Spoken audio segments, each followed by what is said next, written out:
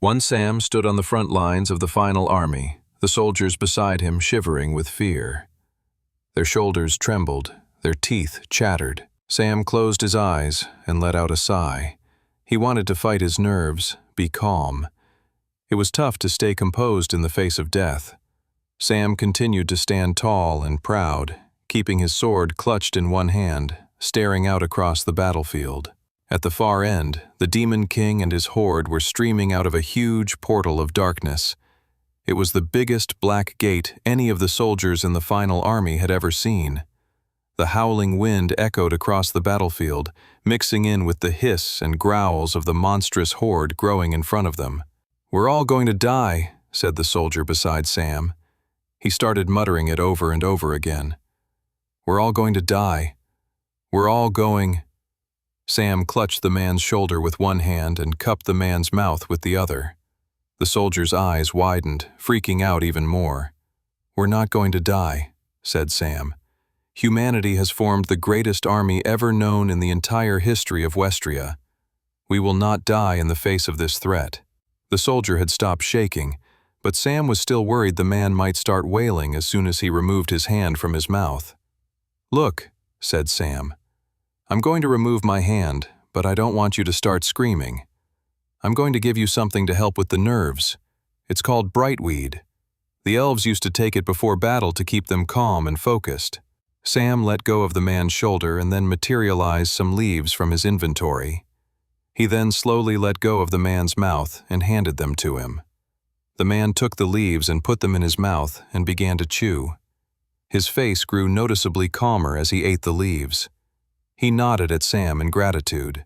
Of course, Sam knew the leaves weren't actually real brightweed, but the placebo effect was enough to calm the soldier down. He figured, if given the option, it would be better to die with the knowledge that you fought brave and valiantly than to die cowering in fear. Sam saw it as one of his parting gifts to the soldier beside him, one last act of secret kindness. For in Sam's mind, he had little doubt that their destruction and loss was near inevitable. Yet it was the hope that a miracle could still happen that kept him going. A huge horn could suddenly be heard echoing across the battlefield. That's the signal, Sam thought. He straightened and got ready for the battle ahead. The general in the center of the army shouted, "Charge!" Sam pushed his boots off against the black sand and began running forward. The sound of battle cries and rushing feet echoed all around him. The demon horde hissed and wailed and then galloped towards them. The two armies were going to meet in the middle. Leading the front line of the demon horde was a creature called a demonling, a ghastly crimson monster with a mouth composed of tiny razor-sharp teeth that could rip through armor and flesh with ease. One demonling rushed ahead and leaped right towards Sam, mouth wide open. The monster was fully prepared to dig into Sam and rip his head completely off from his neck. Sam swung his blade faster than the demonling could move, slicing the monster cleanly in half. The ichor and ooze of the dead demon splashed onto his face, and Sam had to take a second to wipe it off. More demonlings came his way, and he made quick work of them. All around him, the front-line human soldiers were pushing back the demon army's first wave. Demonling hisses were quickly turning into whimpers. The echoes of their galloping feet were turning into the sounds of their bodies smacking against the ground, dead. Adrenaline surged through Sam as the primal need for survival took over, and he entered a state of battle frenzy. His heart pounded against his chest, his throat burned. Maybe, he began to think, maybe we can actually win this thing. Sam continued to move forward, slashing his sword and ripping through the horde of demonlings with ease. If we can keep pushing forward, Sam thought, maybe we can get close enough to the Demon King, and if we can slay him. Sam's hopeful thoughts were short-lived as higher-level demon soldiers showed up in the second wave of the demon horde's attack. Demon soldiers were warriors composed of deep red flesh and fought with mutated arms that functioned like swords or battle axes. They fought with greater sentience and strategy than the bloodlusting demonlings. Sam rushed forward, ducking a demon soldier's swing of a battle axe, and then jumped up and sliced the demon warrior's head right off. He wasted no time, heading towards his next enemy. There was no time to pause, No time to assess which way the battle was going. Any hesitation meant instant death. He could hear in the background the groans and screams of his fellow human soldiers. Unlike the demonlings, the demon soldiers were definitely putting up a stronger fight against them. Sam sliced through another group of demon soldiers, only to find a massive shadow looming over him. He looked up. His eyes widened. It was a demon giant, a colossal monster, with massive fists and arms with sharp, protruding bones. Sam jumped backwards away from it. The demon giant swung its arms, killing a dozen human soldiers with utter ease. First from the sheer strength and power of its blow, and if that weren't enough to kill the human warriors in front of it, the sharp bones along its arm finished the job, stabbing the humans all over. Sam gasped at the sight of the sheer destruction. The demon giant wasn't even one of the demon king's strongest soldiers, and yet they were taking out some of humanity's best. Sam took a step backwards, only to knock into something. He realized, before even looking up, that he'd been so awe-stricken by the demon giant that he'd lost focus. And losing focus meant... Suddenly, looming over him was another demon giant. Sam had no time to react. The demon giant swung its fist right into Sam's side, sending him hurling high up in the air. Sam didn't notice he was flying above the two clashing armies, as the pain from the attack was so intense it overtook his entire sense of being. Seconds later he crashed into the ground, countless bones in his body snapping and breaking upon impact. His whole body ached and throbbed with the greatest amount of pain he'd ever felt in his entire life up to that point. He couldn't quite understand why he hadn't died immediately upon impact. Looking around, he realized he'd landed not quite on the ground of the battlefield, but upon a pile of dead human soldiers. Their bodies had cushioned his fall. Sam's vision began to wobble. He could see blood leaking out of his body from different points. So this is it, he thought. He rolled over and watched as the demon giants plowed through the human army. It was the greatest human army ever created in the history of Westria, and here it was being demolished within minutes. Sam realized they never stood a fighting chance against the demon king and his horde. A swell of anger filled Sam's dying body. It's our own fault, he thought with bitterness. If humanity had spent more time preparing, maybe things would have gone differently. If the elves were still with them, or even the dwarves, maybe then, Sam thought wistfully. But even then, who could really say? The clouds above were gray and full of ash. A sea of dead bodies lay everywhere. The demons had won. Sam felt his vision begin to close in on him. He was being enveloped in the darkness of death. As he was about to take his last breaths of life, something strange happened. A bright light emerged in the clouds above him. Huh? The bright light got closer and closer, filling Sam with a sense of warmth. Is someone casting a massive heal spell? Answering Sam's thoughts as if he had spoken them, the light spoke out. You've been chosen, young knight. Who is this? Sam thought deliriously. I am the last living goddess of this world, said the light. I will die along with the rest of Westria, never to return. I have enough power, however, to send you back. Send me back? Back where? Will you be there? The goddess paused for a second, sadness filling her voice. I will not be there, no. I don't have enough energy or power to explain anymore. Just trust me. You're the only one capable of doing this. Good luck. And with that, everything went black. Sam slowly opened his eyes to find a group of wide-eyed children and teenagers looking over him. There were multiple kids, all scruffy and dressed in dirty rags, surrounding him, wherever it was he had woken up. They were all whispering excitedly. Shh, you'll wake him up. No, look, he's awake already. Before Sam could get his bearings and figure out what the heck was going on, the children around him collectively cheered, Happy birthday!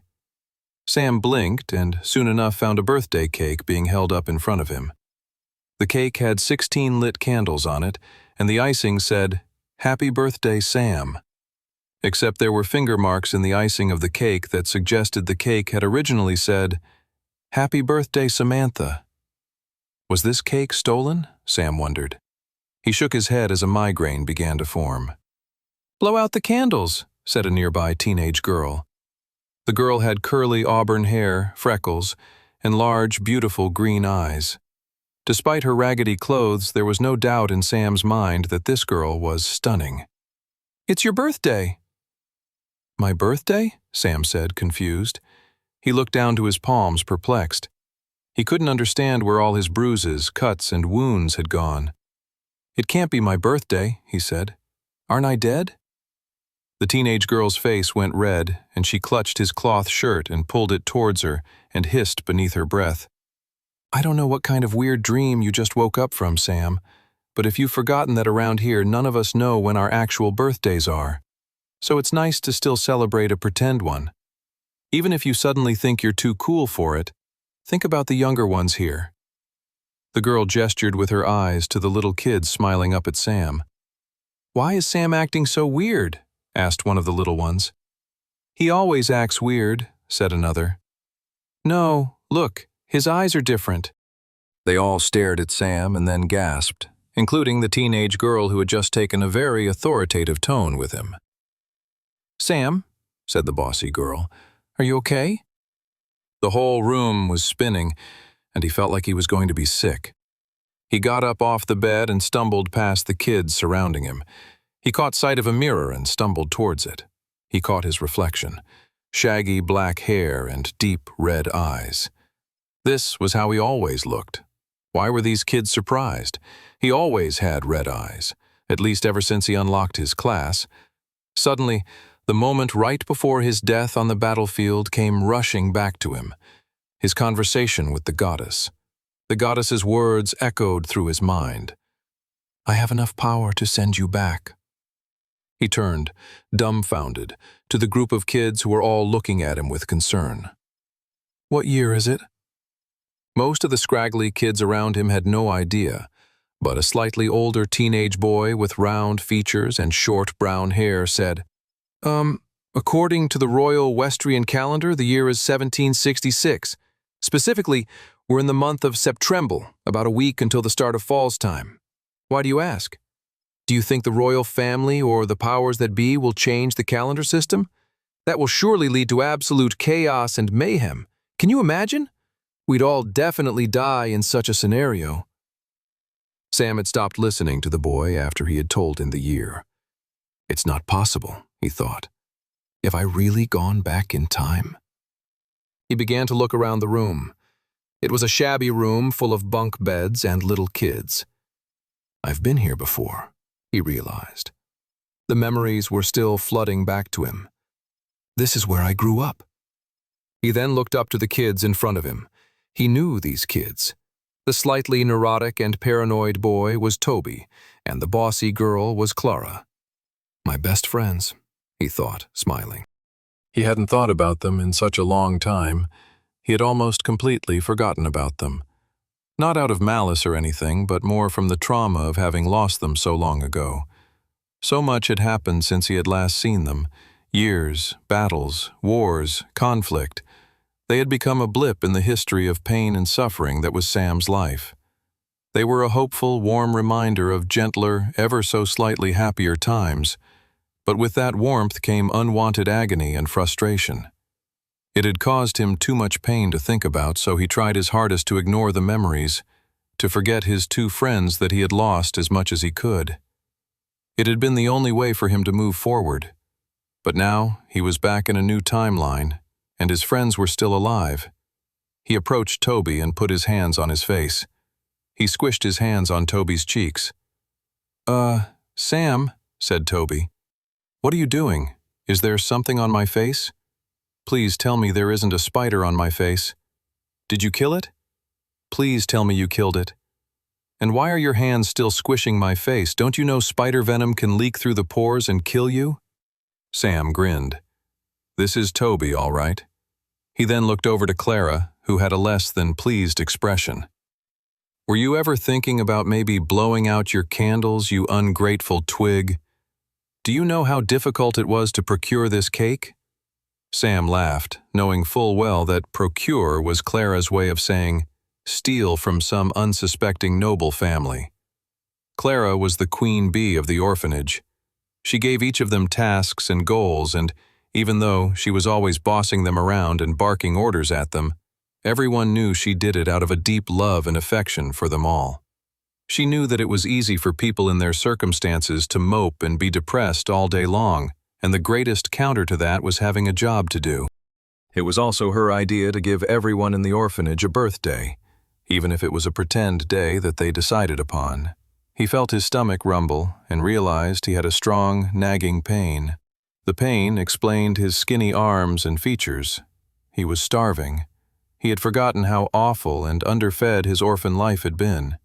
He then noticed all the orphans making furtive glances to the cake. "Oh man," he thought, "it must be taking immense willpower from everyone to not devour that cake in front of them." Sam wasted no more time and went ahead and blew out the candles. Everyone cheered, and one kid even said, "Finally, let's eat cake." Clara quickly cut everyone a piece, and Sam sat back down on his bunk bed and tried to eat his slice slowly to really ration it out. Most of the orphans then turned away from Sam as he began to focus on his thoughts. Now that he had gotten his bearings and he was dealing with his hunger, he was starting to realize what the intense implications of being back in time were. It was dawning on him the sheer enormity of the task the goddess had placed on him. He could feel the burdensome weight and level of responsibility thrust upon his shoulders. He could undo the past. He could save everyone, including his orphan friends standing in front of him. But where did he even begin? Could he really do it all? He then overheard the orphans nearby say, "He's really acting weird. Weirder than normal for sure.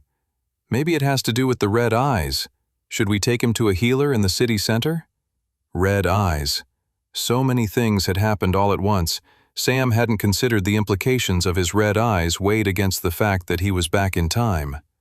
If I have red eyes, that must mean... He called upon his class profile in his retina and was absolutely astounded. 3. Sam couldn't believe it. He stared at his profile's information floating in his retina. Sam class, Blood Knight, super rare. Tier, unranked. Class, open slot available. Strength, 2. Agility, 3. Endurance, 3. Magic affinity, 0. First of all, according to his first timeline, he shouldn't have been able to see his profile in the first place. That was a surprise. The next shock was the fact that he already had his class unlocked. The goddess must have sent him back in time with both his memories and his class. The greatest surprise of all, however, was the fact that he had another class slot open to him. That was unheard of. Travelers, the name for those individuals known for having unlocked profiles, classes, and abilities, could only ever have one class. That was because the tutorial dungeon where one unlocked his or her class could never be entered twice. But because Sam had gone back in time with his class already unlocked, he had created a loophole in the system. He'd be able to enter a tutorial dungeon, also known as a white gate, a second time. Sam grinned. In a world where travelers could only have one class, he'd be the only one with two. The task the goddess had left before him was truly monumental, but Sam was beginning to realize he might have more than enough tools to face it. He had to get to work immediately. With that, he stood up from his bed and ran out of the orphanage to the city streets beyond, not stopping even as his orphan pals yelled after him. Sam wandered through the city of Resfall, admiring the sunny, clear blue sky and the happy looks on so many of the citizens. He walked through one street that clearly specialized in food that was full of butchers, bakers, and winemakers. A warm smell of fresh bread wafted in the air as Sam walked past. "Everyone is so happy," Sam noticed. People smiled and said hello to each other.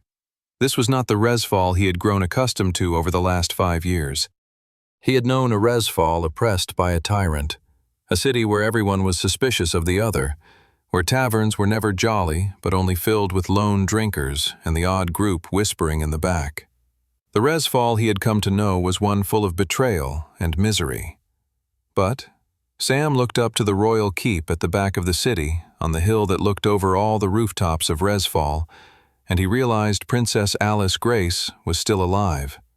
So many people, Clara, Toby, and others, were all still alive. Just the very thought of it all made Sam filled with joy. But then a darker thought followed his happiness. Everyone is alive for now. They'll be dead soon, though, if I don't do something about it. Sam finally came to a courtyard he had been looking for and sat down by a fountain. He had to get over how amazed he was about being back in time and focus on the mission the goddess had entrusted him with. As Toby had told him earlier, the year was 1766. That meant the dungeon gates had been around for over 3 years now. No historian in his previous timeline had ever been able to pinpoint exactly when the first dungeon gate appeared, but everyone could agree that they first started popping up in the year 1763. The dungeon gates were large portals that appeared, seemingly at random, all across Westria that led to dungeons in other dimensions. They were incredibly dangerous places, and most people who entered a gate never returned alive. For those few who were able to return, they were able to bring back everything they acquired from within, including power, equipment, wealth, and magic. Those lucky few came to be known as travelers. And so, with the arrival of the dungeon gates, a new era of adventuring came to Westria. Little did everyone know that the gates would ultimately lead to strife, bloodshed, and the demise of their entire world. It would have been amazing if the goddess sent him back all the way to 1763, when the gates had first appeared. Then he could get a real head start over everyone. As it stood now, however, there were some extremely powerful travelers out there across Westria who were both good and bad actors on the world stage. Nevertheless, a lot of terrible events could still be stopped. The Elven genocide and the Dwarven calamity were two that came instantly to mind. But those two horrific events were currently still years away. He had to focus on the terrible series of events that happened in the future that were currently barreling rapidly towards his new present. There was the assassination of Princess Alice Grace in about 10 months' time. But even sooner than that world-shaking event, there was the next 3 months of his own life that he had to change if he hoped to stop anything else. If today was his 16th birthday, that meant it was the 23rd of September, meaning he had roughly 5 weeks before the beginning of Novriel when he and his orphan pals were all forced into a white gate where none of them but him had survived. Just thinking about that time in his life made Sam seethe with anger. We never should have been thrown in that white gate in the first place, he thought. He considered what the best strategy going forward was. He couldn't go to the authorities and warn them about what happened to him and his friends in his original timeline, because no one would ever believe him. He could potentially enter the White Gate housed in one of the many courtyards of the Resfall Travelers Guild. If he did that, though, it would make it impossible for him to enter the one he would be forced into in a month's time, because at that point he would have unlocked his second class and therefore wouldn't be able to enter a White Gate ever again. There were 2 major problems with that plan. Firstly, the Travelers Guild guarded that specific White Gate unbelievably well, so he wouldn't be able to break in. Secondly, he could enter it legally if he somehow was able to get enlisted in their Traveler Training Academy, which orphans rarely were accepted to. Plus, even if he did get accepted, it would slow down his own development and training plans to the point that he might not be able to stop crucial upcoming events in history. Another option was simply to gather his orphan pals and run away. The problem with that idea was that they didn't have anywhere to go. The land outside of Resfall was full of bandits, monsters, and dangerous beasts. Plus, the Spectral Church, which looked after all orphans in the city until they were 17, would come after them. The church had connections with the different laborers' guilds, like the Miners' Guild and Farmhands' Guild, and it was an open secret that the church shuffled the orphans in their care into horrible, near-slave contracts after they were old enough to leave their care. To the church, runaway orphans were runaway products they had promised to other clientele in the city. That left only one real feasible option: enter the White Gate just like he had in his first life. Except this time, he would be ready for it, and he would make sure the other orphans were too. He had 5 weeks to train both himself and the others for the task. But before he started training, he needed a few basic supplies, and to get a few basic supplies, he needed to get some money. He checked his pockets and he only had a few measly copper coins. For an orphan, money was always in short supply, but luckily for Sam, he was rich in ideas. 4. In a dark corner of Resfall was a drinking establishment that went by the name O'Leary's. It was a sleepy, indiscriminate pub that on first glance might strike a passerby as a bit drab and gloomy, but otherwise would provoke no further reaction. Unbeknownst to those more virtuous citizens of Resfall was that beneath O'Leary's pub was an illegal fighting arena and gambling den, and unlike the bar that sat above it, it was very popular. The grumpy man behind the bar, however, slammed the door shut right before Sam could enter. "Aren't you a little too young to be coming to a place like this? Isn't a potential upset customer a threat to the smooth running of an illegal establishment as the one housed downstairs?" The barman let out a sigh and said, "Fair enough, lad. Just don't come complaining to me when you lose all your money or get tossed in the ring and die. If I'm dead, how would I even be able to complain to you? I don't want your ghost haunting my dreams, okay, smart guy? Now beat it." Sam opened the door and headed down a dark, dingy stairwell. He could hear the sounds of shouts and cheers as he went down the steps, followed by the sounds of punches and kicks landing on bare flesh.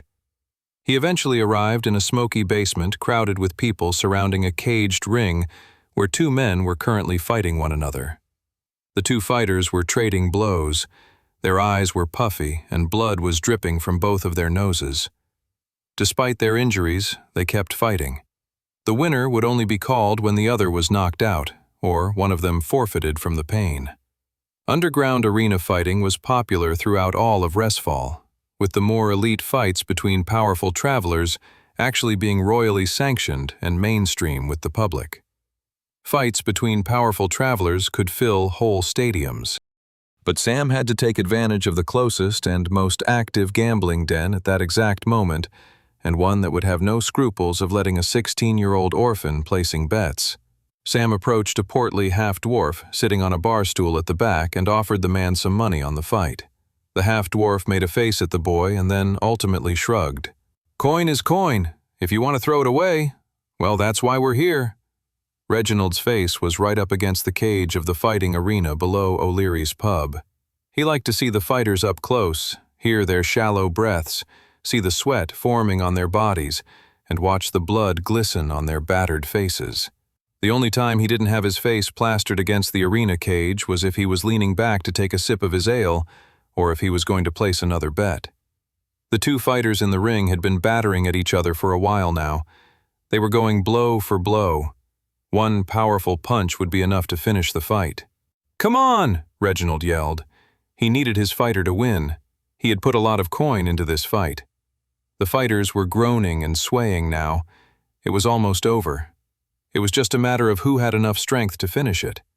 Finally, the knockout blow came and Reginald's face widened against the cage in horror.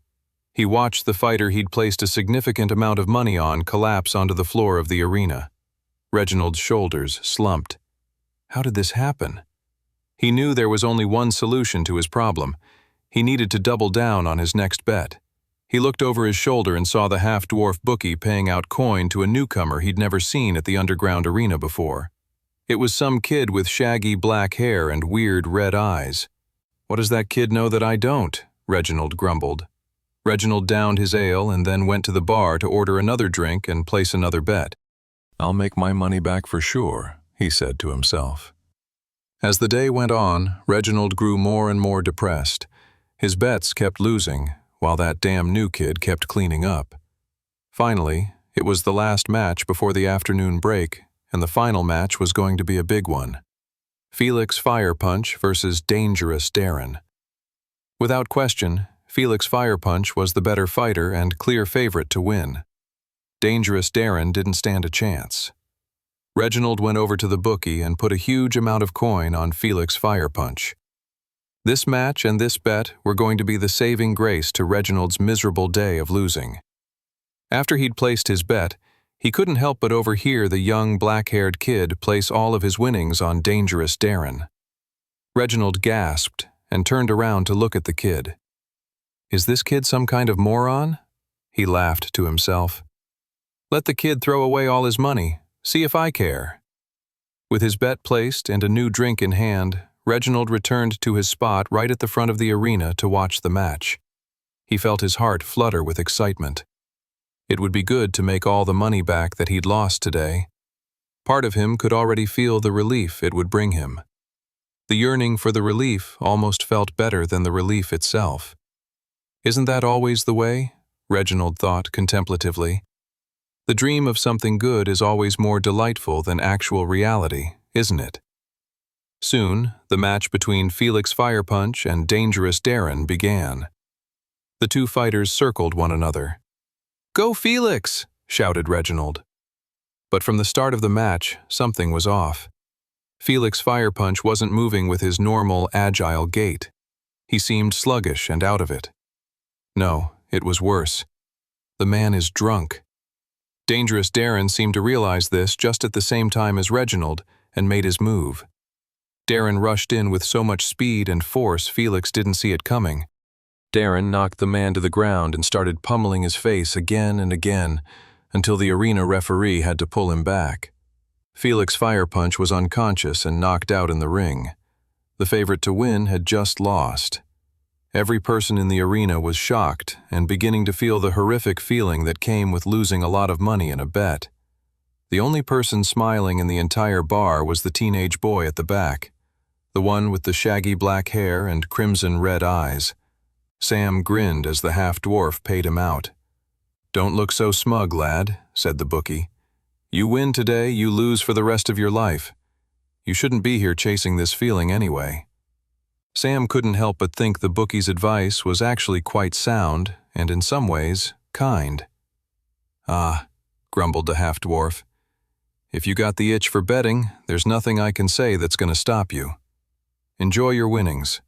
Sam took the large sack of gold coins and put them in his pocket and headed out of the dingy establishment. He had remembered in his previous timeline that Felix Firepunch's loss had been a huge upset throughout the entire city. It had caused an evening of uproarious drinking and wallowing throughout all of Resfall. What no one knew at the time was that Felix Firepunch's wife had left him for a younger, handsomer, and wealthier man the night before, and so Felix had shown up at O'Leary's underground arena, sleepless and drunk, and with zero ability to fight. Sam had taken full advantage of that knowledge and walked away with more coin to his name than he could have ever imagined, especially at this particular time in his life. With his new sack of coins, he could now pick himself up a decent set of rudimentary gear. 5. On his way to the merchant district, Sam used some of his new coins to get some food. He went to a pub and forked down a large slice of steak and ale pie. The salty pastry tasted delicious. It may have been the tastiest meal he'd ever experienced in his entire life. He had forgotten the constant gnawing hunger he had felt in his younger days. Was it because he'd been fed more in the years to come? Or was it that he had experienced even greater traumas in his future? Sam didn't want to dwell on it. He had tasks to get to. He paid for his pie and continued on his way to the merchant district. As he left the establishment, he overheard a fanatical woman wailing from the pub's kitchen. "You have to try this new recipe. It's called bacon and egg ramen. It's delicious."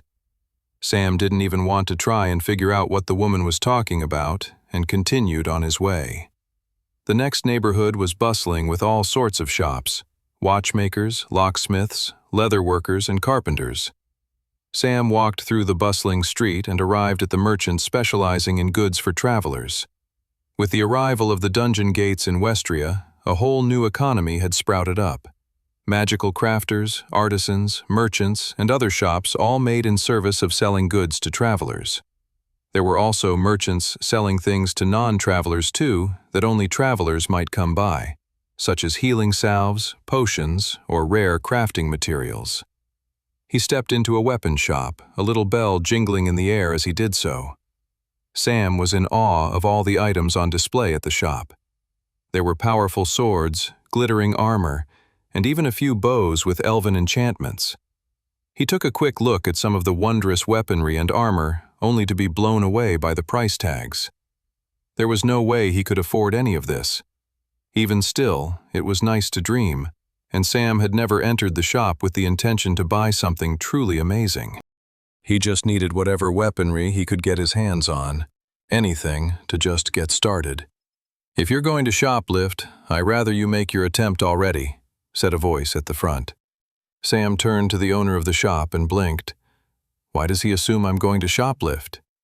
Sam then looked down at his raggedy clothes and skinny arms and realized how he came across.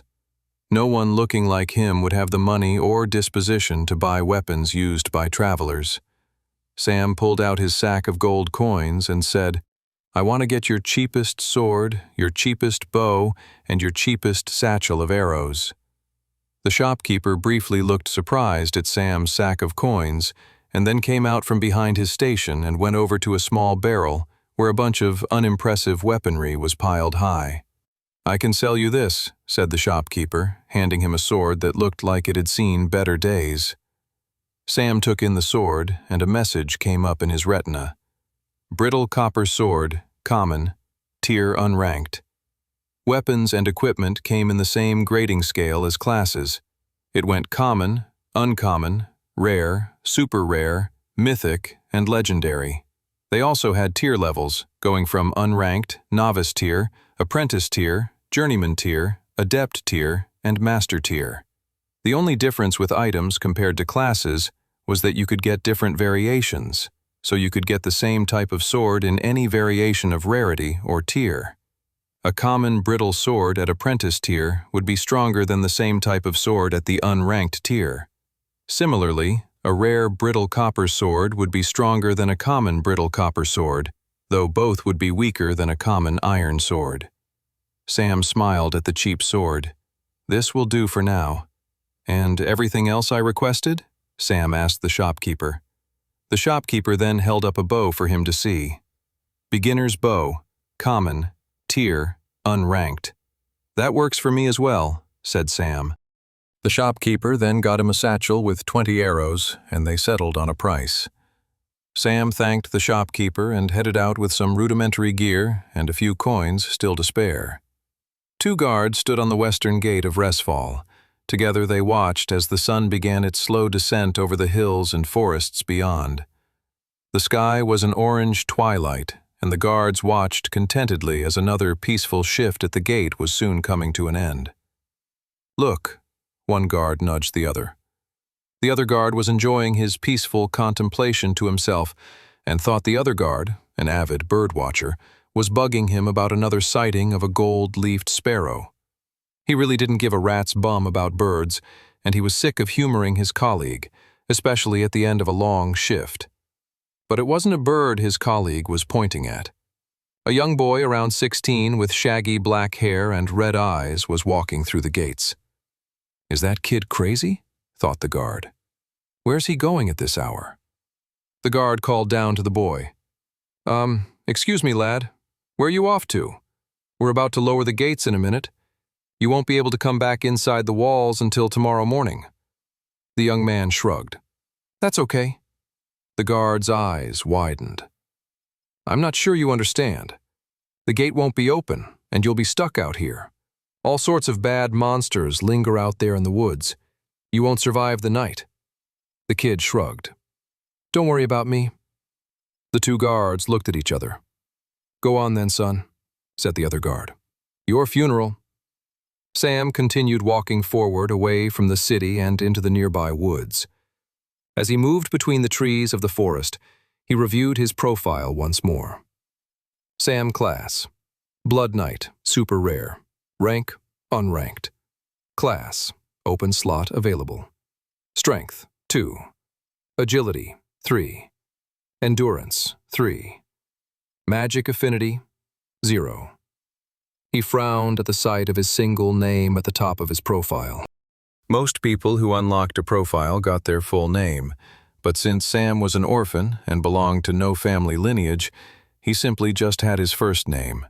If he were to marry or discover verifiable proof of who his family was, his last name would be updated on his profile. But seeing as neither of those things was at the top of his to-do list when it came to saving Westria from total apocalypse, he wasn't going to worry about them.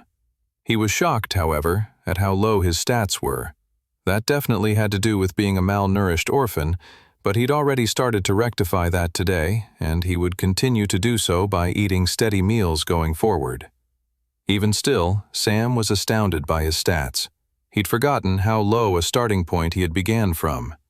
According to his stats, he was probably one of the weakest living creatures in all of Westria. Well, we'll fix that soon, won't we? Each of the 4 stats were raised in different ways. To train strength, one must practice attacking and slaying monsters, lifting weights, building muscles, and fighting. To train agility, one must practice running, jumping, and cardiovascular exercise. To train endurance, one must practice and survive taking attacks, defending, blocking, and withstanding powerful blows. To train magic affinity, one must practice casting spells, meditating, mana channeling, and mana cultivation. The great thing about the first 3 stats was that you could pretty much train them all fairly consistently just by fighting monsters, which pretty much was his plan for the evening. If he wanted to gain in power quickly, he needed to take advantage of having a class unlocked already, but the class didn't unlock its first ability until the class ranked up from unranked to novice tier. Then, he'd really have a great starting advantage. To rank up a class, one had to rank up specific stats connected to that class. For the Blood Knight class, Sam had to raise his strength and endurance stat to 11 to reach novice tier. Then going forward, it would take 20 more stat points to rank up again at 31. There were gains to be had with some stats, particularly magic affinity, halfway between ranking up to the next tier, but he would worry about that later. Those gains only started coming into effect at the halfway point between novice tier and apprentice tier mana affinity. Sam looked out into the darkness of the forest and grinned. It was time to start training. 6. Sam started his evening of training with the most difficult task: hunting. He crept through the woods, trying his best to blend in with the bushes and concealing himself from any of his prey. Or, if he was being honest about how weak he was, his predators.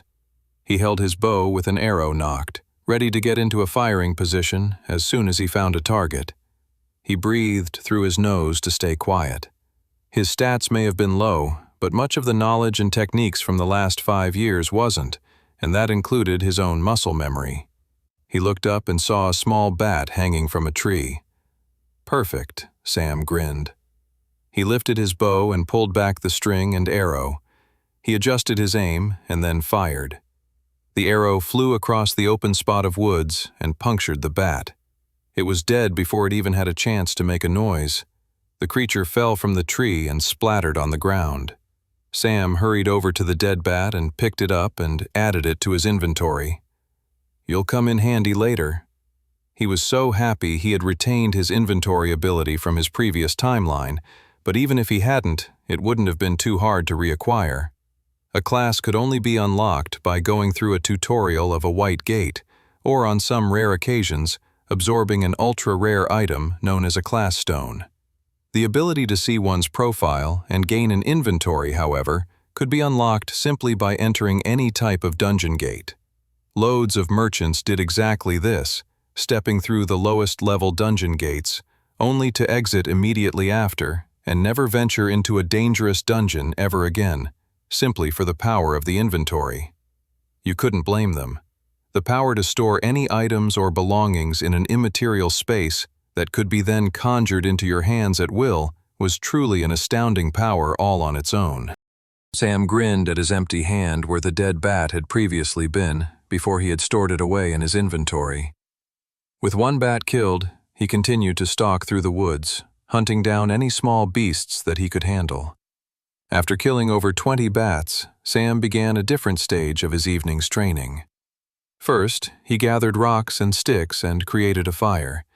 He then began materializing the dead bats and poking sticks through them and letting them grill near the fire. He left his bats to grill for a long time while focusing on other things. After killing the 20 bats, he'd managed to raise each of the top 3 stats by 1, while magic affinity lagged behind at 0. It was time to start rectifying that discrepancy. Most humans were not born with mana coursing through their veins, but the sheer act of unlocking a profile and a class created an untapped presence of mana in one's body. It was just a matter of tapping into it. Sam sat cross-legged and focused in on himself. He mindfully thought about all the parts of his body from his toes to the top of his head. Next, he began to think about his body beneath his skin, the blood cells and organs all working in tandem to keep him alive. Then, focusing right in center of his stomach, just below his chest, he zeroed in on a tiny little white orb of energy floating there. There was no way to notice this orb of energy if you didn't know to look for it. It was so minuscule. It would just stay there dormant if you didn't go looking for it. Sam sat there meditating for 20 minutes, nourishing the tiny white orb just with his attention to it, and it slowly grew a little bit until some of its energy began to leak away from the orb and out towards the rest of his body. Sam grinned. He called up his profile once more, and he was very pleased to see his magic affinity stat had gone from 0 to 1. In his previous timeline, it had taken him weeks after unlocking his class and surviving the White Gate to raise his magic affinity stat that much. It was incredible how much faster his power gains were already. He returned his focus on nurturing the tiny bit of mana inside of him when he heard a rustling nearby. He opened his eyes and saw that a trio of wolves were eyeing him up and the feast of barbecue bats he had been cooking for himself. Sam's eyes widened and his heartbeat quickened. He stood up slow and calmly. He began to walk away from the 3 approaching wolves. If he could show to the wolves that he wasn't a threat, they'd settle on the cooked bats nearby. Sam needed that to happen, for there was no way he could take on all 3 wolves at once with his current stats. He slowly walked away, and the wolves hurried towards the fire and began tearing into the cooked bat's flesh. Sam sighed with relief when this happened, but within seconds of each of the wolves chomping into the dead bats, they looked back up with dripping blood from their teeth, eyeing Sam hungrily. He materialized his sword from his inventory into his grip. There was no way he could outrun the wolves if they were going to come after him. The wolves split apart and started making an effort to surround him. They growled and got ready to pounce Sam. They bared their teeth, ready to rip him to shreds. Right as they were about to leap towards him and chew his head off, they each began to shake strangely. The wolves coughed and spat out blood. Next, they collapsed on the ground. Sam smirked at the sight of the dying wolves. They had fallen for his trap. The blood of the bats he had hunted was venomous to a large percentage of the predators in the forest just west of Resfall. He walked up to each one of the struggling wolves and lifted up his brittle copper sword and ended each of their lives. The following morning, the 2 guards for the day shift swapped with the night shift guards and took their positions at the western gate of Resfall. "Hey, did you read that book on bird watching that I lent you?" asked one guard. The other guard bristled at the question. "I obviously haven't read that book and don't plan on doing so," thought the guard irritably to himself. "Why does this guy put us both through this torture? Hey, do you see that?" Ugh, here we go again. But it wasn't a bird. Emerging from the forest was the shaggy, black-haired kid who'd gone out there the night before. "I thought that kid would be dead for sure," said the guard. But clearly that wasn't the case. The kid's clothing was even more ragged than it had been before. He was covered in cuts, bruises, and dirt. And yet, the kid was alive. And even more impressive, he seemed to have a smile on his face. 7, Sam returned to Resfall, incredibly satisfied with his night of training. After he slayed the wolves, he decided he could be even more proactive with his trap. He drenched his arrows with the blood of the forest bats, and then went through the forest hunting wolves. By the time morning came, Sam had increased all 3 of his top stats to 6. He had even managed to raise his magic affinity 1 more stat to 2. He looked over his profile happily. Sam class, Blood Knight, super rare, rank, unranked.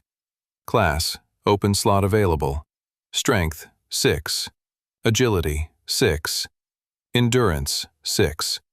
Magic affinity, 2. Even he was impressed with his gains from one night of training. He figured the combination of eating more, feeding the mana core in his chest, the general muscle memory and knowledge from his previous life, and plus all the beasts he'd slain last night, had led to speedier stat gains than a normal human would typically experience. Fine by me, Sam grinned. He didn't think he could do an exact repeat of what he had done the previous night and still see as good stat gains as he had just experienced. He would need to change up his strategy for sure. He headed to the market district and sold the wolf pelts and meat to gain some more coins, and instantly went to the nearest pub and ordered as big a breakfast as he could get. He was famished. After breakfast, he headed back to the merchant's quarter once more, and went ahead and used the majority of his coins to buy an item called a healing salve. "Kid, I don't understand why you want this," said the merchant. "The item has a one-time use, and you're clearly not a traveler. If you think you need one of these for some crazy scheme, I imagine you'll not live beyond it, even with this healing salve." Sam was polite to the man, but politely ignored the merchant's advice and made the exchange. With that done, he was ready to start training again, though he figured he should give his body a rest first. He headed back to the orphanage, which was now empty, though a piece of paper had been left on his bed. It said, "Are you alive? Clara."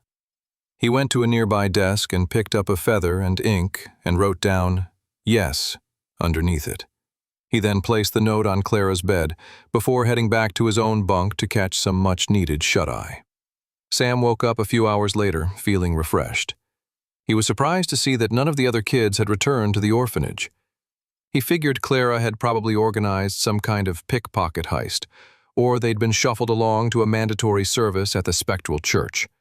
Either way, they weren't around, and Sam figured it was for the better.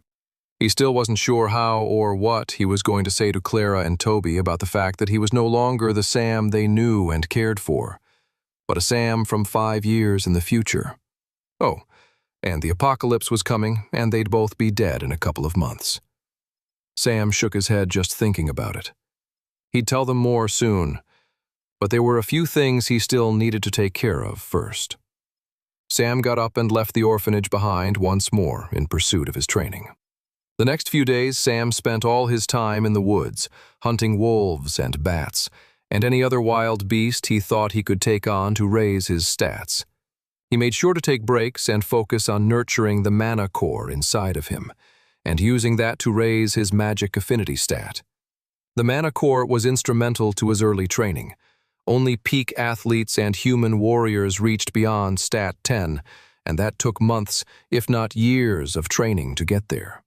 Since Sam was already beginning to fortify parts of his inner body with mana, it just made all of his other training exponentially faster. Normally, people didn't cultivate the mana inside of them until after they survived the White Gate, and normally had stats beyond 10. What Sam was realizing was that cultivating so early was allowing for early stat gains that were unheard of before. When he wasn't hunting or cultivating, he'd make sure to take quick breaks to rest and cook some of the wild wolf meat. Finally, Sam got to a point where he had gotten his top 3 stats to 9 and magic affinity to 6. He was finding even with all his cultivation, it was taking longer and longer to raise those stats. He was going to have to start taking on stronger beasts soon, but he really didn't want to do that until he unlocked his first class ability. He was ready to finally push himself to the brink. An hour later, he was back out in the woods, hunting around for wild beasts to fight. He eventually stumbled upon another trio of wolves. These wolves looked stronger and deadlier than the previous ones Sam had fought. The beasts snarled at him and quickly began to circle around him. Sam held out his arms. "Come and get me, pups." The wolves took the invitation and leaped towards Sam with their fangs out. The first hit came in the shoulder, with one wolf digging its sharp teeth into Sam's flesh. He heard a ripping noise as it dug out part of Sam's shoulder and ripped it off. The other wolf dug into his left calf, while the other went for his stomach. Sam's vision went blurry, and he fell onto the ground. The wolves started tearing into him. He could feel himself getting closer and closer to death, and all the while Sam was counting down. 3, 2. 1. He materialized his copper sword in his hand and stabbed one of the wolves instantly. Before the other wolves knew what was happening, Sam stabbed them as well. What the wolves didn't know was that Sam had coated his sword with the blood of the bats he had slain the night before. The bats whose blood was poisonous to the wolves. The beasts wailed with pain. Their bodies trembled, and they soon collapsed on the ground, dead. Sam didn't have a moment of relief, because he was quickly approaching death himself. He was bleeding from multiple parts of his body and was going to go unconscious in seconds if he didn't do something quick. He materialized the healing salve he had bought earlier and began to rub it all over his injured body. The ointment began to clear away his wounds, repairing his flesh in a matter of seconds. He didn't have enough ointment to fully heal all his cuts and bruises, but he was able to heal the lethal wounds that were about to kill him. He crawled over to a tree and leaned his head back. He checked to see if his training strategy had worked. He grinned when he looked at his stats. Due to putting himself into so close of a near-death experience, both his strength and endurance stats had gone up to 11. His first Blood Knight ability would now unlock. 8. An official scout of the Resfall Travelers Guild rode on horseback through the forest pathway. His blue cloak, with a white insignia of 2 swords crossed, was a clear marker of his deep affiliation with the guild. He was on his regular shift, sweeping across the nearby farmlands just outside the walls of Resfall. A scout was an important job within the machinations of the Travelers Guild. Their job was to keep a lookout for any new dungeon gates that spawned across the countryside and notify the guild immediately. If the boss monster in the final room of a dungeon gate wasn't destroyed within 30 days, the monsters inside the gate would be able to exit and enter Westria and start attacking civilians. It was therefore the responsibility of travelers everywhere to stop such dungeon breaks from happening. The Resfall Travelers Guild took great pride in upholding this responsibility. The scout was relieved to see that there hadn't been any new dungeon gate appearances on his sweep. He was looking forward to telling his superiors that there were no threats to the land at that moment. Except, just as he was 30 minutes away from the walls of Resfall, he came across a dungeon gate. It was a large, bright portal of blue energy that was fearsome to look at. "I guess I counted my eggs a little too quickly there," sighed the scout. He whipped the reins of his horse and started hurrying back to Resfall to notify the guild of a sudden blue dungeon gate appearance. The scout didn't notice, but as he was riding away, a young man with black shaggy hair and red eyes emerged from the shadows of the trees nearby. Sam took in the blue dungeon gate before him. It was a swirling mass of powerful mana and energy. To most, it was terrifying to look at. For Sam, all he did was smile. The dungeon portal was blue, indicating that it was both a regular, standard dungeon gate and the weakest of its kind. Most dungeon gates that appeared out of nowhere were standard gates of varying levels of power. Blue was the weakest, otherwise known as a novice tier gate, followed by green, yellow, orange, and red. The other type of gate that could appear happened far less often, and they were known as irregular dungeon gates, which often followed their own special rules and protocols. The tutorial dungeon gate, the White Gate, was one such example. All of his efforts over the last few days were in preparation for this blue dungeon gate looming before him. He recalled hearing about the appearance of this gate in his first timeline and how it had been a low priority for the Travelers Guild for a couple of days, as it wasn't worth anyone's time to come out and take out a gate that was so low level and offered very little rewards. But for someone like Sam, it offered everything he needed there and then. Without any hesitation, he took a step forward and entered the blue dungeon gate. Entering a dungeon gate was a very strange feeling. It was simultaneously exhilarating and anticlimactic.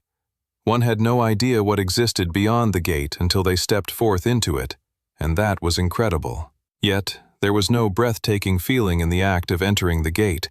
You stepped into it and, blip, you were in another dimension, another reality. The world of the dungeon gate. It felt a bit disconcerting how rapid your reality shifted from one plane to the next.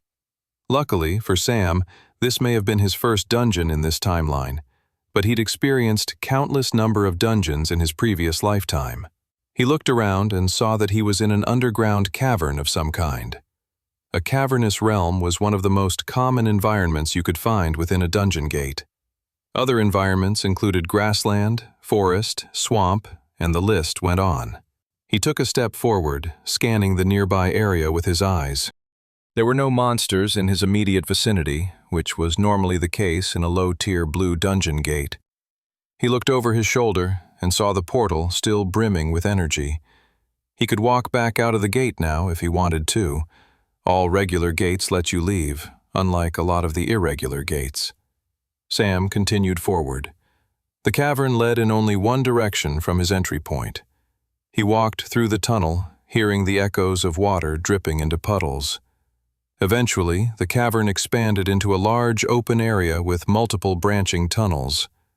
Right as Sam was about to step out, he heard a noise. Sam crouched down to avoid being detected by the incoming enemies.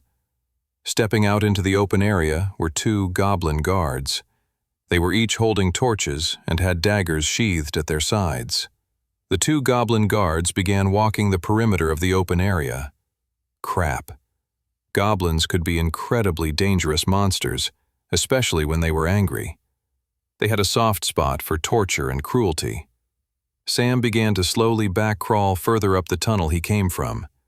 He didn't want to get into a head-to-head fight with these monsters if he didn't have to.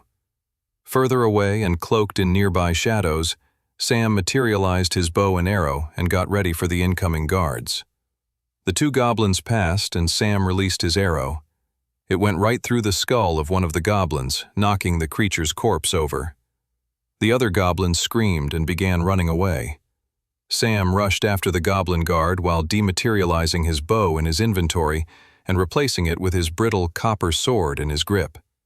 Sam knew he couldn't let the goblin guard get away. If he did, the guard would alert all the other goblins in the dungeon, and they would swarm him in a deadly group that would greatly outnumber him. Sam caught up with the goblin, punching it in the back of the head. The goblin fell over, only to roll around with its dagger unsheathed and narrow eyes full of rage. Sam kicked the monster's arm away with his boot and then finished it off with a plunging sword blow to the chest. When the life faded from the goblin's eyes and it had let out its last breath, it began to disintegrate into a strange, silvery puddle. Sam's favorite part about dungeons and fighting monsters was about to happen: the loot. 9. When dungeon monsters died, they didn't remain as corpses. They disintegrated into a silver puddle that then transformed and left behind whatever loot the monster randomly dropped. In the case of the goblins Sam had just defeated, they both left behind a few coins, a dagger each, and a mana stone. He picked up a dagger and inspected it in his profile. Copper dagger, common, tier, apprentice. Nice, thought Sam. The other dagger was of the same quality and tier type. They were both probably stronger than his brittle copper sword.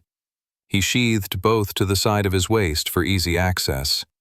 It was good to have multiple weapons when necessary, but he was keen to find himself a better sword than the one he currently had, as that was the weapon type he was most proficient with. Still, he couldn't complain about the daggers. Next, he looked over the mana stones left behind.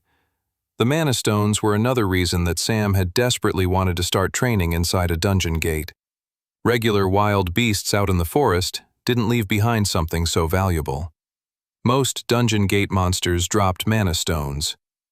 The mana stones, as their name suggested, were rich in mana.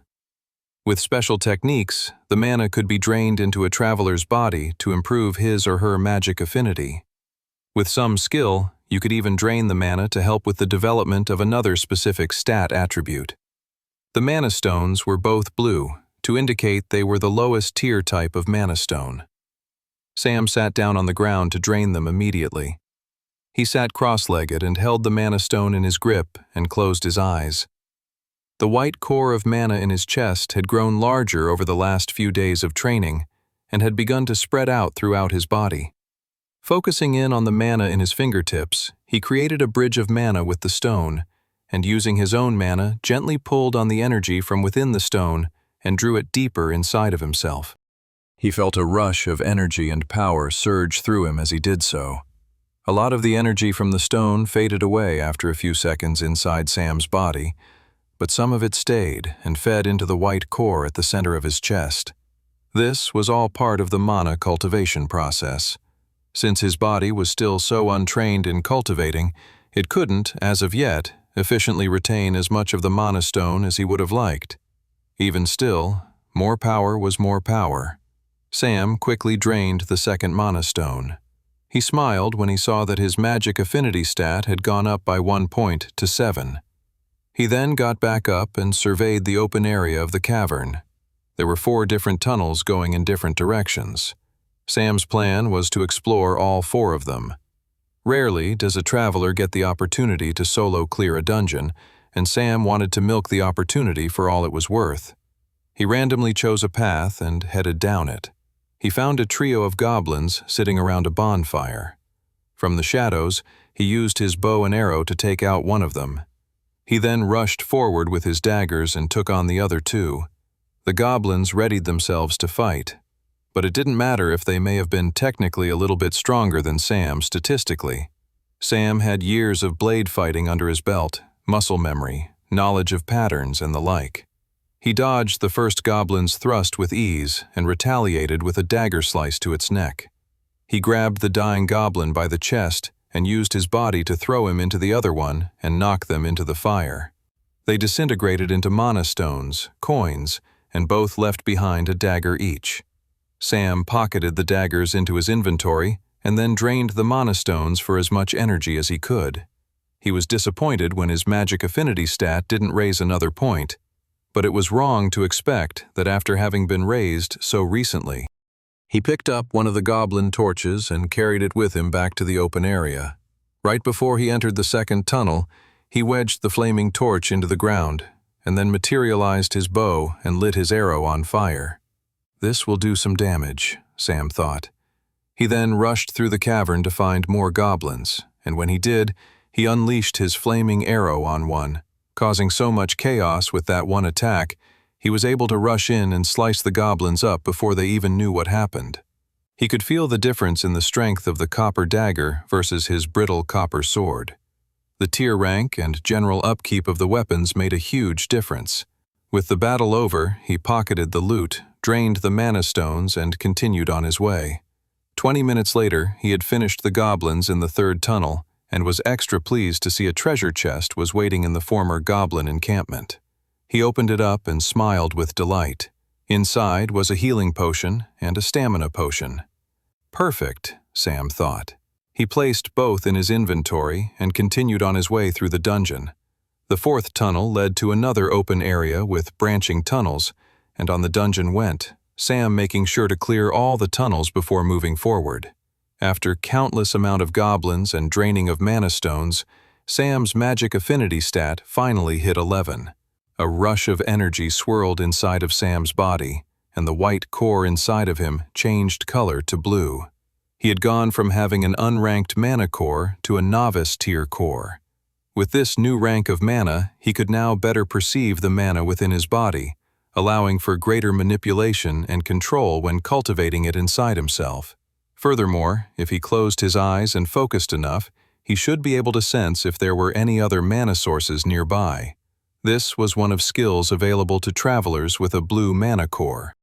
At first, it acted like a compass, nudging you in the direction of where other mana users were. But as you cultivated more, you could locate people or monsters within a certain radius with greater precision. He could sense mana coming northward in the dungeon, and he moved down the path. Sam's sense of the foreign mana grew as he got closer. It was definitely a significant amount of mana, and Sam then realized what he was approaching. It was none other than the boss room. Sam headed down the passageway, feeling the pulse of mana get more and more intense as he went down the tunnel. After a few more minutes, he eventually saw the path widen out. In the center of the room was the boss monster. It was a large goblin brute captain. The goblin was much larger than the ones he'd fought earlier in the dungeon. Its muscles were thick and intense. Just by looking at the monster, Sam could tell that it was a bruiser-type fighter. so it would attack him with powerful punches and kicks. Okay, Sam thought, psyching himself up. I got this. He headed down the passage and entered the boss room. He wished he could have shot arrows at it from afar, but there was a special energy shield around a boss room, and you could only attack a boss monster from inside that energy field. He pulled out a dagger in both hands and then rushed through the energy field. The goblin brute captain's eyes widened as soon as Sam barreled into the room with his daggers drawn. The goblin brute captain tried to get into a defensive position, but Sam could read the monster's movements and quickly pivoted his attack. He slashed one dagger across the monster's neck with fury. He was going to spin and deal another similarly deadly attack to finish the job for good. But upon his first dagger hitting the goblin captain's neck, nothing happened. It was like his dagger had cut against a powerful rock. Sam immediately leaped back in surprise. How high is the goblin brute's endurance stat? Sam quickly realized the fight wasn't going to be as easy as he expected, but the silver lining was, he'd finally found a good situation to utilize his novice-tier Blood Knight ability. The goblin brute captain was beating his chest now, and ripples of energy were emanating off of him. The boss monster was powering itself up. Sam triggered his Blood Knight ability. A red ring shot out from him, and it encompassed the center of the large boss room, including both Sam and the goblin brute. Sam then rushed the monster head-on. The goblin brute was ready for Sam this time and pummeled him with a punch to the face, sending Sam hurling backwards. A sharp pain rippled through Sam's body, but he shook it off and wobbled back onto his feet. Over the course of his previous lifetime, he'd suffered way worse. An attack like that one was nothing to him. Sam rushed the goblin again, only to get pummeled once more. The goblin brute captain was smiling at his easy triumphs over Sam, not questioning the strangeness of his enemy's behavior. Sam continued this for 10 more minutes, taking countless punches to his face and chest. His face was puffed and swollen, and he was bleeding from his nose and mouth, but even still, Sam got back up again. The goblin brute captain was becoming visibly annoyed now that Sam wasn't giving up. The monster rushed Sam, and the young warrior realized it was time to go back on the offensive. Sam yelled and rushed the monster head-on with both his daggers. The goblin brute threw such a powerful punch, but when it missed Sam, the monster's arm crashed into the floor of the cave, creating a rocky crater. Sam was behind the monster now, unleashing slice after slice on the monster's back, draining the monster of blood until it completely collapsed on the ground. Sam stood there, catching his breath. He watched the red ring of his Blood Knight ability begin to flicker away, now that the goblin brute captain was defeated. That was the power of his newly unlocked Blood Knight ability. Pain Ring. Within the circle of the Pain Ring, the more a Blood Knight is hurt, the more damage the Blood Knight can deal back. So that was why Sam had forced himself to take all those punches and hits from the brute captain. He was building up the power of his own strikes. Unlike the first time he hit the monster and could barely penetrate the creature's skin, after accumulating more strength from the Pain Ring, he was able to deliver a truly monstrous series of attacks with his 2 daggers. Sam's vision blurred, and he materialized the healing potion he'd found earlier and chugged it. The aches, pains, bruises, and swelling all quickly disappeared when he finished the potion. He wiped sweat off his brow and looked down to the destroyed dungeon monster, disintegrating down into its loot drop. The monster left behind a large blue monster stone, more coins, and, to Sam's wide-eyed glee, a sword. He picked up the sword and smiled. Iron sword, common, tier journeyman. This was a significant find. An iron sword was far from the best sword in the world, but it was a great find for someone with a novice tier class. In terms of equipment, it would put him far ahead of most people at the same tier as him, maybe excluding a few nobles who had the finances for the very best and rarest equipment. Sam could tell just by looking at the sword, from its sharpness to its weight, that it was better than your average iron sword. It deserved its journeyman tier title. This was the exact weapon Sam was hoping to find. He placed all the items in his inventory and looked over his stats with satisfaction. Sam class, Blood Knight, Super Rare. Rank, Novice Tier. Ability, Pain Ring, Novice Tier, Level 1. Mark part of the battlefield as yours.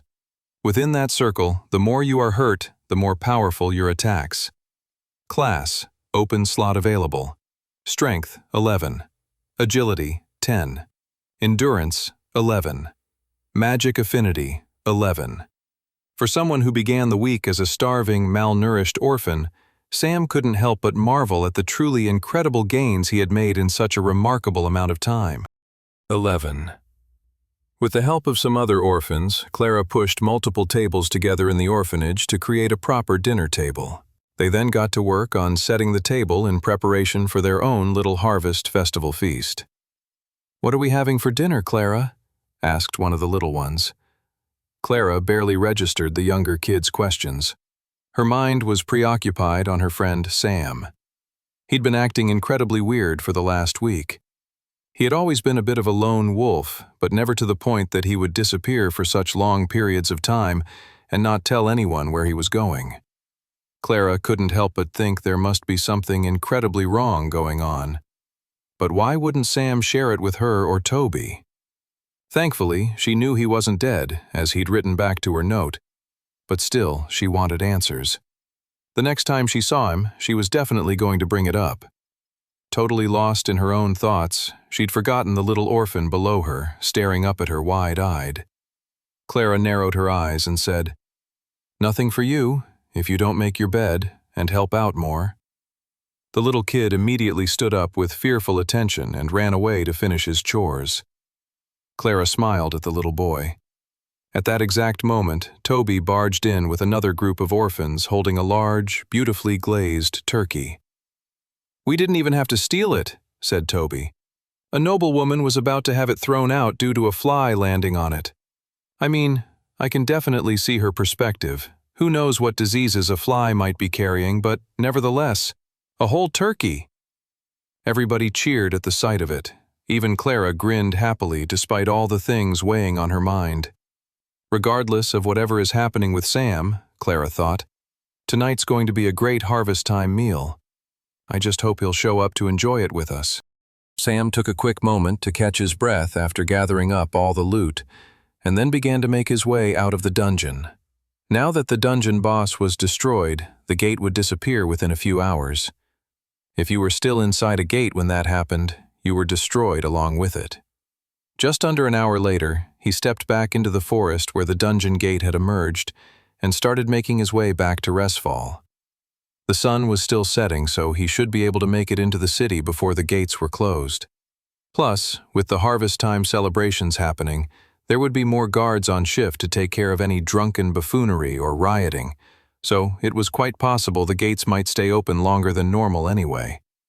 Not to mention, if you considered the fact that there would be many farmers and merchants coming from outside the city to join the celebrations, no one would want to actively thwart a winemaker from rolling more barrels into the city on a celebratory night like tonight.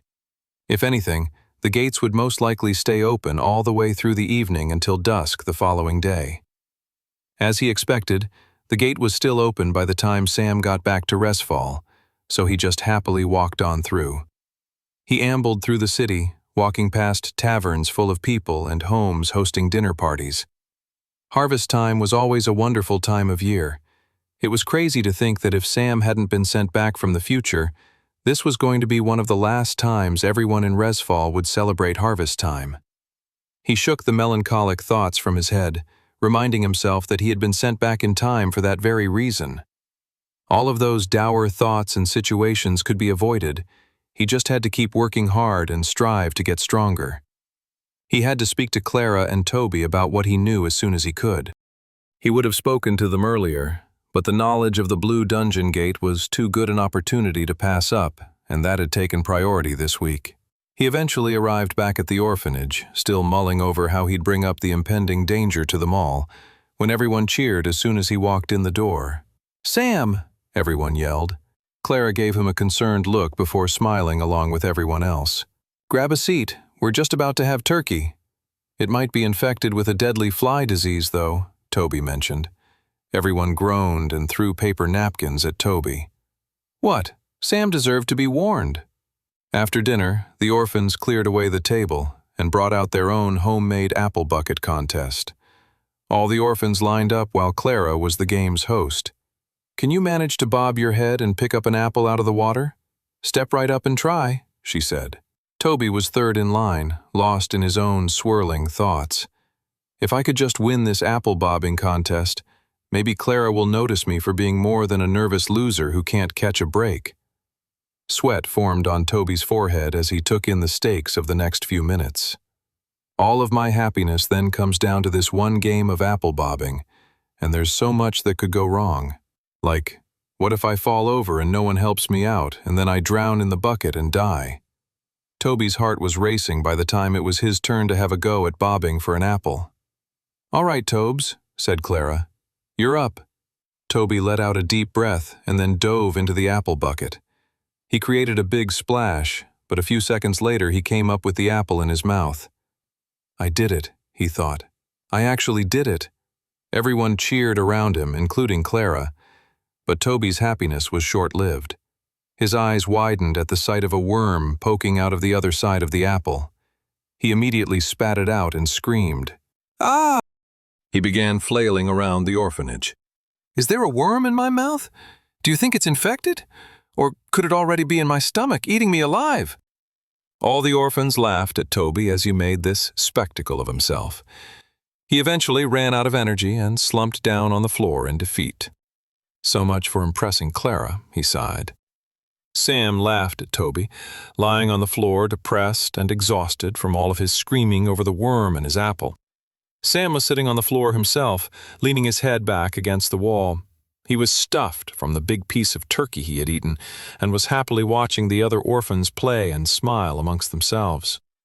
He realized he missed this, being around people he cared so deeply about. He hadn't had that in such a long time, not since around this exact time in his previous life as well. After the White Gate, he had never been the same. He had become just another traveler mercenary, a hired hand, a fighter for hire. He had fought on behalf of his country and his people so long as they paid him. He followed orders, and that was it. Watching the young orphans around him, especially Clara and Toby, he realized he had missed having people he cared so much about around him. He missed that feeling. And as ironic as it was for an orphan to think this, he missed the feeling of having a family. Sam still wasn't sure how he was going to bring up the subject of the creeping danger coming for them all in the near future. He knew he had to work hard, and he was determined to do so. But he realized there and then that the reason he was going to work so diligently went beyond just the responsibility placed on him by the goddess, but it was so that in the end, people could one day live their lives happily and peacefully. With that in mind, he decided he'd let the orphans enjoy this happy moment for a little while longer, before he discussed the serious and grave matters that lay before them. Meanwhile, the scout of the Travelers Guild returned to the spot of the Blue Gate just to check on it and make sure it wasn't exhibiting any irregular or strange activity. Yet, he was shocked when he arrived at the location he'd marked on his map. The Blue Dungeon Gate was nowhere in sight. "How is this possible?"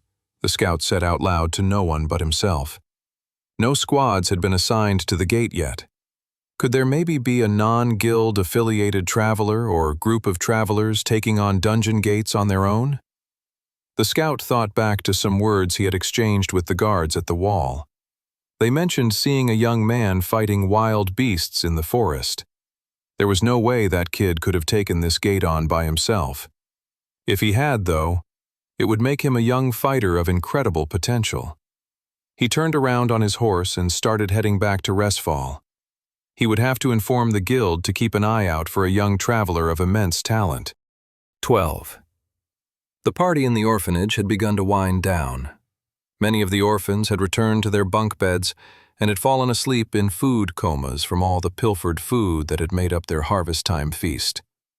Toby had joined Sam, leaning against the wall with him. Toby turned to Sam. "Do you think I'll die from the worm in that apple, Sam?" Toby asked, with a sincerity that ignored the fact that he'd asked a variation of the same question more times than Sam could count in the last 10 minutes. Maybe, Sam teased. You never know. Toby leaned his head back against the wall, with a new spiral of worries enveloping him. Oh, Toby, Sam thought. You have so much more to worry about than that worm. If only you knew. Sam glanced across the room, looking for Clara, and couldn't find her anywhere. He had decided he would speak to Clara tomorrow about what he knew. They needed to start training as soon as possible. At that very moment, Clara emerged from the bathroom and glared at Sam. Sam, she said, will you speak with me in my office? Toby shivered at their orphan leader's words and whispered to Sam, Good luck, mate. I heard that, Toby, said Clara in a stern voice. Toby's eyes widened with fear. Sam left his friend to his incessant worrying and followed Clara into her office. Clara's office wasn't actually an office. It was a janitorial closet with brooms, mops, and other domestic supplies. Still, it was the room where Clara had her private one-on-one conversations with any orphans she thought were struggling, or more likely, she thought deserved a stern talking to. Clara closed the door behind her and looked at Sam with a serious glare in her eyes. Sam, tell me what's going on. Before Sam could even open his mouth to say anything, she continued speaking at him. You've been acting weirder than normal all week. Your eyes have somehow magically changed color, and you just don't seem like yourself. You know, Toby and I had to cover for you all week when the priests and nuns were asking where you were. You know how they can be with runaways. They both bristled at Clara's last words. Yeah, I know, said Sam. So what's going on? Sam looked at Clara in her sweet green eyes. She was so strong, not because she was bossy or was stern, but because she put on a brave face so everyone else around her could feel comfortable being afraid. That took real guts. Sam had told himself he was going to wait until tomorrow to tell Clara about what he knew about the future, but they really didn't have any time to waste, and the opportunity had now presented itself. Where did he even begin, though? He didn't want to come straight out and tell Clara he's a future version of himself. For one thing, he wasn't sure if that would make him more or less credible with what he had to tell her. And for another thing, he knew he should keep the source of his future knowledge as secret as possible. If people found out about it, travelers with telepathic abilities or something similar would be able to harvest his mind, and he could end up creating a second timeline that was even more apocalyptic than his first. I definitely need to avoid that, Sam shivered to himself. So what did he tell Clara then? So, said Clara, getting impatient. What's going on then? Sam stared at her intently. He needed to make Clara feel how serious he was, that he wasn't joking around. You promise not to freak out when I tell you? Said Sam. I promise. You promise to not think I'm joking with you? Sam asked. I promise. Okay, sighed Sam. I can't tell you how I know this, but I need you to trust me and believe me when I say this. You, Toby, and many of the orphans here are all in grave danger. What are you? In about a month's time, at the start of Novriel, the spectral church is going to make us all enter a white gate. Clara's face paled. You can't be serious. Remember your promise, said Sam. The reason I've been away all week was so I could get ahead with my training and gather some resources so I can help the rest of you as well. Clara shook her head. No, I'm sorry. I can't just skip over what you just said to me. How could the spectral church do something like that? It's heinous. And even if it were true, how do you know what they're going to do in the future? Sam's eyes twitched. He knew even a small portion of the truth was going to be a difficult pill to swallow. If she could hardly fathom the news he'd just told her, there was no way she'd believe he was from the future. I had a vision in my dreams that warned me, said Sam, making up a lie on the spot. I think the vision is what caused my eyes to turn red. Clara's eyes widened at that. Look, you don't even have to believe me.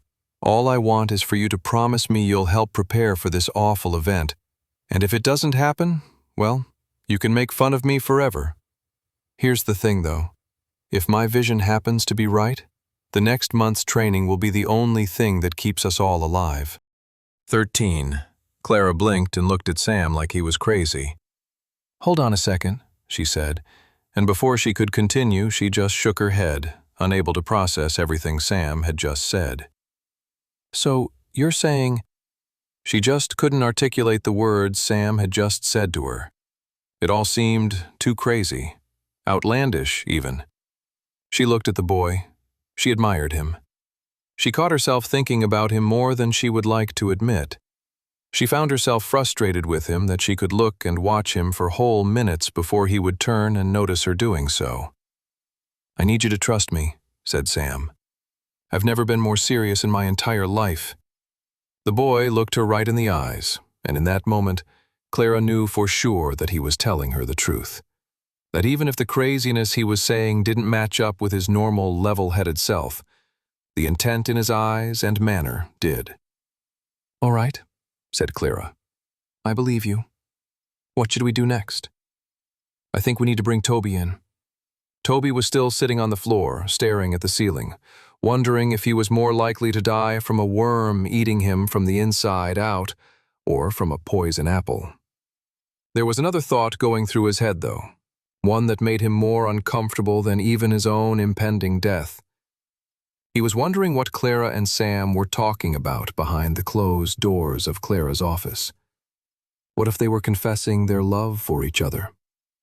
Together, Sam and Clara will live the perfect life that Toby had always wanted with Clara, and he'll just be the creepy, sad uncle who comes over for dinner once a month. "That is my fate," Toby thought, starting at the wall despondently. "But if that is indeed the case, I must honor my friend's decision and support them in their love, however challenging it may be for me. That is what a good friend would do." Suddenly, the door to Clara's office opened. He expected the two of them to walk out, holding hands, but instead it was just Clara, looking at him sternly.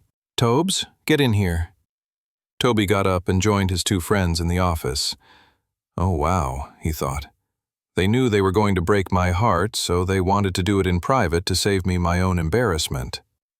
"What's going on?" Toby asked. Clara looked to Sam. "You tell him." Sam cleared his throat and said, "There's no easy way to say this, Toby, but in a month's time, something really bad is about to happen. We're all going to be thrown into a white dungeon gate against our will." Toby blinked and said, "That's it?" Clara and Sam looked at each other. "I mean, yeah, did you hear what I just said?" A huge feeling of relief surged through Toby. "They're not in love," he thought happily. "They haven't gotten engaged. I still have a chance." Sam looked at Toby strangely. His friend, who normally worried about every single thing there was to worry about, had just heard that he might be sent into a deadly and dangerous magical portal, and yet he seemed overjoyed. Toby was blushing and smiling to himself. It was definitely not the reaction either Clara or Sam had expected. When Toby's fit of joyous delirium finally came to an end, he looked back at Sam. "Wait, what did you say about a white gate again?" Clara couldn't take it anymore and grabbed Toby by the shirt and shook him.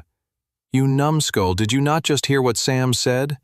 What were you just celebrating in your head right now? Why aren't you taking this seriously?" Toby blushed all over. "It was nothing. I'm not sure.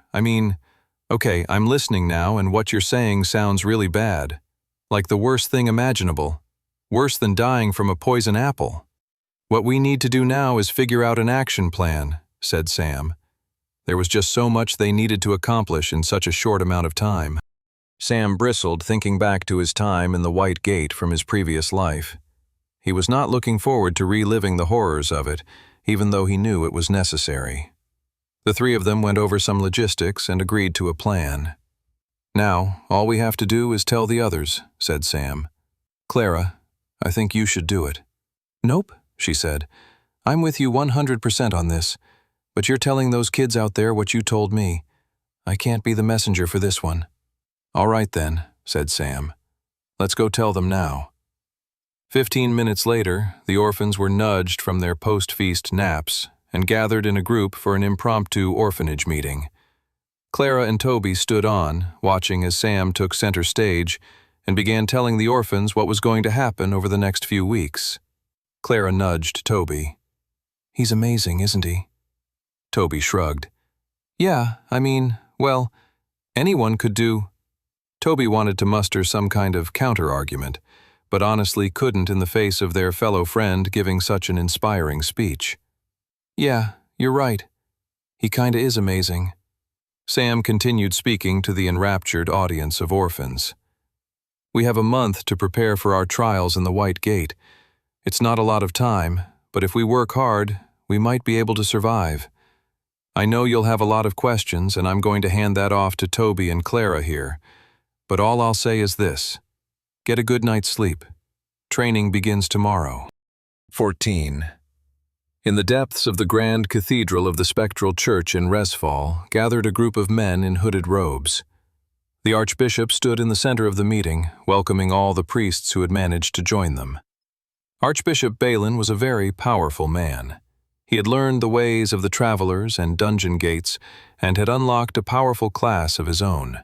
He kept much of his training secret, even from many within the church, though occasionally the archbishop would snap his fingers and a flicker of bright green and nightmarish mana would emanate around his fingers. Only for a brief second, just enough time to strike terror in all of those who worked under him. Only the most trusted and highly valued priests were welcomed into this secret order that was gathering that evening. Father Irwin always reminded himself of that. He was special. He was good. He was one of the best. If only those annoying brats at the orphanage he looked after would stop getting into so much trouble, he might be able to get promoted further. It was that irritable trio of Sam, Clara, and Toby. Oh, how he quietly despised those three little wretches. The Archbishop began the meeting. "Today we will be discussing what we shall do next with our experiments with the White Gate.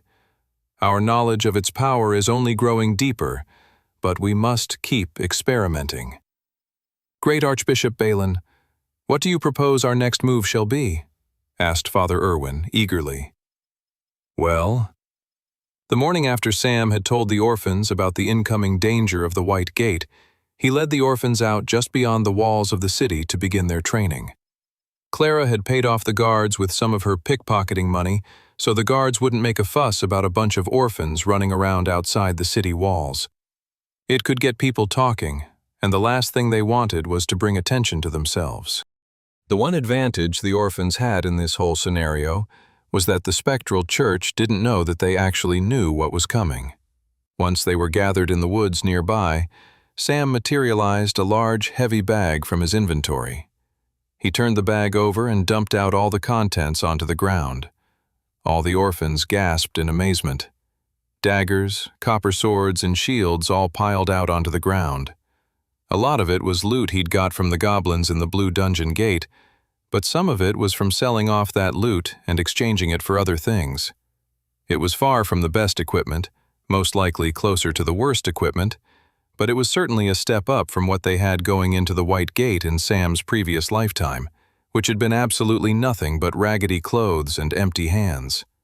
"What are you all staring at me for?" said Sam, grinning. "Go pick up your new equipment. Everyone take one of everything." Once the items were distributed, Sam began his very first lesson. He walked them through the basics of swordsmanship, how to hold a sword properly, thrusts, parries, and all sorts of other things. "It's okay if you don't remember this all in the heat of battle," said Sam. "Hopefully your muscle memory will begin to come into play at that point. But if in doubt, you see a monster, a good rule of thumb is to just shove the pointy end as deep into the monster as you can." The orphans nodded at that, their faces going pale at the idea of actually fighting monsters. "Okay, everyone get into pairs and practice the exercises I showed you," said Sam, before walking over to the shade of a tree to take a sip from his water canteen. He watched the orphans try the techniques, most of them wobbling and struggling to get the footing and handwork correct. "What do you think?" asked Clara, walking over. Sam scratched the back of his head nervously. "We have a long way to go," said Sam. At that very moment, Toby swung his sword so incorrectly he fell completely on his face. Sam then corrected himself. A really long way to go. "But," said a shocked member of the Spectral Church Council, "that will be more experiment subjects than we've ever used before." The Archbishop grinned. "To learn the secrets of the White Gate, we'll need to throw lambs to the slaughter. It's a small price to pay. If anything, we're cleaning the streets of vermin. We're doing a public service." Father Irwin nodded along eagerly. The meeting had taken place while walking through an underground tunnel until the bright, haunting lights of the White Dungeon Gate lay before them. Father Irwin grinned. He was in a good mood. When they had realized they didn't have enough people, Father Irwin had volunteered the orphans from Orphanage H to be in the next wave to go through their dungeon experiment. Oh boy, Irwin thought. He couldn't wait to send those little rodents to their demise. It would all happen in about a month's time. Irwin could not wait. 15. A day later, Sam continued to instruct the orphans. They were falling over, sweating, and complaining. The whole lot of them still seemed quite hopeless. Not only was he worrying about the orphans themselves, he was worrying about their overall strategy. Should Sam be spending so much time training them? Or would it be better for him to be gaining more power himself? He didn't want the orphans to be defenseless, but the fact that he had a class already meant he was their best hope for survival. It was a tough dilemma. Should he go gain more power for himself, or help the collective? Clara clearly noticed Sam had been lost in thought for a few minutes and came over to him. "Sam, I know the drills. I can stay and help everyone if you think there's somewhere else you need to be to help us survive." "Yeah, I can help too," said Toby, chiming in. "Says the guy who can barely hold his sword upright," giggled Clara. "Yeah, but that's only because I have blisters on my hands," said Toby. "I'll be able to do it right soon. I mean, unless blisters can be a cause of death. Can they?" Sam chuckled. "Fine, I'll leave you two in charge. I'll go get a little bit more powerful myself." Clara watched as Sam disappeared deeper into the woods until he was completely gone. He had changed so much in the last few days, and Clara couldn't quite put her finger on it. Even the way he walked was different. He didn't walk with the caution and fear like so many of them in the orphanage did. No, he strode. He marched. He walked with a confidence he didn't have a few weeks ago. She couldn't help but wonder, what changed in him?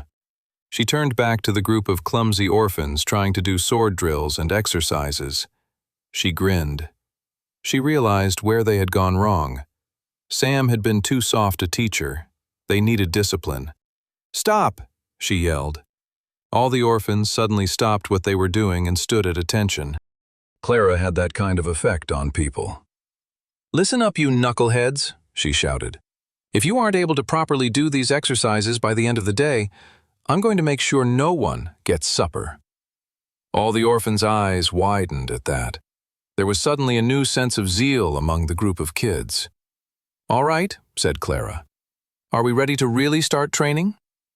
Sam ran through the woods, eyes focused on avoiding the trees in front of him. He swerved past obstacles, jumped over thick roots in the ground, and pushed himself to the limit. Take every opportunity to train, Sam told himself over and over again. He was focusing the mana in his body closer towards his feet to help push him to improve his agility stat faster. He eventually arrived in front of a glowing blue gate. "Just where I'd thought you'd be," Sam grinned. For years after he'd unlocked his class in his first timeline, Sam had spent all of his moments not fighting or training in the library. He studied the history of the dungeon gates and everything else he could get his hands on. He read over travel logs and even old Travelers Guild reports. The blue dungeon gate in front of him was a smaller portal than normal. It was shrinking because the guild had already cleared it. By Sam's estimation, it would still be open for another couple of hours. He didn't waste a second and ran into the dungeon gate. The inside of the gate was another cavern realm, which was fine by Sam.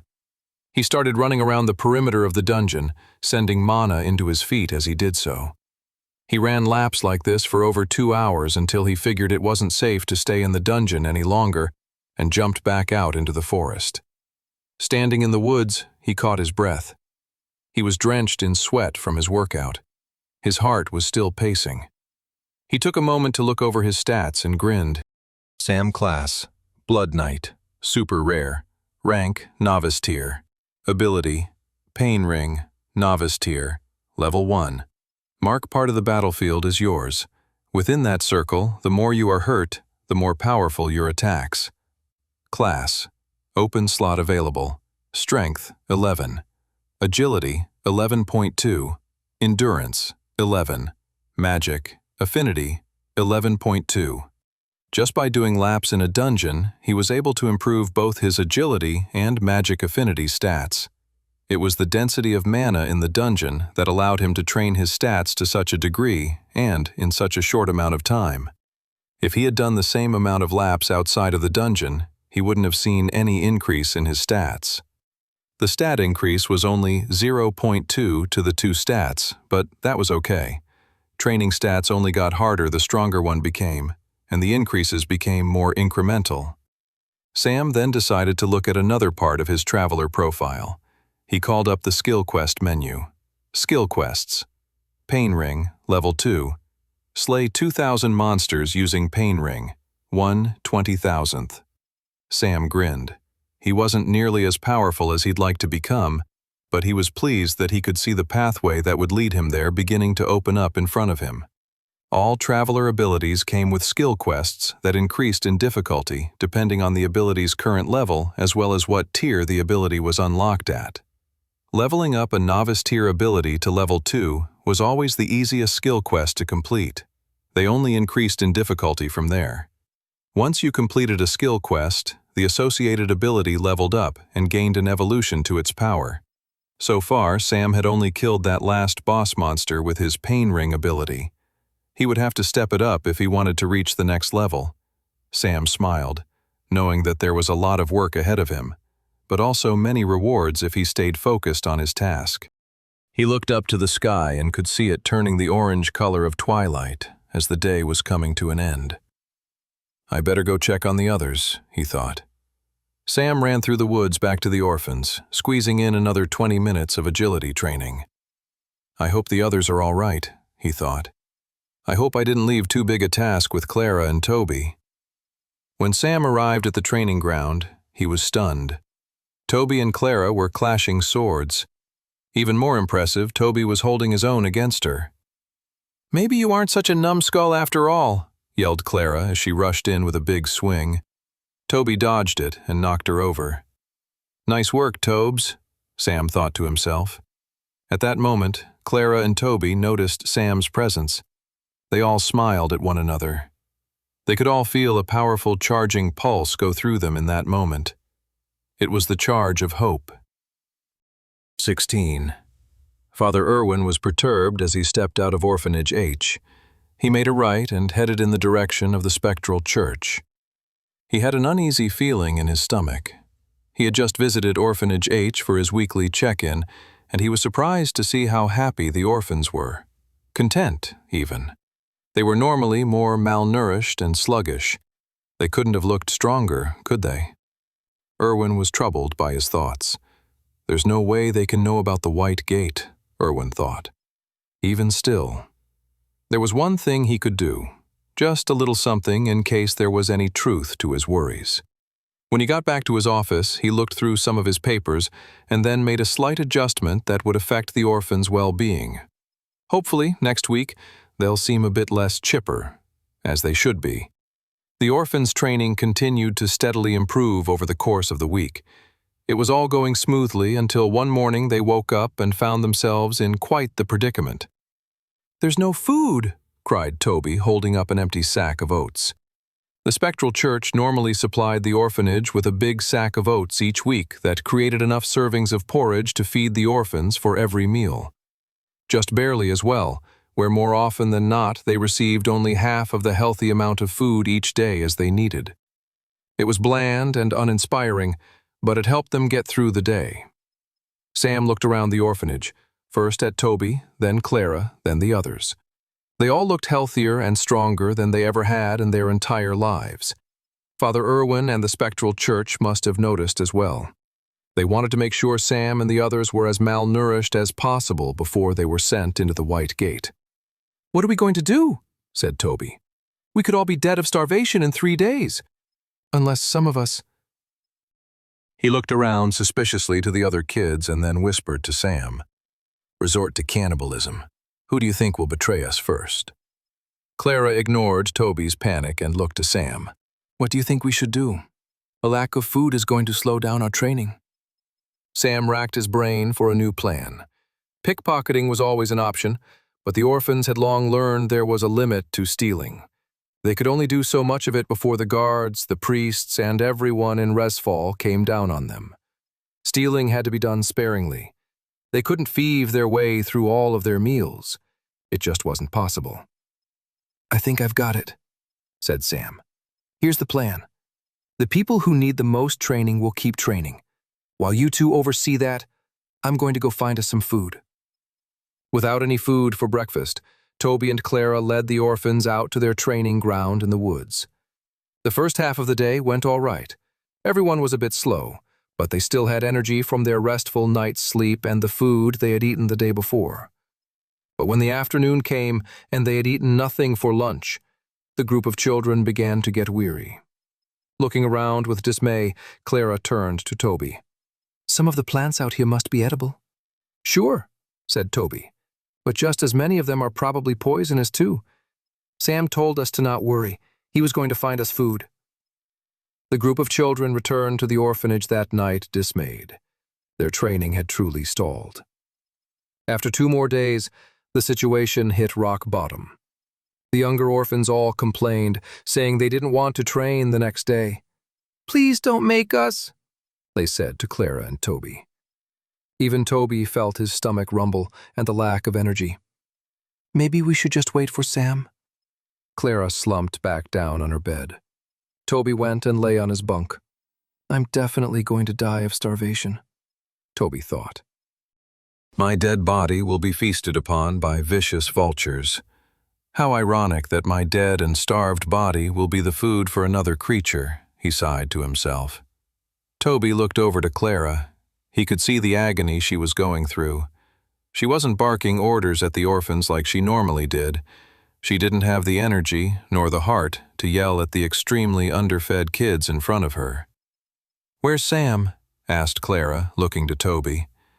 "We haven't seen him for 3 days. If things keep going at this rate, we'll die before we even get thrown into the White Gate." The situation went from horrific to much worse when one of the younger boys fainted. Clara and Toby ran over to him. "Somebody get him a glass of water," Clara shouted. She looked down at the boy. "Come on, you can survive this. Sam is going to be back any minute." "Is he, though?" shouted a different boy. Clara looked at the boy, horrified. "What do you mean? Of course he is." "Then why hasn't he come back yet? I don't believe he is coming back. He's left us here to starve." Toby, a seasoned paranoiac, had briefly contemplated the same notion that the angry boy was suggesting, but he trusted Sam too much to doubt him for more than a second. "Sam will come back," said Toby. "I know he will." The angry boy shook his head. "He hasn't been the same. He's different. He doesn't care about us anymore." The door suddenly swung open and Sam stepped into the room. Everyone looked up at the black-haired boy, stunned. He was holding onto a rope leash, leading into the dormitory the strangest creature Toby had ever laid eyes on. It was a cow with a beautiful golden horn sticking out of the center of its head. It was the cross between a cow and a unicorn. A unicow. Said Clara. "What the heck is that?" All the orphans stared at Sam with confusion. The black-haired boy smirked. "It's breakfast, lunch, and dinner." 17. Everyone looked at the unicow with amazement. When the food issue came up a couple of days ago, Sam had to rack his brain for a solution. He didn't want to just go hunt some wolf meat and keep them fed for a couple of days. No. He needed to figure out a way of creating a consistent food source in case they were ever caught in a similar bind again. That was when he recalled the famous discovery of the unicow in a low-level Blue Gate dungeon just outside of Resfall. He'd spent the last few days traveling just out from the city and back to retrieve it. There were probably other solutions he could have turned to, but the unicow would be able to feed them for a long time and gave net benefits as well. "We're going to eat that?" asked Toby. "Isn't it kind of evil to eat a unicorn, or whatever that is, a unicow? Surely we will be destined to live a cursed life if we eat that thing." "I'm sure I'll be cursed." "I'm pretty sure you're already cursed," laughed Clara. Sam smirked. "We're not going to eat it." He then grabbed a pint glass from nearby and then crouched down and pulled at the unicow's udders, squirting out a glass of pale blue milk. He then stood up with the glass of milk, only to find the orphans looking at him with even more horror. "You've been acting super weird recently," said Clara, at a loss for words. "But milking a unicow definitely tops everything else." Sam narrowed his eyes and couldn't help feeling a brief sense of agitation. These damn orphans. I'm about to save them from starvation and they have the audacity to be embarrassed by me? The properties of unicow milk are rich in protein and other nutrients. Not only that, they help build greater stamina. It even tastes delicious. Look, I'll show you. Sam took a sip and everyone recoiled. When he didn't collapse on the ground, they were amazed. Clara stepped forward. "Okay, I'll volunteer to be the next taster to see if it's poison." She then blushed. "But, Sam, can you, make it for me?" He realized then that she felt uncomfortable milking the unicow. Sam rolled his eyes. "Sure, but I won't forever. Trust me. Once you taste the unicow milk, you guys will all be a lot less hesitant." Sam crouched down and refilled his glass. He then got up and handed it to Clara. Everyone but Sam waited with bated breath as Clara took her first sip of the unicow milk. After taking a sip, Clara's whole face suddenly lit up. "Oh man, it tastes really good." She turned to Toby. "Come on, Tobes, try some." Toby shook his head vehemently. "I prefer to wait another 24 hours to see if you keel over and die from food poisoning first. You're going to die from starvation before then. So stop being such a picky eater and huge wimp and do what I freaking tell you to do," barked Clara. "Yes, ma'am," said Toby, suddenly standing straight and at attention. Toby visibly shook and grabbed the pint, and, despite appearing as if every fiber of his being was telling him not to do it, he took a sip. After a few seconds, he blinked. "I'm not dead. Hey, I'm not dead, everyone. I drank the unicow milk and lived." After the first pint of unicow milk was passed around, Sam walked some of the others through how to milk the udders, and they started making a big bucket of it. Afterwards, Sam discussed it over with Clara and Toby. "A pint or two a day will keep us nourished. We won't need more than that, and the unicow can produce that for us with ease." "Do we need to keep it fed, though?" Toby asked. Sam shook his head. "It's a magic beast from a dungeon gate, so no." "That's amazing," said Toby. "I just assumed everything behind one of those things was designed to absolutely murder you and feast on your brains. Never in a million years did I think something so delicious would be hidden by those horrific gates." A little girl orphan came up to Sam and tugged on his shirt. "What's the unicow's name?" "That's a good question," said Sam. "I'm not sure. What do you guys think?" Clara crossed her arms and said, "I think we should call it Roxy." "Huh?" asked Toby. "Where did that name come from?" "With that horn, she looks totally wicked, like she could be the lead singer in a traveling minstrel band. You know those really cool ones that sometimes come to the Harvest Festival? Roxy feels like a name a woman like that might have." "I like it," said the little girl orphan. "Roxy it is," smiled Sam. The little girl waddled off to tell the others the unicow's new name. "We have one problem, though," said Clara. "We can't leave this creature in the middle of our room, otherwise Irwin or one of the other priests or nuns will see it and flip out." "You're right," Sam said. "I think I have an idea." He grabbed a blanket. "Hey, that's my blanket," said Toby. Sam threw it over the unicow. Said Clara. "I think they're still going to notice something hiding under a blanket." "My blanket," added Toby. "You're not going to like this, Clara," said Sam. worried about the wrath he might face from the tempestuous girl. "Oh no, you can't be serious," said Clara as she realized where Sam was leading the unicow. And that was how Roxy, the magical unicow, moved into the orphanage's janitorial closet, formerly regarded as Clara's office. 18. With Roxy providing everyone with delicious nourishment, the orphans' training for the White Gate could finally resume. But as the days passed and Sam watched over the development of all of his orphan pals, he came to a realization. Most of them weren't going to be powerhouses inside the horrific dungeon gate. Even with the training, the bulk of the White Gate will involve Sam, protecting them and trying to escort them through it. The training had brought everyone's survivability up so that they wouldn't be helpless sitting ducks once inside the dungeon, but being able to defend themselves was a far cry from actually being able to fight their way through the tutorial dungeon. Sam's conclusion to this realization was that he shouldn't be the only proficient fighter going into the White Gate. It was abundantly clear that this wouldn't be possible for all the orphans, but if at least a few of them outside of himself could be strong, that would be great. That meant a select few needed a bit of extra special training. That was why, the following day, Sam left one of the older orphans in charge and took Clara and Toby into the woods. Sam led the way through the woods, while Clara and Toby walked a few paces behind him. It was a brisk autumnal morning. The leaves on the trees had turned orange, and some of them had begun to litter the ground. The leaves made crunching sounds as they stepped over them, deeper into the woods. "Why aren't we training with the others?" asked Toby, looking around the forest suspiciously. "Why are we in this scary forest? Why aren't you telling us where we're going? You're actually going to murder us, aren't you? New Weird Sam is going to kill us. The unicow milk was a big elaborate con to make us trust you, and now, bam! Yeah, that's right." Toby's paranoid rant would have continued had he not been stunned into silence by what appeared in front of them. Shining out was the blue, glowing light of a blue dungeon gate. "See," said Clara. "He's not going to murder us." Toby's face went pale. If he's going to make me go in there, then he practically is murdering me."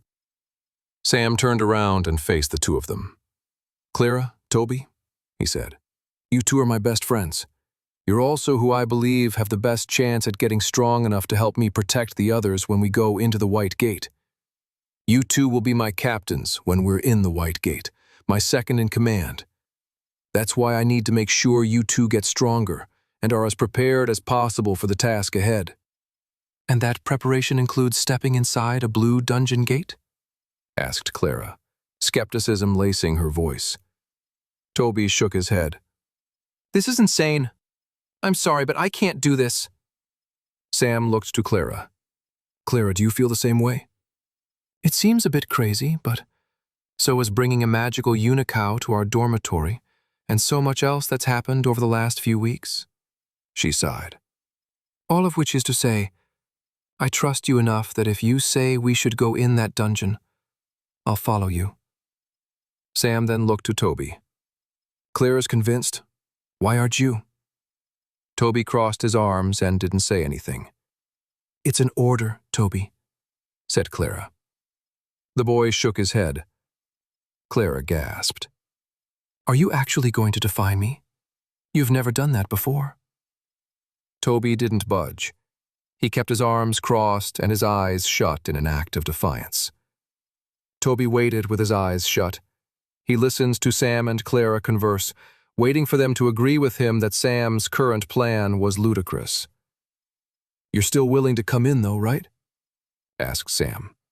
"Yep. I want to do whatever I can to protect all of us when we get thrown into that White Gate." They didn't say anything more, but Toby could hear their footsteps crunch the leaves as they walked toward the blue gate. "Crap," Toby sighed. They're still going to enter the blue dungeon gate. He had thought if he refused, maybe they wouldn't go either. Beyond not wanting to face any scary danger himself, he also didn't want his friends to be placed in such treacherous circumstances either. Are those maniacs really going to go in? Toby sighed. He couldn't believe what he was about to do next. Just as Sam was about to step into the dungeon gate, he heard a scream behind him. "I hate you two fools!" It was Toby. He was screaming and rushing towards them, tears rushing down his face. "Why are you making me do this? I hate you so much!" And with that, Toby, the most worried and fearful of the trio, was the first of them to leap bravely into the blue dungeon gate. 19. Toby stumbled into the world that lay on the other side of the dungeon gate. He blinked, looked around, and became instantly terrified. Where the heck am I? His surroundings appeared like a cavern deep underground. He started violently shaking his head. "I don't like this. I don't like this. I don't like this." He placed his hand on his chest, trying to steady his beating heart that had begun to pump rapidly as he felt an attack of anxiety and fear come over him. He then felt something touch his shoulder from behind him. "Ah, I don't want to die." He turned around and saw Sam and Clara smiling behind him. "Don't worry, Toby," Sam said. "We're all in this together. I promise you, you won't die." Since the first area inside a blue dungeon gate was normally incredibly safe, Sam took the opportunity to explain a few things to Clara and Toby. He explained to them how to access their profile and view their stats. That was one of the benefits of entering a blue gate before tackling a white gate. You could familiarize yourself with the system granted to travelers. Of course, Clara and Toby would have a slightly pared-down version of the system. Entering any gate could unlock an ability to view one's profile. However, many things were not granted to a traveler until they entered the white gate. That included the ability to train your magic affinity stat. In fact, magic affinity could only be trained after unlocking a class. Still, it was good to have Clara and Toby unlock their profile screens, as it would be one less thing to overwhelm them when it came time to face the white gate. He looked around and took in their surroundings next. "This looks like a simple cave dungeon setting," Sam explained to Clara and Toby. "That means we'll most likely face slimes." "Slimes!" yelped Toby. "Spiders! Spiders! Goblins! Goblins!" Both of Toby's hands were firmly smacked on his cheeks as tears rushed down his face in horror. "Oh, we're definitely going to die." Sam glared at Toby. "We're not. Stop saying that."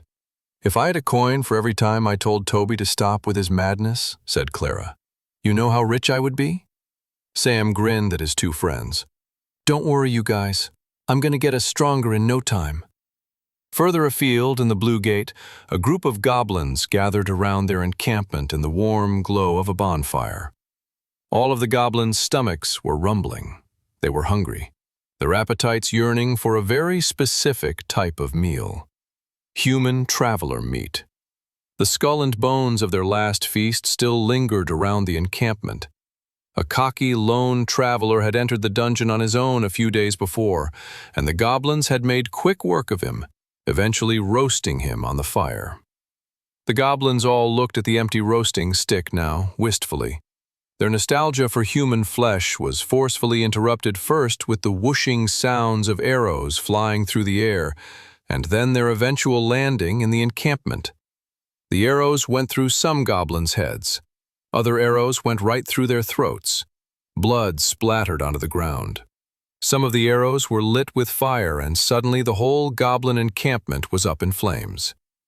Finally, a well-shot arrow hit a large barrel of alcohol, which obliterated the encampment in a single blast. Sam stepped through the ashy remains of the goblin encampment. The smoke had cleared, but the thick stench of it filled his nostrils, along with the smell of blood and death. Sam picked up the mana stones and pocketed them in his inventory to drain later. It was such a shame that Clara and Toby couldn't unlock their magic affinity abilities yet. Otherwise, he would have given the cores for them to drain themselves. At the back of the encampment, they found a beautifully engraved treasure chest. "Ooh, that looks cool," said Clara. "Maybe there will be a teleport scroll so that we could leave this deadly place faster," said Toby eagerly. "Only one way to find out," said Sam, opening up the treasure chest. Their eyes widened with glee. Inside the treasure chest was a large satchel of coins, a red healing potion, and 3 swords made of a material with a slight, glowing blue tint. What a find, Sam thought, examining the items in the treasure chest. Mithril sword, rare, tier, novice. Mithril sword, rare, tier, novice. Mithril sword, rare, tier, apprentice. Sam was overjoyed. For 3 people who weren't officially travelers yet, a mithril sword was incredibly rare and valuable. It was the kind of blade wielded by rich merchants and the captains of low-grade mercenary companies. Even the official Travelers Guild sent new recruits into the White Gate with less powerful and rare weaponry. And even though Sam's current iron sword was a tier higher, the rarity and quality of the mithril blade meant that even at lower tiers it was the better sword. They talked it over, and they all agreed, as Sam was the leader and most proficient swordsman of the 3 of them, that he should take the apprentice tier mithril sword, while Clara and Toby took the slightly inferior versions of the same blade. Swinging her new sword around with confidence, Clara asked, "So what's the next plan in here then?" "Well, let me drain these mana stones and train a bit more," said Sam. "And then—" "I don't like the way you're grinning," Toby interrupted. "And then," Sam smirked, "we're going to go face the dungeon boss." 20. The 3 friends fought their way through the cavern dungeon, slaying more goblins, nasty spiders, and poisonous bats. Sam could feel the difference of the mithril blade as it sliced through the large spider flesh. It cut with a faster and smoother grace than the previous iron sword he had been wielding. He couldn't believe only a few weeks ago he had been fighting with a brittle copper sword, and now he was swinging around a mithril blade in his grip. By the end of their training session, Sam was happy to hear both Toby and Clara had raised their physical stats, everything other than magic affinity, to 7. That wasn't too far away from normal peak human attributes. Stats above 10 would be those held by professional fighters and sportsmen.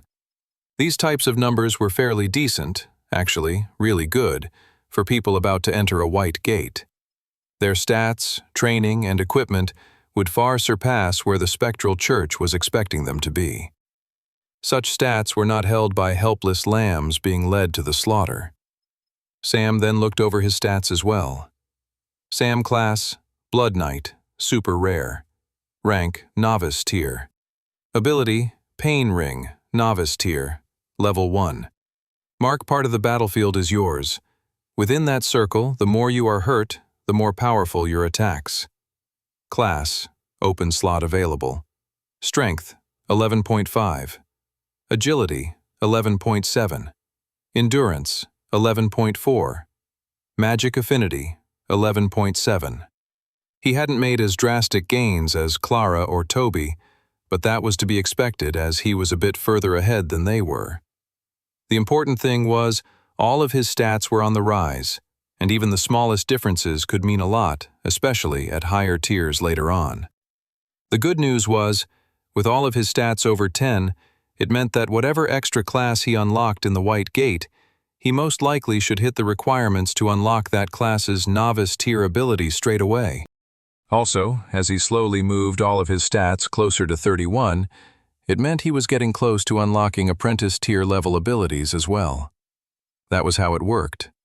From stats 0 to 11, you were considered unranked. From then on, it took 20 stat points to raise your tier level. He grinned. He was already getting stronger at a pace that far exceeded what he had done in his original timeline. "Don't worry, goddess," he thought to himself. "I won't fail the mission you've imparted to me." It was his responsibility to get stronger, to save his friends, to save Resfall, to save all of Westria, and he took that responsibility as seriously as possible. After the 3 friends took a quick rest, it was finally time for them to face the gate boss.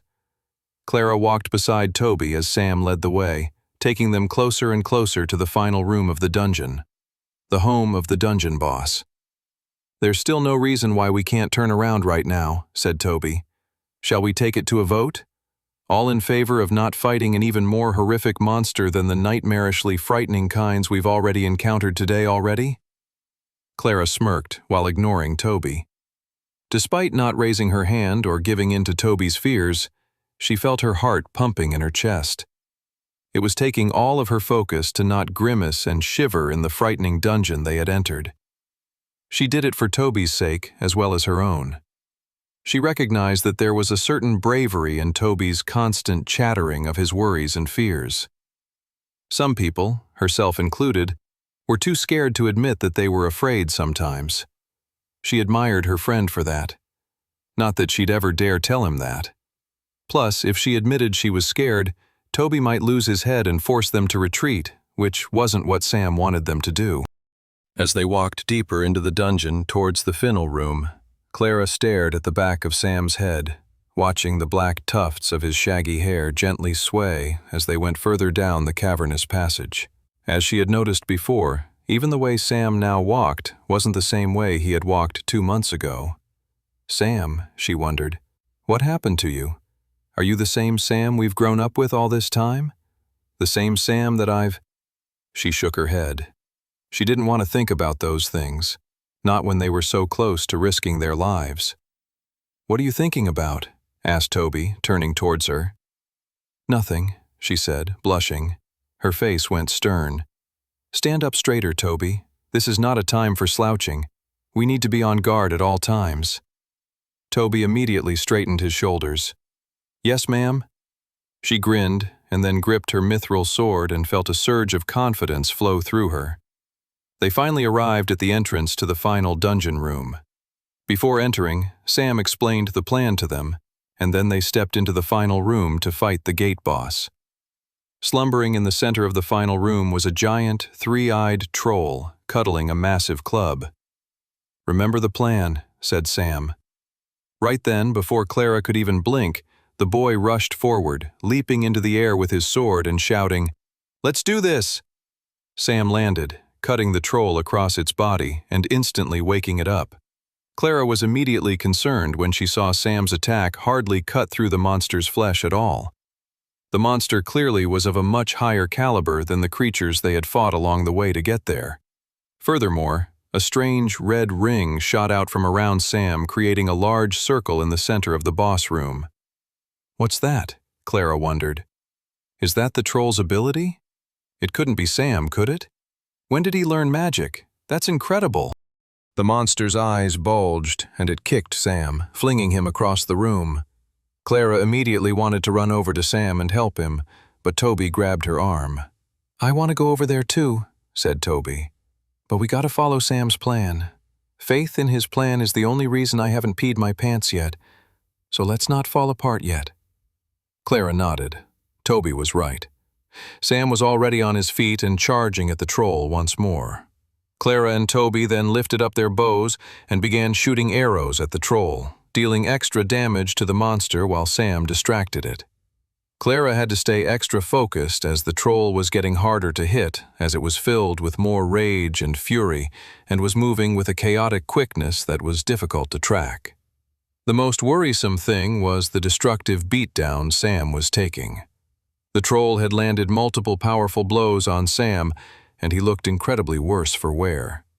The worst part was it didn't even seem like Sam was even trying to dodge the attacks. Toby fired off another arrow and said, Has Sam gone crazy? What's he doing? He's going to get himself killed. Clara kept firing arrows, but was feeling the tension too. One thing she noticed, though, was that every time Sam got hit, he'd get up and attack with seemingly significant more damage than he had before. The cuts Sam was leaving on the troll were getting thicker and deeper. This only angered the troll more, and he attacked Sam with even greater fury. But then the troll managed to knock Sam right in the head with his club. The boy went flying backwards, smashing into the walls of the boss room. The troll then slowly turned towards Clara and Toby. They both looked to Sam, who was collapsed on the ground, unconscious. Said Toby. Why is Sam not getting up? That was definitely not part of the plan. The troll took a step towards Clara and Toby. It flared its nostrils. Its 3 red eyes looked at them with a yearning to kill. It was at least 10 times their size, even if its large club was bigger than either of them. Even with all of their training, it wouldn't take much for this troll to kill them. It started running towards them. "Ah, what are we going to do?" said Toby, dropping his bow and reaching for his sword. "Come on, Tobes," said Clara. "We either kill this thing or die trying." The troll was soon in striking distance. It lifted up its club and Clara and Toby jumped forward to attack. They had one shot at killing this thing before it killed them. Their mithril swords bounced off the troll's flesh, and both Clara and Toby stumbled backwards. The troll then loomed over them, even angrier than it was before. "Our swords didn't even penetrate its skin," Clara thought with amazement. It made the fact that Sam was able to cut through it an even more incredible feat. If Sam couldn't kill this thing, then they didn't stand a chance. Right at that moment when the troll was about to slam its club into Toby and completely obliterate him into a bloody pile of smashed-up flesh, something incredible happened. From behind the troll, a mithril blade shining with a beautiful blue hue came shooting down from above the monster's head, slicing through its body, cutting it completely in half. 21.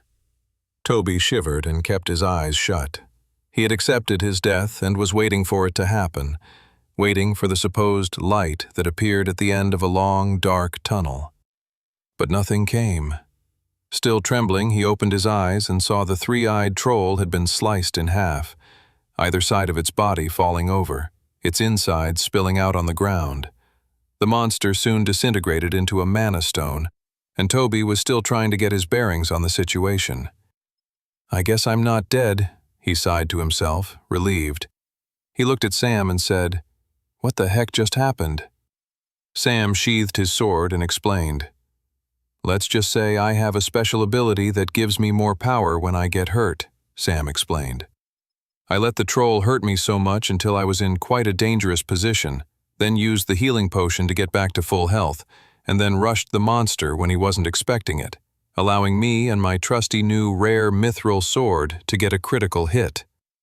Both Clara and Toby gasped. "Amazing," they both said. Toby looked at Sam with awe. In such a short span of time, his friend had gone from the weird lone wolf of the orphanage to someone with power and composure. "Maybe one day I can be as brave as him," Toby thought to himself. "Until then, all I can say is that Sam is truly incredible." Sam stepped over and picked up the mana stone and hefty pouch of coins. He grinned at the weight of the coins. The trip to the dungeon had been worth it alone, just for how much money they had gained. It would be enough to make sure everyone had decent rudimentary equipment going into the White Gate. But the three-eyed troll had left behind even more exciting treasure. Sam picked each item one by one. The first item was a small silver ring. Ring of Agility, uncommon. Tier, novice. Sam grinned and put the ring on his finger. He did some practice swipes with his mithril sword in the air, and he could perceive his body moving faster. It wasn't significantly faster, but even a 0.5% boost or so to his speed could make all the difference in a life-or-death scenario. The other item was even more exciting. At first, Sam thought it looked like a crummy copper sword, but when he inspected the blade in his profile, he was pleasantly surprised. Flame sword, rare. Tier, journeyman. As soon as Sam picked up the sword, from the hilt upward, the whole blade began to swirl with flames. He swung the blade and looked at it with awe. Fantastic, he thought. On one side of him, he held a sword covered with the flames, the other glowing blue from the rare magical mithril metal. Note to self, Sam grinned. Dual-wield swords more often. Sam turned to his two companions, who looked as if they were still getting over the fact that they had just been almost killed by the dungeon's boss monster, and said, "The dungeon is going to disintegrate in a couple of hours. Let's get out of here." With the extra stat points gained, money earned for better equipment for all the orphans, and some extra powerful items for Sam to help protect them all, the following week's training went even better than the previous one.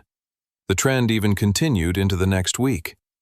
As the days passed and Sam watched the orphans run practice drills, he could see they were all growing in confidence. They were no longer tripping and falling over themselves.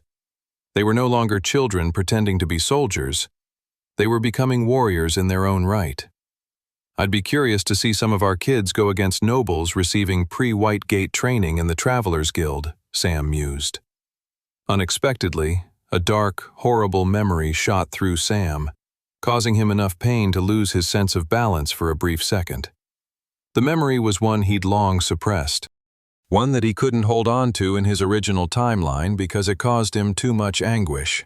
The memory was the sight of all the orphans in front of him, Clara and Toby included, lying on the ground, dead. Sam shook his head as soon as the memory came up. I won't let it happen that way this time, he thought to himself. He was stronger than he had been in his previous timeline. He had better equipment, stats, and knowledge of what was to come. He believed they could live through the White Gate and whatever the Spectral Church had planned for them. The day of the White Gate wasn't far off now. First, there would be the special celebrations on the evening of Hallow's haunting, and then a few days later, it would be time to face the White Gate. Meanwhile, Father Irwin paced the length of his upper-floor office in the Spectral Church's grand cathedral. He held his hands clasped behind his back as he paced.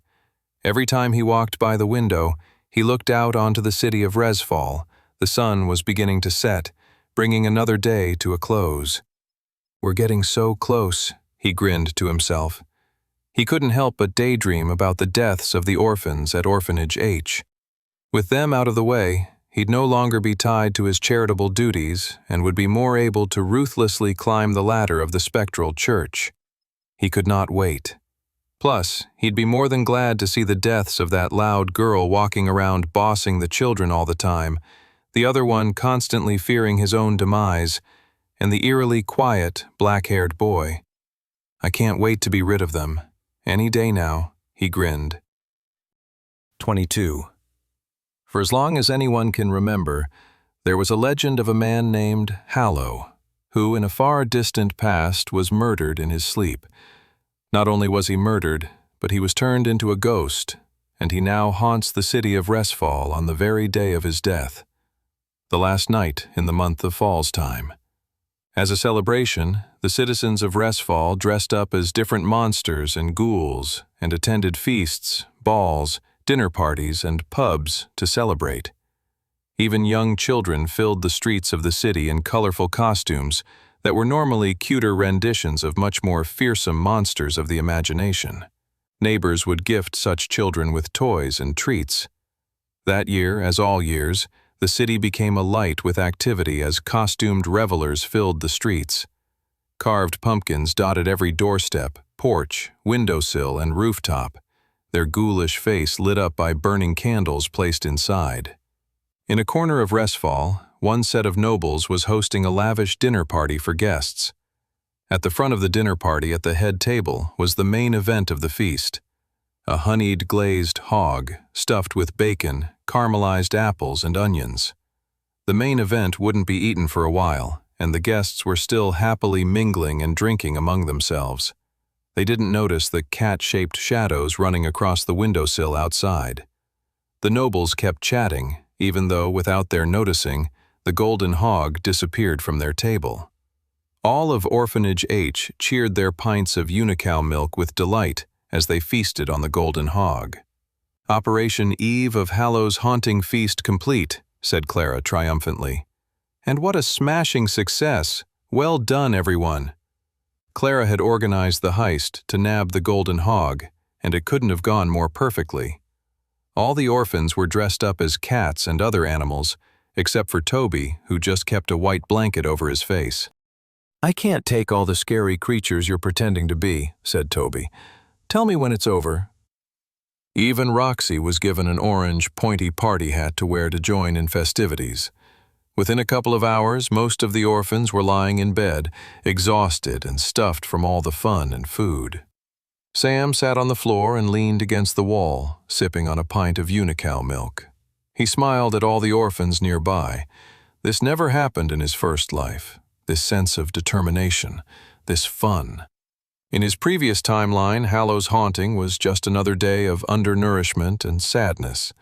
All the training had raised the orphans' spirits. They were a different group from who they were in the previous timeline. Sam had given them all a goal to work towards. I hope I've not given them false hope, he thought. Clara and Toby came towards him and sat down on either side of him. Who are we sitting beside? Asked Toby, who still had a white sheet covering his face. Can you take that damn thing off? Said Clara, snatching the blanket and pulling it off of Toby. The boy looked momentarily shocked, but then relaxed when he saw everybody was asleep. Why are you hanging out all alone like a sad sap? Asked Clara, nudging Sam. You're reminding me of Tobes. Hey, said Toby. I was the life of the party. Clara rolled her eyes. Sure you were. Sam sighed and then shared what he was thinking with his friends. I'm just worried all this training will be for nothing, he said. That I might have given everyone false hope. Clara smiled and shook her head. Who cares? Over the last few weeks, I think I've been the happiest I've ever felt. If things go absolutely horrible in the next few days, if I don't return from the White Gate, I don't care. I've lived a happier and richer life in the last few weeks than I've had for most of my life. Agreed, said Toby. I've never faced so many fears or tasted as many delicious things like unicow milk or that golden hog we had this evening. Sam smiled and put his arms around his two friends. He was so happy to be back in a world where the people he loved and cared for were still alive. He'd fight to protect this timeline and everyone he held dear within it. I won't let you down, Sam thought. He was making a promise to his friends. He was making a promise to the world. But most of all, he was making a promise to himself. 23. A few nights later, all across the city of Resfall, priests of the spectral church moved stridently through the rainy streets, carrying magic lamps to light the way for them through the shadows. Prisoners were awoken from their dungeon cells, handcuffed and then escorted outside into the stormy, cobbled streets. None of the prisoners questioned what was happening to them or put up a fight. Father Irwin arrived at Orphanage H, snickering to himself, happy to soon see these orphans thrust into the White Gate and removed from this world entirely. He stepped into the large dormitory. Silent, he thought, for once. He started banging the walls and shouted, "Get up, you miserable wretches! Time for a little field trip!" He went up to one bed and dragged a little boy out onto the floor. "Come on now," he sneered. "Don't waste my time." In about 10 minutes, Father Irwin had all the orphans wide awake and in a nice, orderly line of pairs. They seemed less drowsy-eyed than he was expecting. None of them seemed to be yawning either. They couldn't have been awake before I arrived, could they? For a moment, he began to wonder something, and then shook his head in firm disbelief. There is no way in this world they could know I was coming tonight. He went ahead and shuffled them forward, not noticing the orphans winking at each other, signaling they were ready for the challenge ahead. The rain pounded hard on Sam's head as they stepped out into the rainy, nighttime streets of Resfall. They moved quickly through the dark, shadowy streets and alleys. "Faster, you little wretches," hissed Father Irwin. Sam was near the front of the pack of orphans being shepherded through the city. They had planned it that way, with Toby and Clara at the back, keeping an eye on everyone. He breathed in and out, trying to stay calm. He knew everything that was about to happen. All of their preparation over the last month and a half had been in service of this evening, of this moment. They turned a corner, and the dark silhouette of the spectral church's grand cathedral came into view. "Keep moving," sneered Father Irwin as they got closer and closer. Once they arrived at the grand cathedral, the doors were wide open, with 2 priests guarding the entrance. Both were wearing rain-soaked ponchos and had stoic faces staring out into the dead of night. They paid no heed to the children being led through the door. Sam bristled with anger as he considered them. They knew what was about to happen, but still, they did nothing. This whole enterprise of keeping the White Gate secret, of sending people in and experimenting on them, it was all a means to acquire more power for the spectral church, so that they could be the most powerful travelers in the city and become the true rulers of Resfall. And so even these guards wanted a piece of that power too, and were willing to turn a blind eye to what was happening in front of them. Sam and the other orphans stepped into the cathedral, entering a grandiose room with a high ceiling, pews, and a lectern. Father Irwin shepherded them to the side and led them into a separate room that had a spiraling staircase lit by hanging torches on the wall.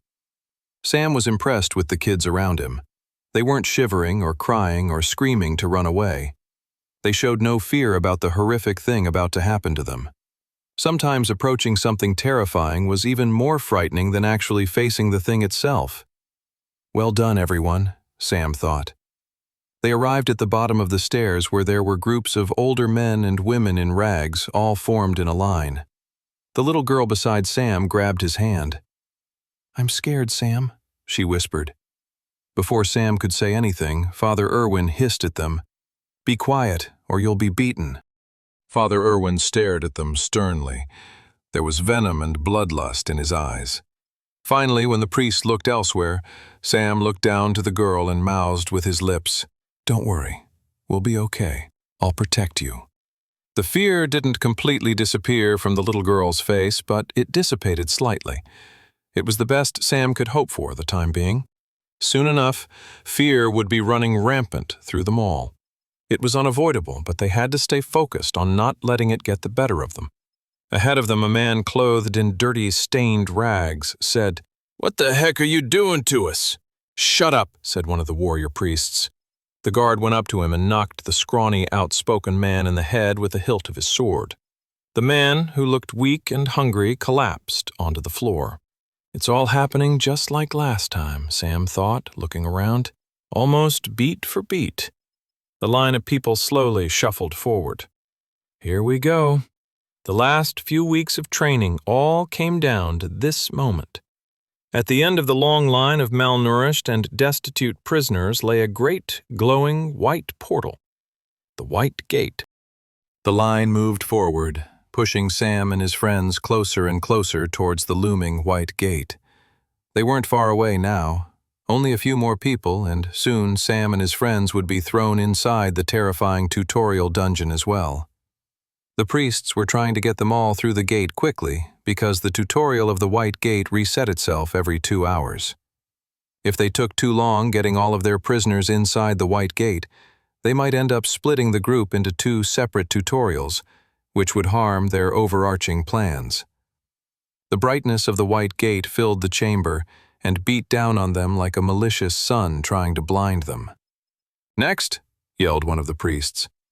A woman in rags stepped up to the front of the gate. She stood still.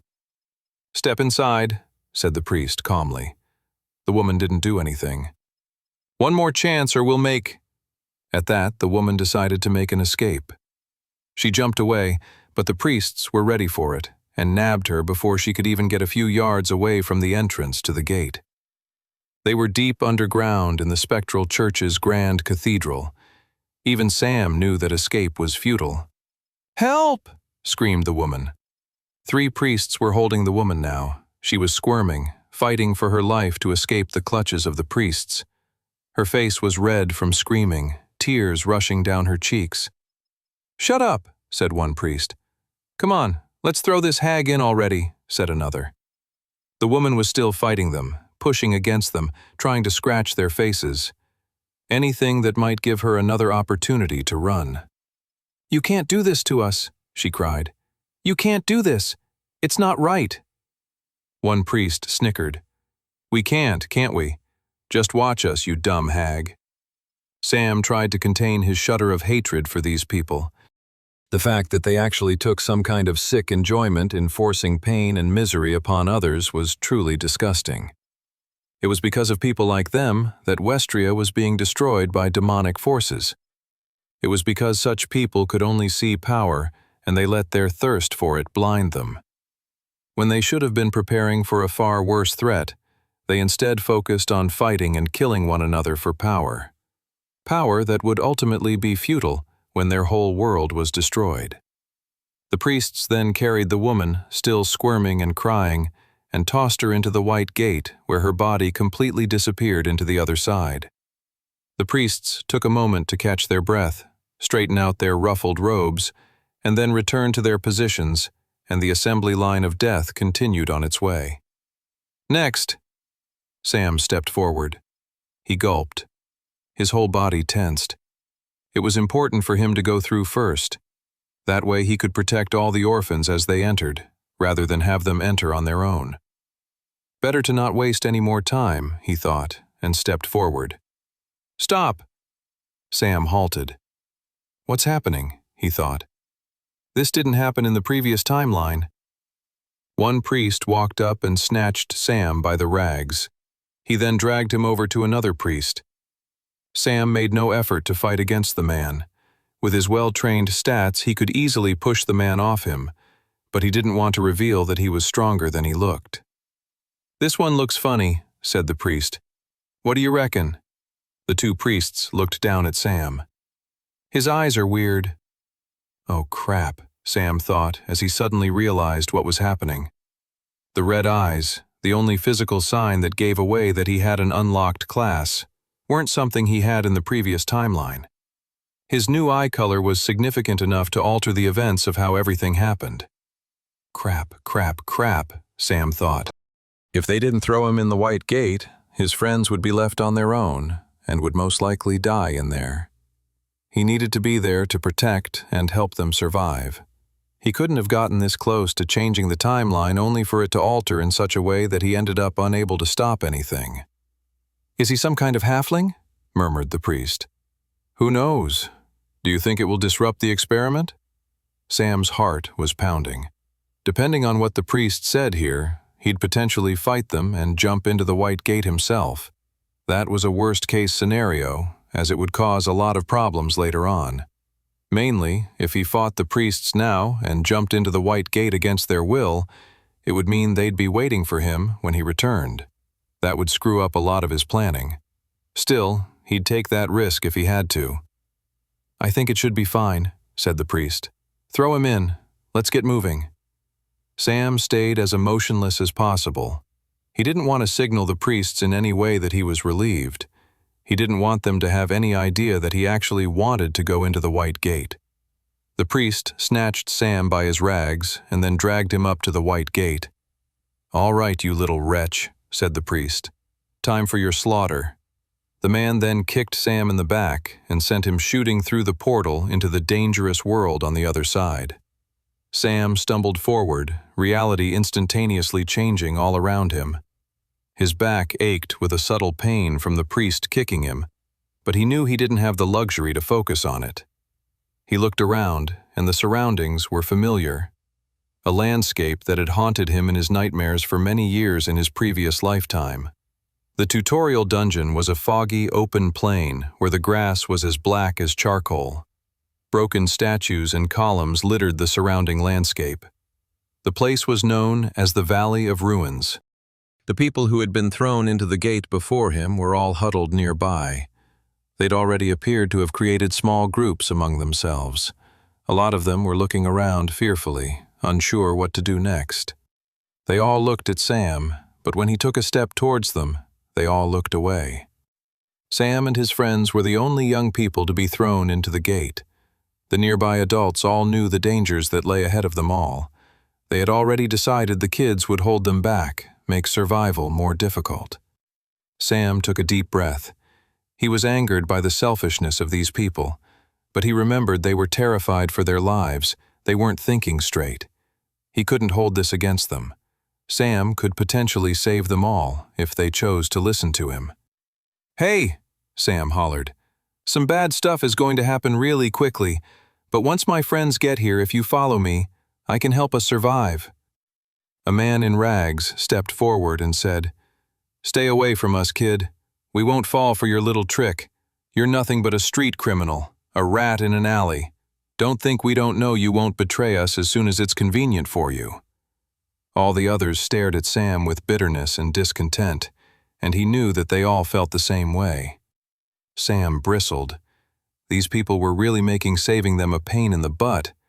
Sam wasn't going to argue with them further as he knew some pretty critical moments were about to happen in the next 10 minutes or so. "Okay," he said, taking a step away from them. "You can still follow me if you want when things get crazy." "Just shut up, kid," hollered the man, and then the adults turned away from him. "I tried my best," Sam thought. There'll be one more opportunity to help them, but I need to focus on other things now. I've given those grown-ups more time than they deserve." He turned back to the entrance of the white gate. His orphan pals had begun to stream through. Sam materialized the equipment he had purchased with the money from the dungeon runs and started handing it to the orphans. Common bronze swords, bronze shields, a basic bow, a satchel of basic arrows, and a healing potion each. "Here you go," said Sam. "Don't worry, I know it's scary in here, but remember, we planned for this." One boy stuck his hand back through the white gate, but nothing happened. Sam smiled and shook his head. "It's as I explained, we can't go back through there. The only way to get back to the world outside is to survive the challenges given to us by the dungeon." Unlike the standard dungeon he'd beaten over the last month and a half, a white gate was known as an irregular gate. It followed its own set of rules different from the more common types of dungeon gates. One such difference in rules was that there was no way to leave the white gate other than by surviving the challenges it thrust upon you. This was the main reason why white gates were considered so dangerous.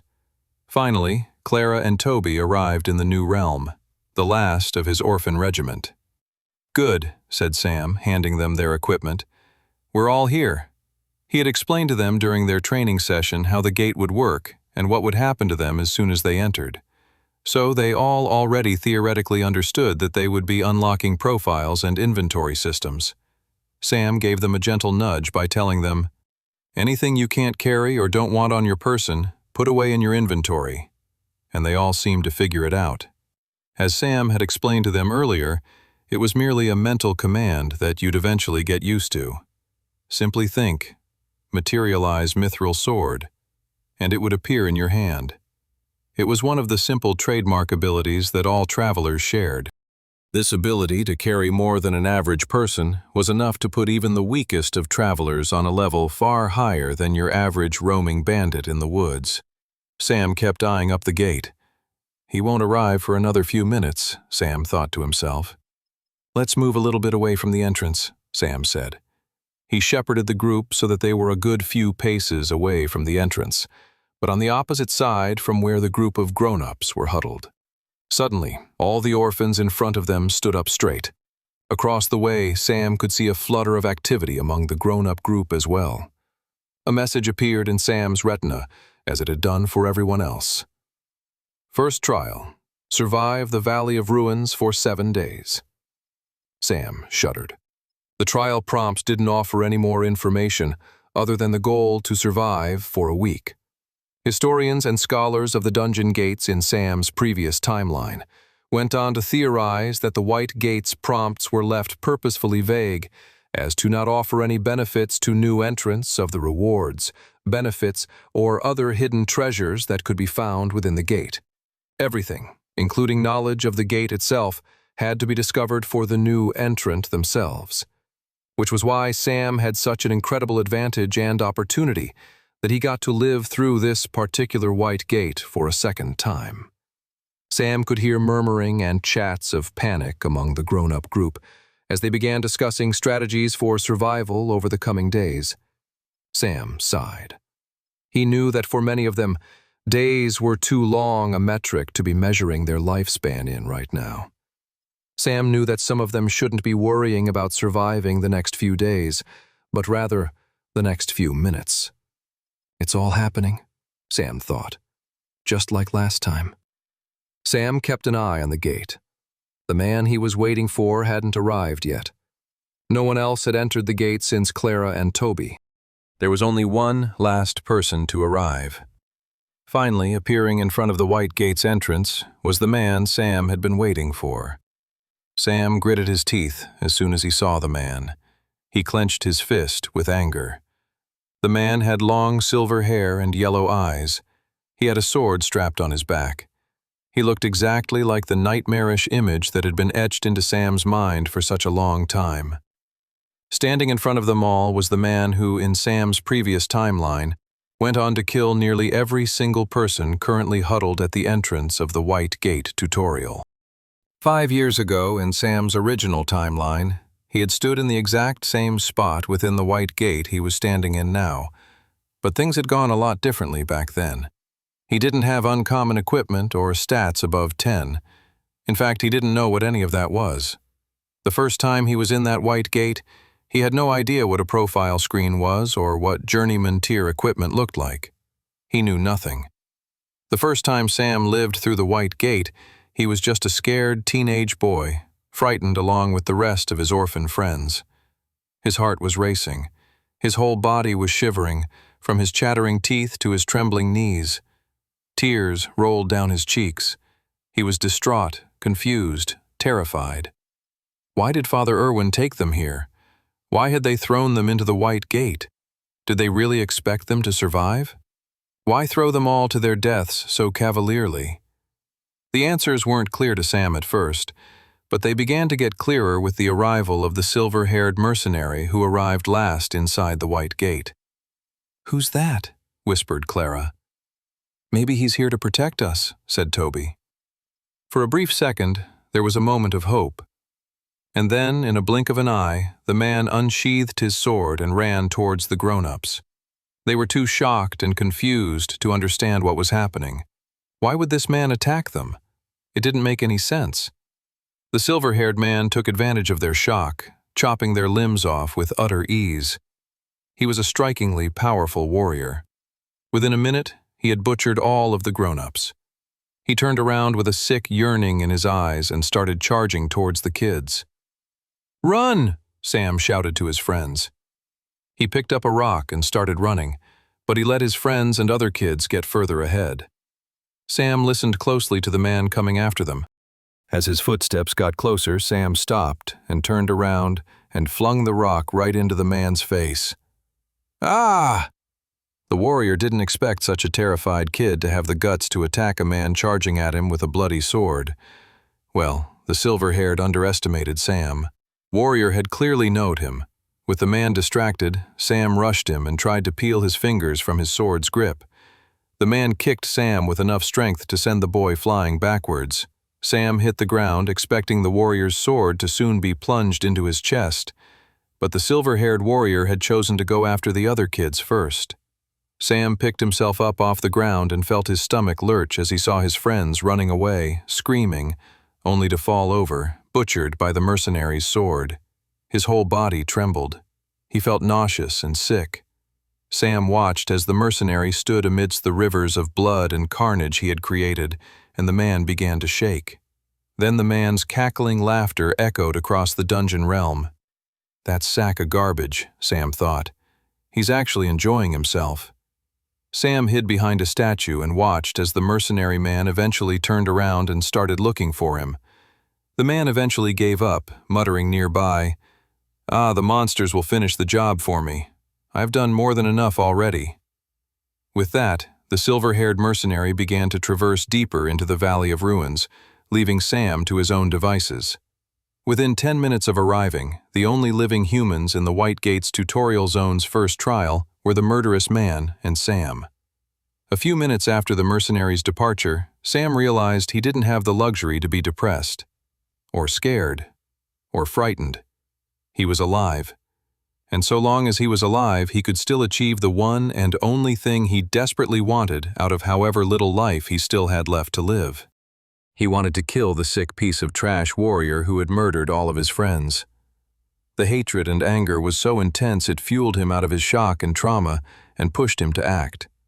He began to follow the tracks the evil warrior left behind. Such a trail brought him to an encampment of murdered monsters that the evil warrior had just slaughtered. There in the encampment, Sam found his first sword and other equipment. He stalked the path of destruction the evil man walked, acquiring more items and knowledge along the way.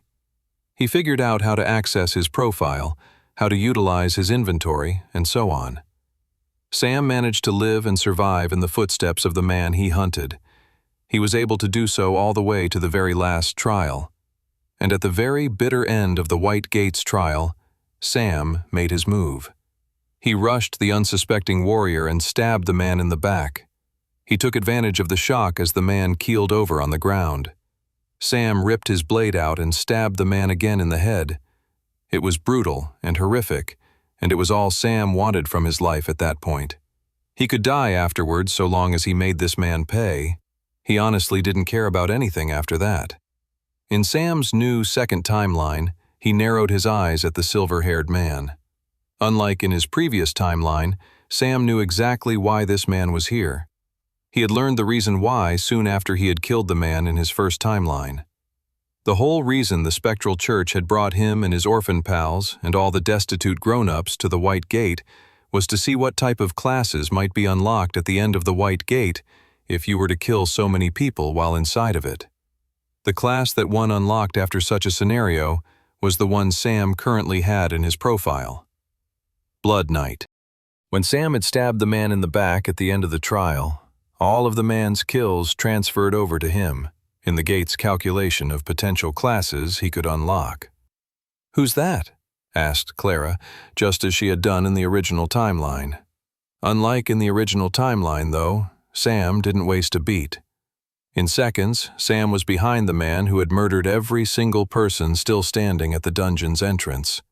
With zero hesitation, Sam ran a knife across the warrior's neck and slit the evil man's throat. 26. Clara felt her whole body go cold as she watched Sam kill the strange man with no hesitation whatsoever. Blood leaked out of the silver-haired man's throat, and he collapsed onto his knees. He reached up to his neck in shock, and then blood gurgled out of his mouth, staining his yellow teeth as he attempted to wail in pain. He was lying dead in a crimson puddle within seconds. "Sam," she thought, "what have you done?" In some ways, Clara felt like she wasn't just witnessing one murder, but two. First was the silver-haired man who Sam had killed, and the second was any semblance of the Sam she thought she knew. Toby and the other orphans had all gone pale and turned to her, hoping she might have the answers to what they were seeing in front of them. They all knew Sam had changed over the last few weeks, that he was different from who he had been before, but none of them had expected him to be such a ruthless, cold-blooded killer. Clara looked at Sam, the boy she called a friend, and tried to understand what was going through his mind. She could see that Sam looked down at the dead silver-haired man, this man they had seemingly never met before, with a level of seething hatred Clara had never witnessed on her friend's face, or anyone for that matter in her entire lifetime. How did Sam know this man? The black-haired boy looked down at the man with such a look of venom you would have thought the man had murdered Sam's entire family. What Clara didn't know was that for Sam, that was exactly how he felt. Sam's heart had been pounding in his chest up until the moment he killed the silver-haired man. Now, he felt a sense of relief, but he knew it wouldn't last long. It was only the first of many obstacles they'd have to face while in the White Gate. He bent down and added the man's broadsword to his inventory. It wasn't as good as any of his other weapons, but he could give it to one of the older orphans to wield, as it was better than the bronze sword he'd equipped them with. The man had a healing potion in his bag too, but he really didn't come with much else. The man was a skilled and powerful warrior and had entered the gate with confidence. Once Sam was done taking whatever was of value from the man, he turned to the group of adults who were looking at him with horror. "As I said before, I know a way for all of us to survive," said Sam. "Please, trust me." "Demon child!" one adult yelled. "Look at his eyes," said another. "Stay away from us. Don't come any closer to us." "We should kill him before he kills us," said another. Sam shook his head. He couldn't believe this was happening. "Please," he said. "This man here was going to kill all of us. I saved you. Please believe me. We don't have a lot of time. If we don't leave here soon, we're all going to die." The group of adults picked up some rocks. "Those kids have weapons," said the adults. "They'll use them against us. We need to kill them before they kill us." The grown-ups began to approach them with fear and violence in their eyes. This was the exact problem with how the dungeon gates operated. A plague that led to so much destruction all across Westria. They inspired fear, hatred, greed, and a thirst for violence and power. It was happening just on a smaller scale with these adults who were now coming for Sam and his friends. He racked his brain for some way to convince them otherwise, when out from the clouds the next threat suddenly arrived. A black raven appeared in the sky. Then two. then 3, then even more until the whole sky was filled with black ravens flying down towards them. They weren't ordinary ravens either. They were red-eyed death ravens. "Here they come," Sam sighed. Sam started running towards his friends. A flock of ravens descended much quicker than the rest of the deadly birds and went straight for Toby. Sam pushed himself and felt himself running faster with the aid of his new ring of agility and made it just in time to slice the dangerous bird in half with his flame sword before it could take a bite out of his friend.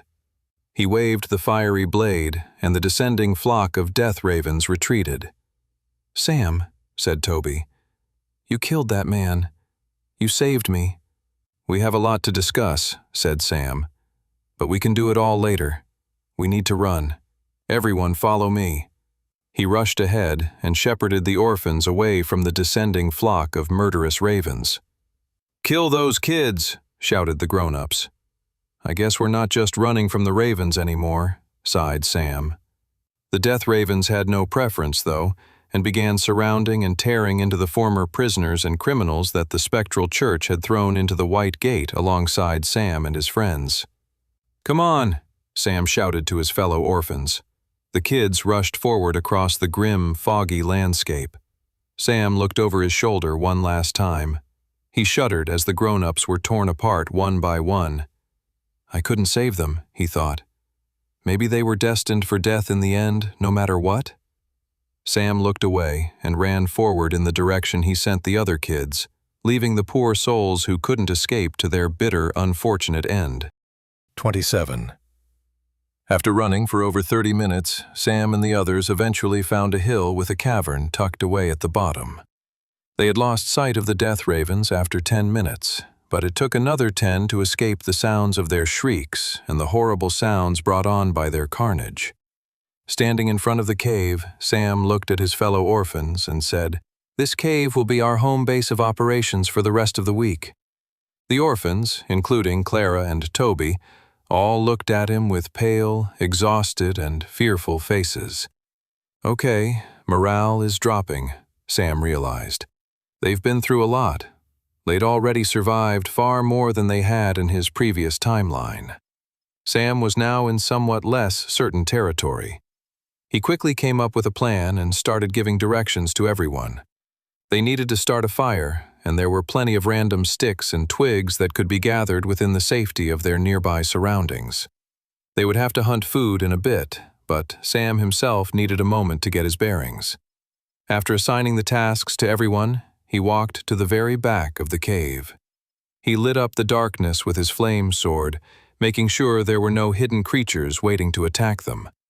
When the coast was clear, he finally leaned his head against the stone wall of the cavern and sighed. He slammed a fist on the wall in frustration. I couldn't save the others. He heard the sounds of the other orphans working behind him, and that helped dissipate his anger. I did save my friends, though, he thought with relief. He took solace in this, that he'd already changed his original timeline significantly. Of course, unless they all survived the trials of the White Gate, it wouldn't make much of a difference, so they still had their work cut out for them. Even beyond the White Gate, Sam was recognizing the enormity of the task the goddess had asked of him. It made him think of those grown-ups who'd been eaten alive by those vicious death ravens. Sam had to get used to the fact that his mission was to stop the apocalypse of all of Westria. It was quite possible he wouldn't be able to save every individual person. He would try his best, of course, but he needed to stay focused on his main goal. He couldn't lose sight of that. He'd come back in time to save millions upon millions of lives, not just a handful. It was a grim, uncomfortable thought, but Sam realized he had to get used to it. Besides, there were endless variables to consider. Those grown-ups had mostly been prisoners from the dungeons. Who knew what they had done to land themselves in such a situation? And then there was the fact that they were so quick to turn on him and his friends. First, they didn't want help, and then they were quick to decide they wanted to attack them. They would have probably left them for dead, if not try and kill him and his friends outright. Sam bristled. If he had saved those grown-ups, they might have unlocked classes, and if they behaved in such a way as they had in this scenario, how would they act if given more power? Sam shook his head. He didn't want to think about it. His sympathy for the grown-ups had stemmed from his first timeline when he hadn't interacted with them at all. He and the orphans had stayed off to one side, away from them. They were probably planning to attack them even in that first timeline. Sam sighed, realizing he had to let go of what had happened. There was still so much more to focus on. After Sam had taken his breather, he returned from the cave to find the group had gathered a good amount of sticks and placed them in a fire pit. Sam materialized his flame sword and lit the sticks into a nice fire. The warmth was a good feeling. He materialized from his inventory a large chicken and skewer and set it up on the fire. He had purchased as much food and supplies as he could for the trials in the White Gate. Even still, they would have to do some hunting in a bit. But he figured with morale so low, getting everyone fed would help ease the situation. 30 minutes later, Sam and the rest of the orphans were sitting around a fire beneath the shelter of their new cave base, all chomping on their food silently. They arranged a set of times for people to be on watch duty in case any dangerous creatures showed up, and many of the orphans were encouraged to rest and get some sleep. Soon it was only Sam, Clara, and Toby sitting around the fire.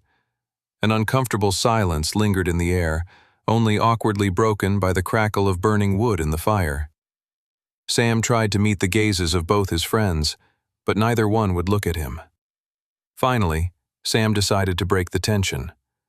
So long as they were in the trials of the White Gate, they were going to have to communicate. Holding something back could end up getting them all killed. "Is there something wrong?" Sam asked. Both Clara and Toby looked away. "The fact that you're not answering and not looking at me suggests that there is," said Sam. He was expecting Clara to speak up first, but in fact it was Toby who was the first to say it. "I can't believe you killed that man," said Toby. "There it is," thought Sam. Suddenly, Toby was shaking. "I thought I knew you. I know you've changed over the last month or so, but I thought there was still a tiny morsel of the guy I knew and grew up with, but—" Toby shook his head, tears forming in his eyes. "The Sam I knew wouldn't kill someone so quickly and brutally like that. If he could kill someone that easily, it makes me wonder, and not in an extra paranoid way, but in a serious way, what else he would do without flinching." Sam listened and took Toby's words seriously. "I agree with everything Tobes just said," Clara spoke softly, clutching her knees. "The worst part about it was, you didn't even hesitate. You didn't flinch. Even now you don't seem that bothered by it. In fact, Toby and I are more bothered by it than you are." Sam nodded, listening to his friends closely and trying to gather the right words. For one thing, they were absolutely correct. The Sam they had grown up with wouldn't have been able to do what he had done. The Sam who could kill another man, especially a man who threatened those he loved, was born after witnessing Clara and Toby's deaths at the hands of the silver-haired man in his original timeline. When Sam went on to become a soldier, a warrior, a mercenary in that previous timeline, he soon learned that uncomfortable actions like killing were simply a part of the life of a traveler. The Sam who his friends had grown up with had been long lost and forgotten. The Sam sitting in front of them now wouldn't even be able to get back to that original person, nor would he want to. That Sam, happy and content as he may have been, would not be up for the task the goddess had placed upon his shoulders. Finally, Sam looked to his friends. They were looking at him directly now, waiting for his answer. "You're right," said Sam. "I'm not the Sam you knew a few months ago. I'm a different person now. On that matter, I hope you'll accept that I can't say any more. As for that man I killed, what would you say if I told you that man planned on killing us all?" Toby twitched. "But you don't know that." "I knew about us getting sent into the White Gate, didn't I?" "But that's different." "Sure," said Sam. "But tell me what you would have done if you knew that silver-haired man was going to kill me, Clara, and the rest of the orphans. What would you have done, Toby?" Toby shook his head. "I don't know. Maybe there was a more peaceful solution." "And what if there wasn't?" I'm... Toby was lost for words. "Don't get me wrong," said Sam. "I'm a huge fan of peace." Peace is fantastic. If the nations and races of Westria were all peaceful with one another, that would be great. I'd be all for that. Yet here's the uncomfortable truth. It only takes one nation to use violence, even the threat of violence, to undo that peace. Both Clara and Toby were listening to Sam intently now. What that tells us, Sam continued, is that peace is something that needs to be protected. The deep irony is that peace cannot be protected by peace. But surely violence will only beget more violence, said Clara. Such a statement sounds nice in a fairy tale or story or out of the mouth of a self-righteous noble, said Sam. But what good does such a platitude do when a peaceful nation is invaded by one that's hungry for war and expansion? Would such an idea as the one you just espoused do anything to protect the peaceful nation? Sam stopped speaking and let the harsh truth linger in the air. I plan to survive this white gate, and I plan on keeping every single one of you alive until then, said Sam. What you choose to do after that is up to you. But keep in mind, if we indeed survive, you'll unlock classes, you'll be travelers. The very thing we're discussing right now will be something you'll have to grapple with and accept if you choose to take the responsibility a traveler must carry. I don't know if I can, said Toby. You don't have to decide this instant, said Sam. But I'll say this. I've already come to terms with it. I accepted it a long time ago. Being a traveler, being a soldier, being a warrior who protects people brings many benefits. Adventure, treasure, power.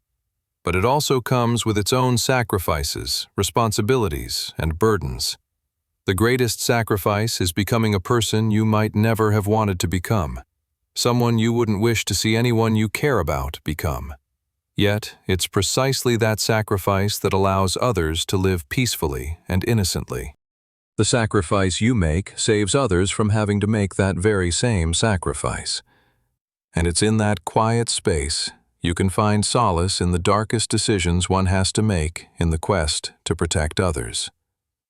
They sat there quietly after that. Neither Clara nor Toby continued arguing with Sam.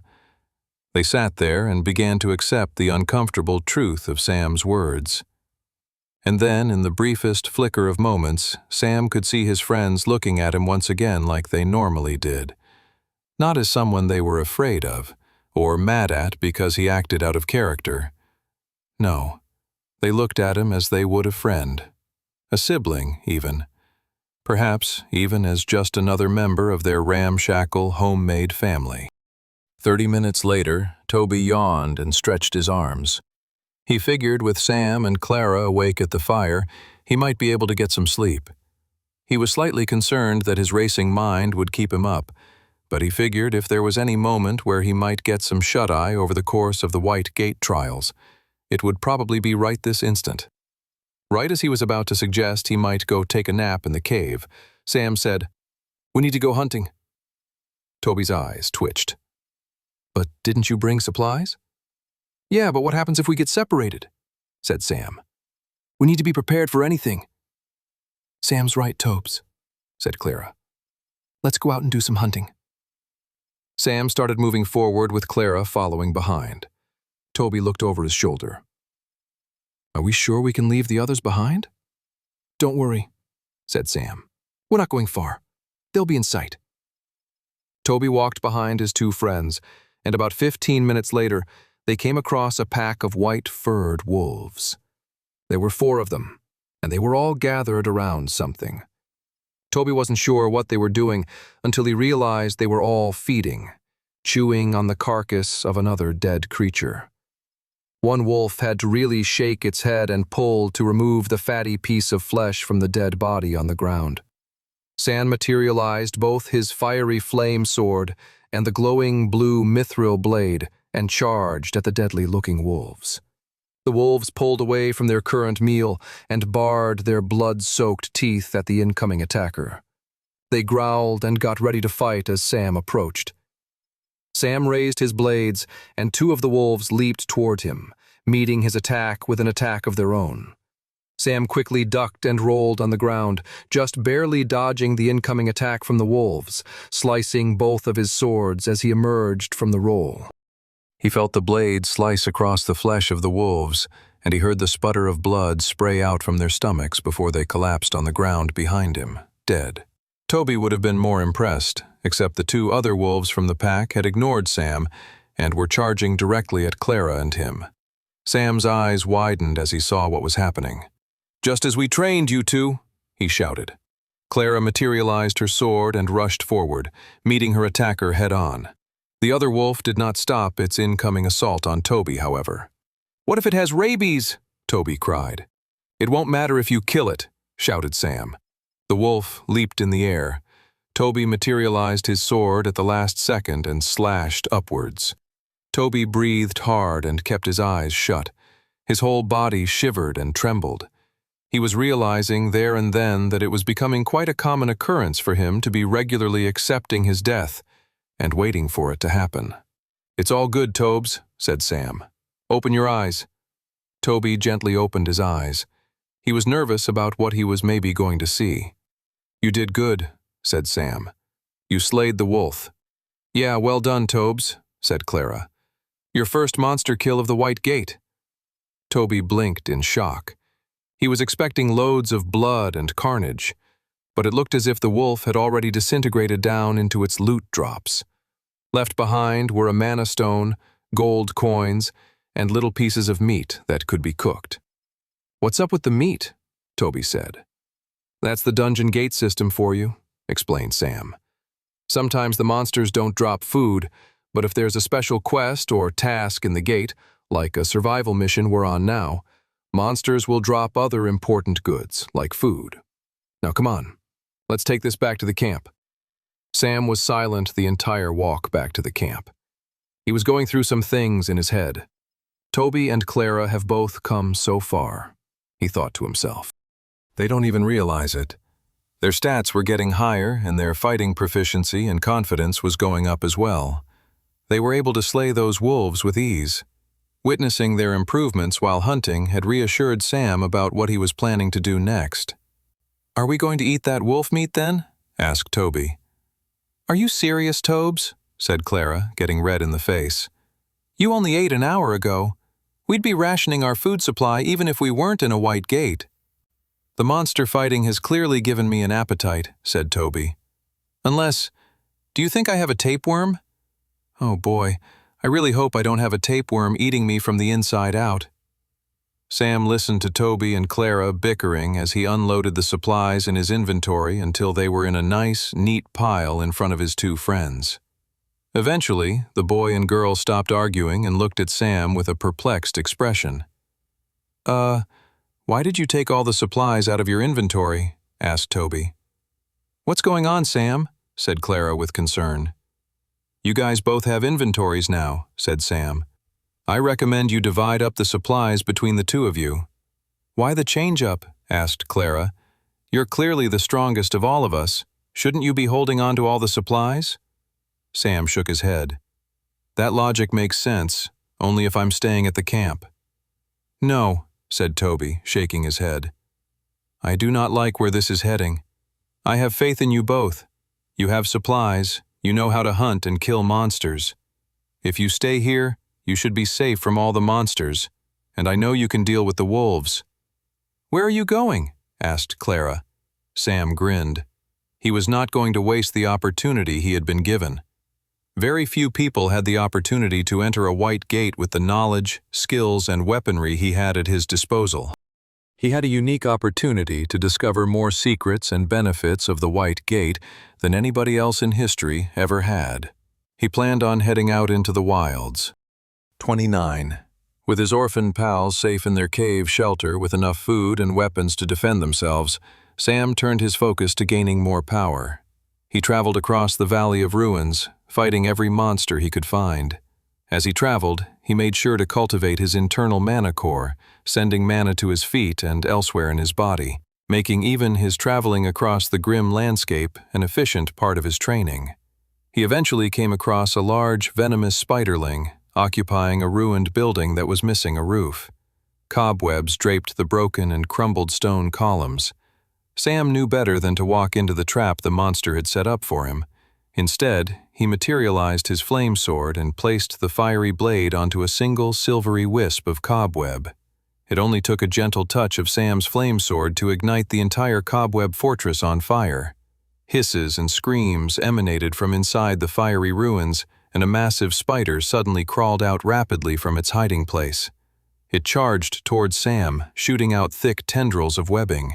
Sam sliced the webs with his flame sword, disintegrating them before they could harm him.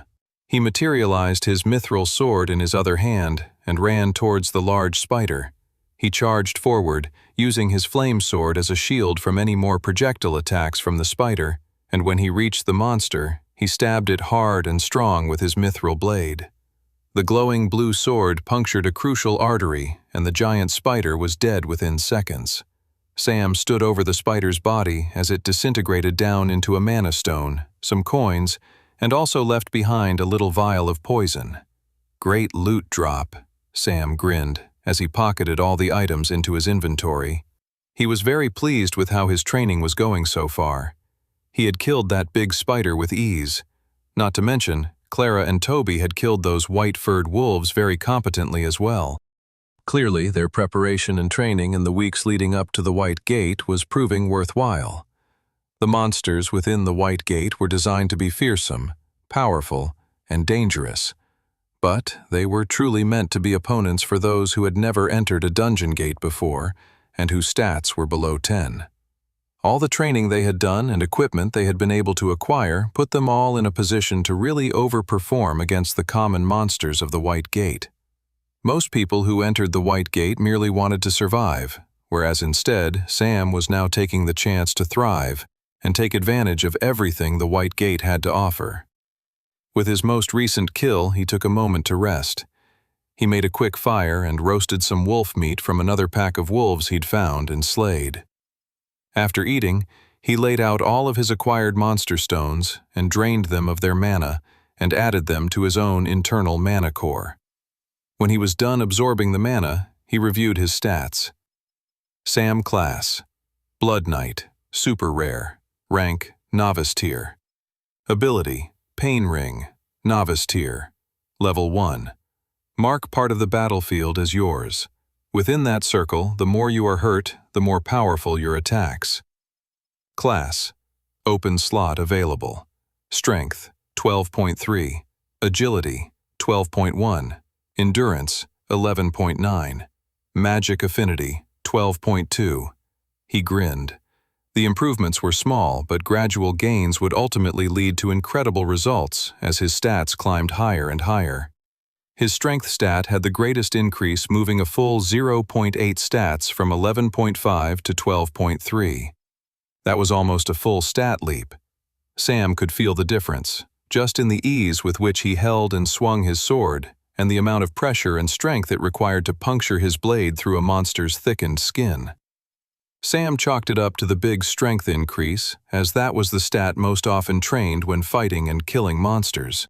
He was pleased that both his agility and magic affinity stats had hit 12 and beyond, getting closer to that magic number of 31 where all stats needed to be to help contribute to unlocking new class-tier abilities.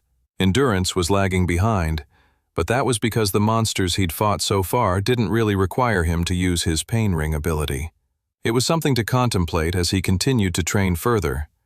It might be worthwhile to take some hits purposefully, if only to help raise that stat.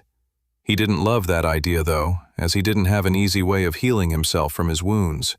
Yeah, he did have some healing potions, but only a finite amount of them, and he didn't want to recklessly waste them while training. He wanted to hold on to them for boss fights and emergencies. His endurance stat would still rise just by the very nature of him pushing himself and his other stats higher. And for the time being, he'd settle for that. Sam stood up, determining that his period of rest was now over. He narrowed his eyes and looked across the grim, gray landscape of the Valley of Ruins and marched forward on his training mission. Sam's eyes narrowed as he caught sight of a single death raven, the monster that had killed the majority of people who had entered the White Gate with them. Sam knew that if you saw one, there was likely to be many more, making them a great monster to slay and farm for loads of monster stones. He moved closer and eventually found a flock of at least 24 death ravens. He materialized his 2 blades and then rushed towards them to meet them head-on. As soon as he started sprinting towards the large flock of flesh-eating ravens, they all turned and squawked at him. The monsters did not flinch or fly away from the incoming attacker. No. There were so many more of them than him. They were confident in their sense that the human was the prey, and they were the predator. How wrong they were. With his increased stats, Sam moved faster than ever before, unleashing a large, spinning swing with his flame sword. The fiery blade was enough to create a ripple of chaos in the flock of deadly birds.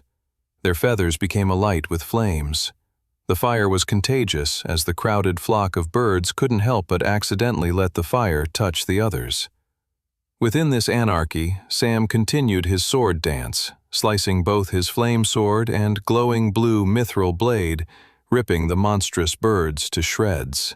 Within less than a minute, Sam was surrounded by a collection of monster stones and loot drops. He had killed every single death raven, except for one that had managed to fly away and retreat. Exactly as I intended, Sam grinned. The retreating raven would lead him to the strongest boss monster in the first stage of the tutorial. 30 Sam followed the retreating death raven long and far across the white gate. He didn't focus on anything else. He gave up the opportunity to slay more monsters and raise his stats, staying singularly focused on stalking the death raven to its leader. Sam followed the lone death raven over a hill to a valley on the other side. The valley was empty, but for a large single tree in the center. The tree was thick and ancient, with large roots flowing in and out of the ground near the bottom. The tree's branches were like old fingers stretching out into the sky. None of the branches had any leaves, but the branches were holding something up. A nest. The lone death raven that Sam had been stalking all across the White Gate's tutorial zone flew across the valley and landed within the thick straw and sticks that composed the large nest at the top of the tree. Sam crouched down and observed the nest. As soon as the death raven had landed, it had gone out of sight. Sam wasn't sure how many ravens were living within the confines of that nest, but he could imagine quite a significant amount could probably fit in there together. Suddenly, there was a ruffle of movement from inside the nest. Perking its head up was an incredibly large and fearsome bird monster, the Death Raven Queen. Sam's eyes twitched at the sight of it right before he grinned to himself. Exactly the monster I was looking for. While the exact scenarios, locations, and monsters inside a White Gate were always shifting and changing, making it impossible to predict what will happen inside one tutorial to the next. Over the years of Sam's first timeline, scholars had begun to recognize key patterns and repetitions that came up again and again across the different tutorials. It didn't matter if one White Gate sent its new crop of beginner warriors to a fiery planet or a swamp full of poison frogs. Some events and creatures showed up no matter the circumstances. The Death Raven Queen was one such creature. It was one of the most powerful boss monsters that existed within the White Gate. As far as Sam knew, no one had ever managed to slay it. Many parties had even attempted to enter the White Gate with destroying the Death Raven Queen in mind. But without any class abilities, it was extremely difficult, and all known parties who tried this died in the process. It would be considered suicide for one traveler, let alone a 16-year-old orphan with no assistance from elsewhere, to be able to do it. But Sam liked his odds. He waited for the Death Raven Queen to stop moving around in the nest, returning to her resting position. Sam then crawled slowly across the valley until he was only a few yards away from the tree and the massive nest of death ravens. He had managed to get up close without alerting the horde of birds. Sam then materialized his bow and arrow, and then somewhat awkwardly materialized his flame sword, so he could light a set of 3 arrows. He then fired off the arrows right into the raven nest. Within seconds, the nest was ablaze.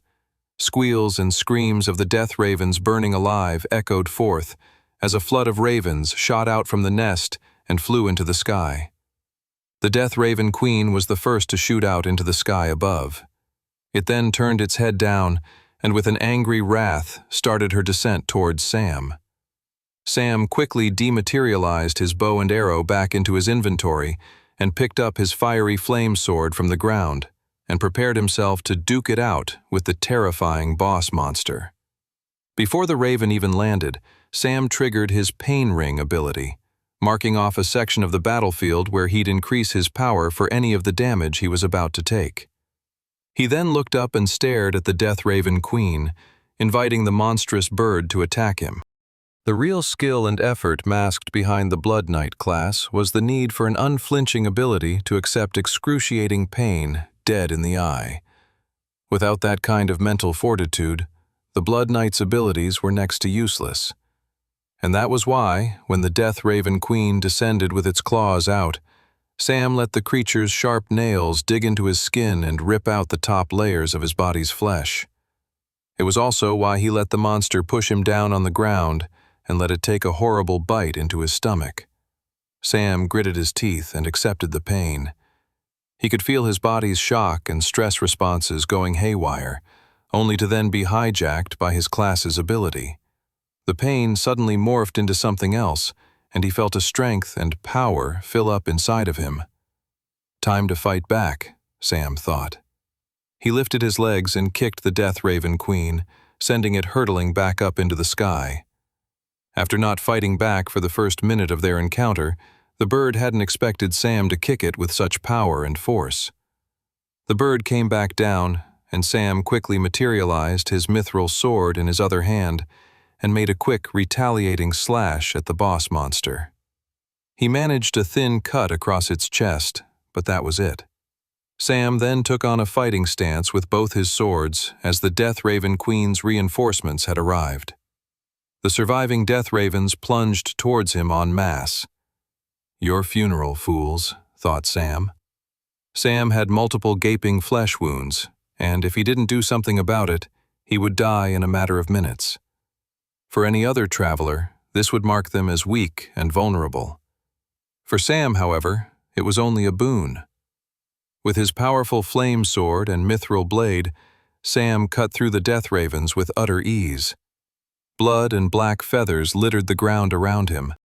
A few ravens managed to break through his defensive sword swings, but he was surging with so much power, a mere elbow blow was enough to crush the small monster bird's skulls. With her reinforcements failing her, the Death Raven Queen came back to attack Sam with a newfound fury. Sam lifted both swords up to take it on. Before the boss monster landed its next attack, though, it suddenly jerked spasmodically and fell onto the ground. Finally, Sam thought to himself, the spider venom has gone through. Before starting the fight with the boss monster, Sam had coated his mithril sword with the spider venom he had acquired earlier. He wasn't sure if the venom would kill the boss monster, but it was an extra insurance policy if he needed it. The Death Raven Queen was twitching and jerking on the ground. The spider venom seemed to have had a paralyzing effect on the boss monster. Sam wasted no time in seizing his newfound advantage. He went up to the Death Raven Queen and plunged both his swords into the monster, finishing off the terrifying beast in a final, devastating blow.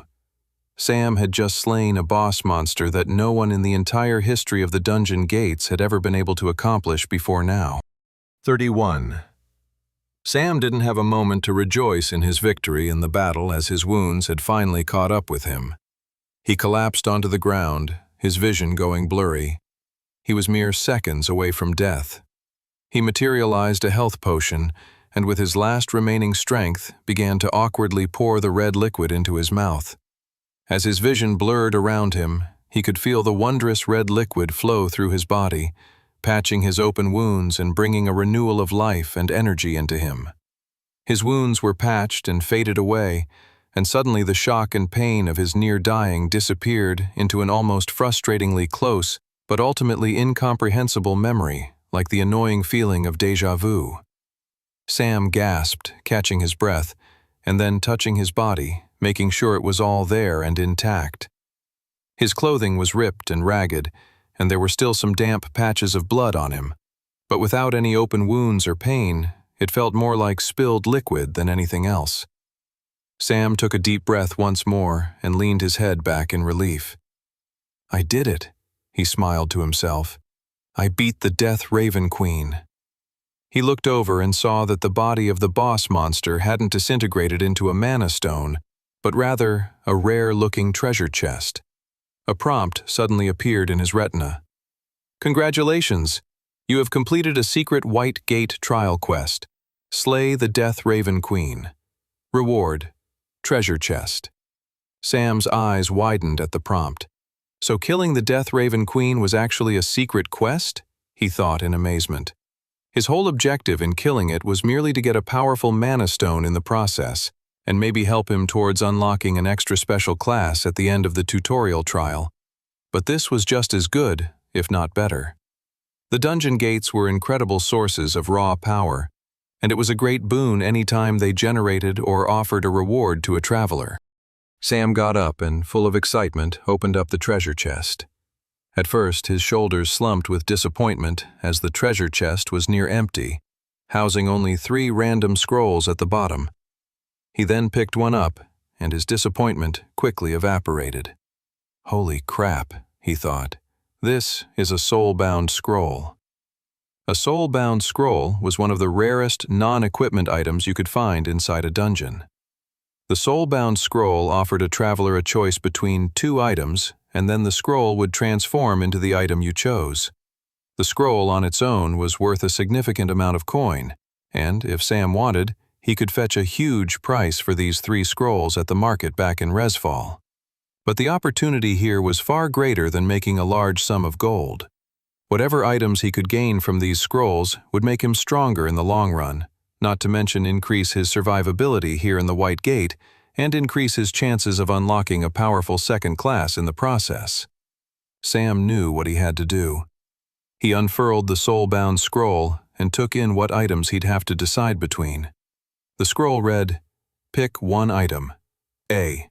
Bracers of Expansion. Increases the range of area of effect abilities by 50%. Or B. Ring of Defense. Increases one's defense and ability to withstand deadly attacks." Sam nodded and scratched his chin as he thought the decision over. Such scrolls usually made the decision difficult, but in this case, Sam felt pretty confident with what was the most optimal item choice. The Ring of Defense sounded cool, and Sam could see it having some value in certain situations. But being able to withstand powerful attacks actually worked against his Blood Knight's abilities. If the word had been endurance rather than defense, it might have made the decision more difficult, as endurance didn't necessarily mean greater ability to withstand attacks, but rather a stronger fortitude and ability to keep going despite how much damage you'd taken. It was a subtle but important difference. The Bracers of Expansion, on the other hand, sounded perfect. It would benefit him straight away, allowing him greater flexibility with his Pain Ring ability. If his ability were 50% more expansive, he could retreat and run around more without being so concerned about making sure he was in the area of effect when taking damage against his enemies. This was crucial because letting himself be hit outside of the Pain Ring was the kind of fatal error he could never afford to make. With his decision made, Sam looked at the scroll and consciously selected option A. As soon as he did so, the scroll burst into a cloud of smoke, and powerful silver bracers appeared on either side of Sam's wrists. Brilliant, he grinned. He quickly tested out the item, dematerializing it into his inventory, and then rematerializing them.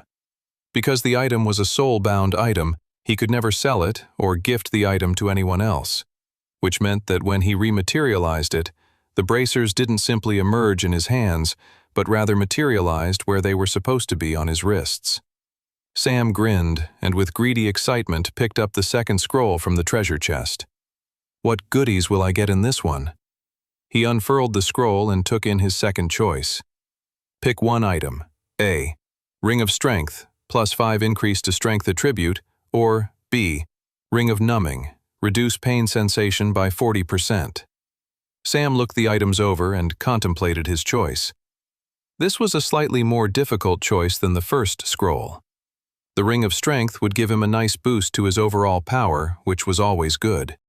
It would mean that when he hit stat 16 in strength, he could actually have 21 strength, which would be good at deceiving certain opponents.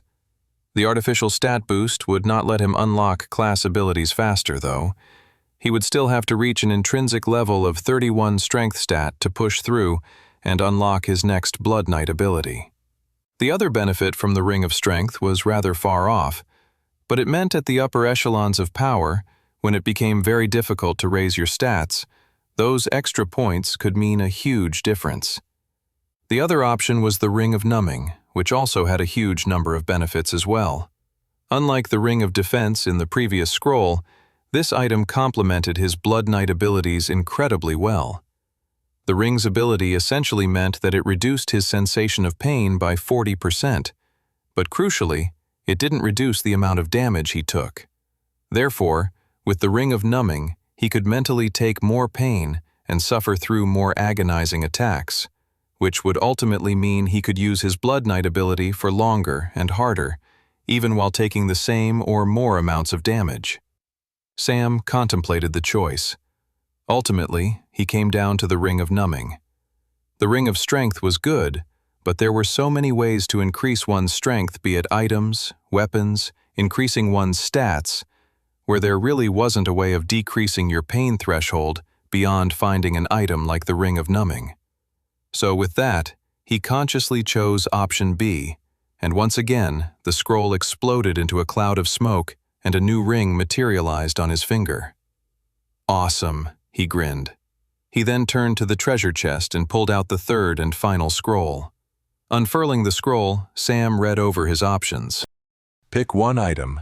A. Necklace of Agility, plus 10 increase to Agility attribute, or B. Necklace of Healing, increase health regeneration by 50%.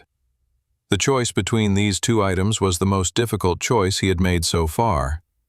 The Necklace of Agility was interesting and suffered the same cons as the Ring of Strength he had briefly considered with the previous scroll.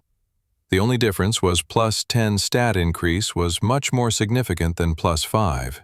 The former stat increase meant that you'd always be operating with stats a full half tier above where you should be normally. That was an incredible boon, and agility was really crucial to his fighting style. However, the Ring of Agility suffered from similar cons to the Ring of Strength.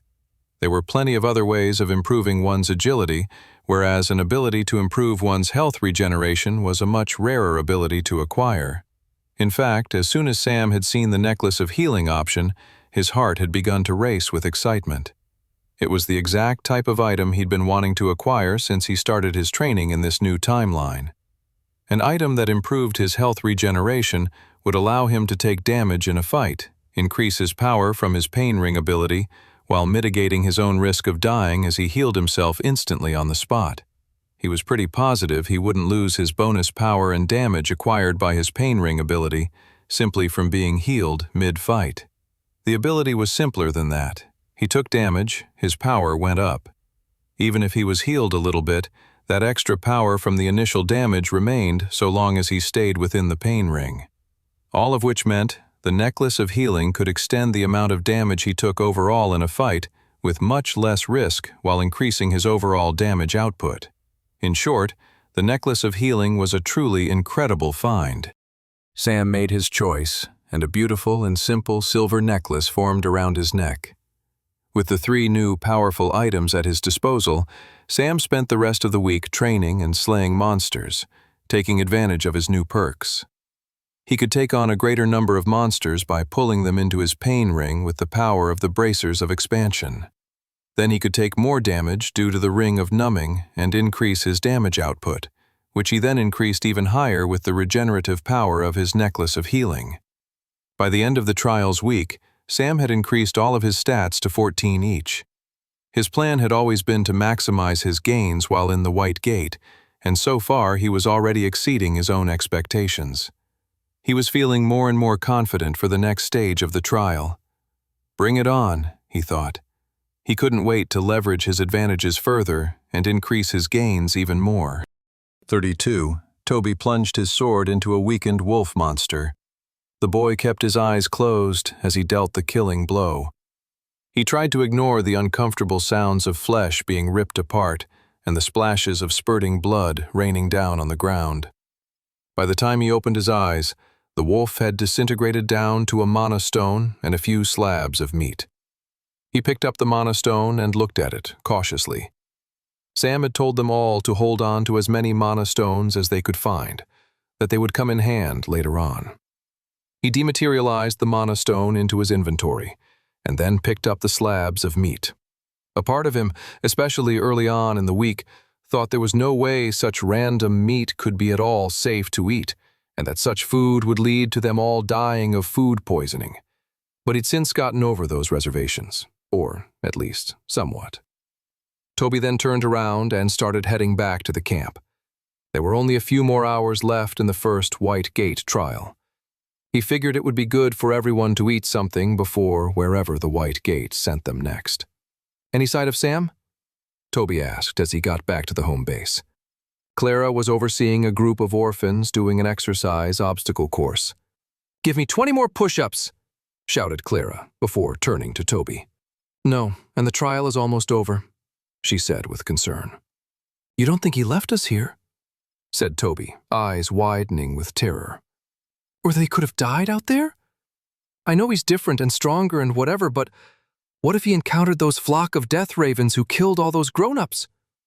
"No," said Clara, shaking her head. "He'll definitely come back." She quickly turned her head and barked at the exercising orphans. "Did I say you could stop? That's another 15 push-ups each."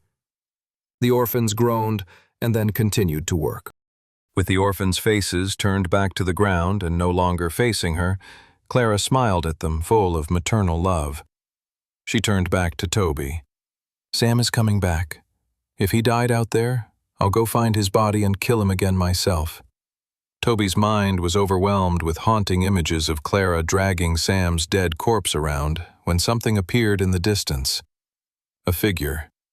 Clothing torn and ragged, but significantly stronger looking. It was Sam. Toby's eyes widened with awe as he saw his friend had acquired new items. A silver necklace hanging from his neck, bracers on either arm, and a new ring on his hand. Everyone cheered, including the kids who were exercising. Clara whistled loudly. "That's another 10 push-ups for thinking you could stop." A few hours later, the group had packed up their camp and stood together, waiting for the first trial of the White Gate to come to an end. Sam looked at the group of orphans with pride. They were stronger and more confident than they had been at the start of the week. He could still see the fear in their eyes, the tremble in their legs, and the shivering of their teeth. But it was a different kind of fear than it was before. A softer kind of fear. It was no longer a fear of utter hopelessness, but rather a fear shared among young warriors ready to face a challenging and dangerous situation. Sam called that kind of fear bravery. The timer on the trial of the White Gate ticked down. They were seconds away now. "Don't worry, everyone," said Sam. "We got the—" Blip. In less than a second, the group was no longer standing in the ominous world of the Valley of the Ruins, but had seemingly teleported somewhere else. They were now standing in the front room of what appeared to be a fancy nobleman's mansion. Old gilded furniture and framed paintings of historical figures adorned the walls. Before any of them had time to truly take in the strange new room, a message appeared in their prompt. White Gate Trial, Stage 2, The Dungeon of Madness. Escape the dungeon within 72 hours. A large, high-pitched shriek went off, and everyone turned in shock. They all sighed with relief, though, when they realized the babyish yelp had emanated from none other than Toby, who was cowering in fear behind Clara. "Will you let go of me?" muttered Clara, trying to shake the paranoiac off her. "We're in somewhere called the Dungeon of Madness," Toby cried. "We're all going to lose our minds and kill each other." "You're right. I might actually kill you, Tobes," grumbled Clara. "You're freaking everyone else out." Toby stood up straight and looked at everyone suspiciously. "Which one of you has already turned evil?" He then paused. "What if I've gone crazy and don't even realize it?" "Don't worry, that already happened years ago," laughed Sam. A nervous chuckle spread across the group, and Toby calmed down enough for Sam to explain to them what they had to do next. "Just follow me," said Sam. "We'll get out of this creepy place soon enough." Sam led the way to the front of the room and entered a large dining room. The room seemed fairly innocuous until the last orphan stepped into the room and the door slammed shut on its own accord. Red glowing eyes formed in the furniture around them, and soon enough they had teeth and long saliva-drenched tongues. "Ah!" screamed Toby. "We're in a room full of mimics." "Weapons out, everyone," shouted Sam. The black-haired boy whipped out his fiery flame sword and started swinging at the furniture. He jumped around the room, utilizing acrobatic skills he'd learned in his past life, landing hits on each of the pieces of furniture. His goal was to set the mimics ablaze. He wanted the monsters to run around in a manic frenzy, too distracted to attack his friends. After hitting them all with the flame sword, he went right at them. If these monsters want to pretend they're furniture, then let's light 'em up. He swung his sword, continuing to light as much of the room on fire as he could. The mimics screamed in pain and horror as they were burnt alive. The whole room was covered in flames. Sam felt the heat push against his skin. "We escaped the monsters only to get burnt alive," said Toby, futilely yanking at the door they had come in through. Sam ignored the worried faces and headed over to a nearby wall and stabbed his blade into it. The sword went right through, creating a plaster hole. Sam knocked it all the way, revealing a secret passage that led downstairs. He looked back at the room ablaze and the fearful orphans. "Come on," he said. "Follow me." 33.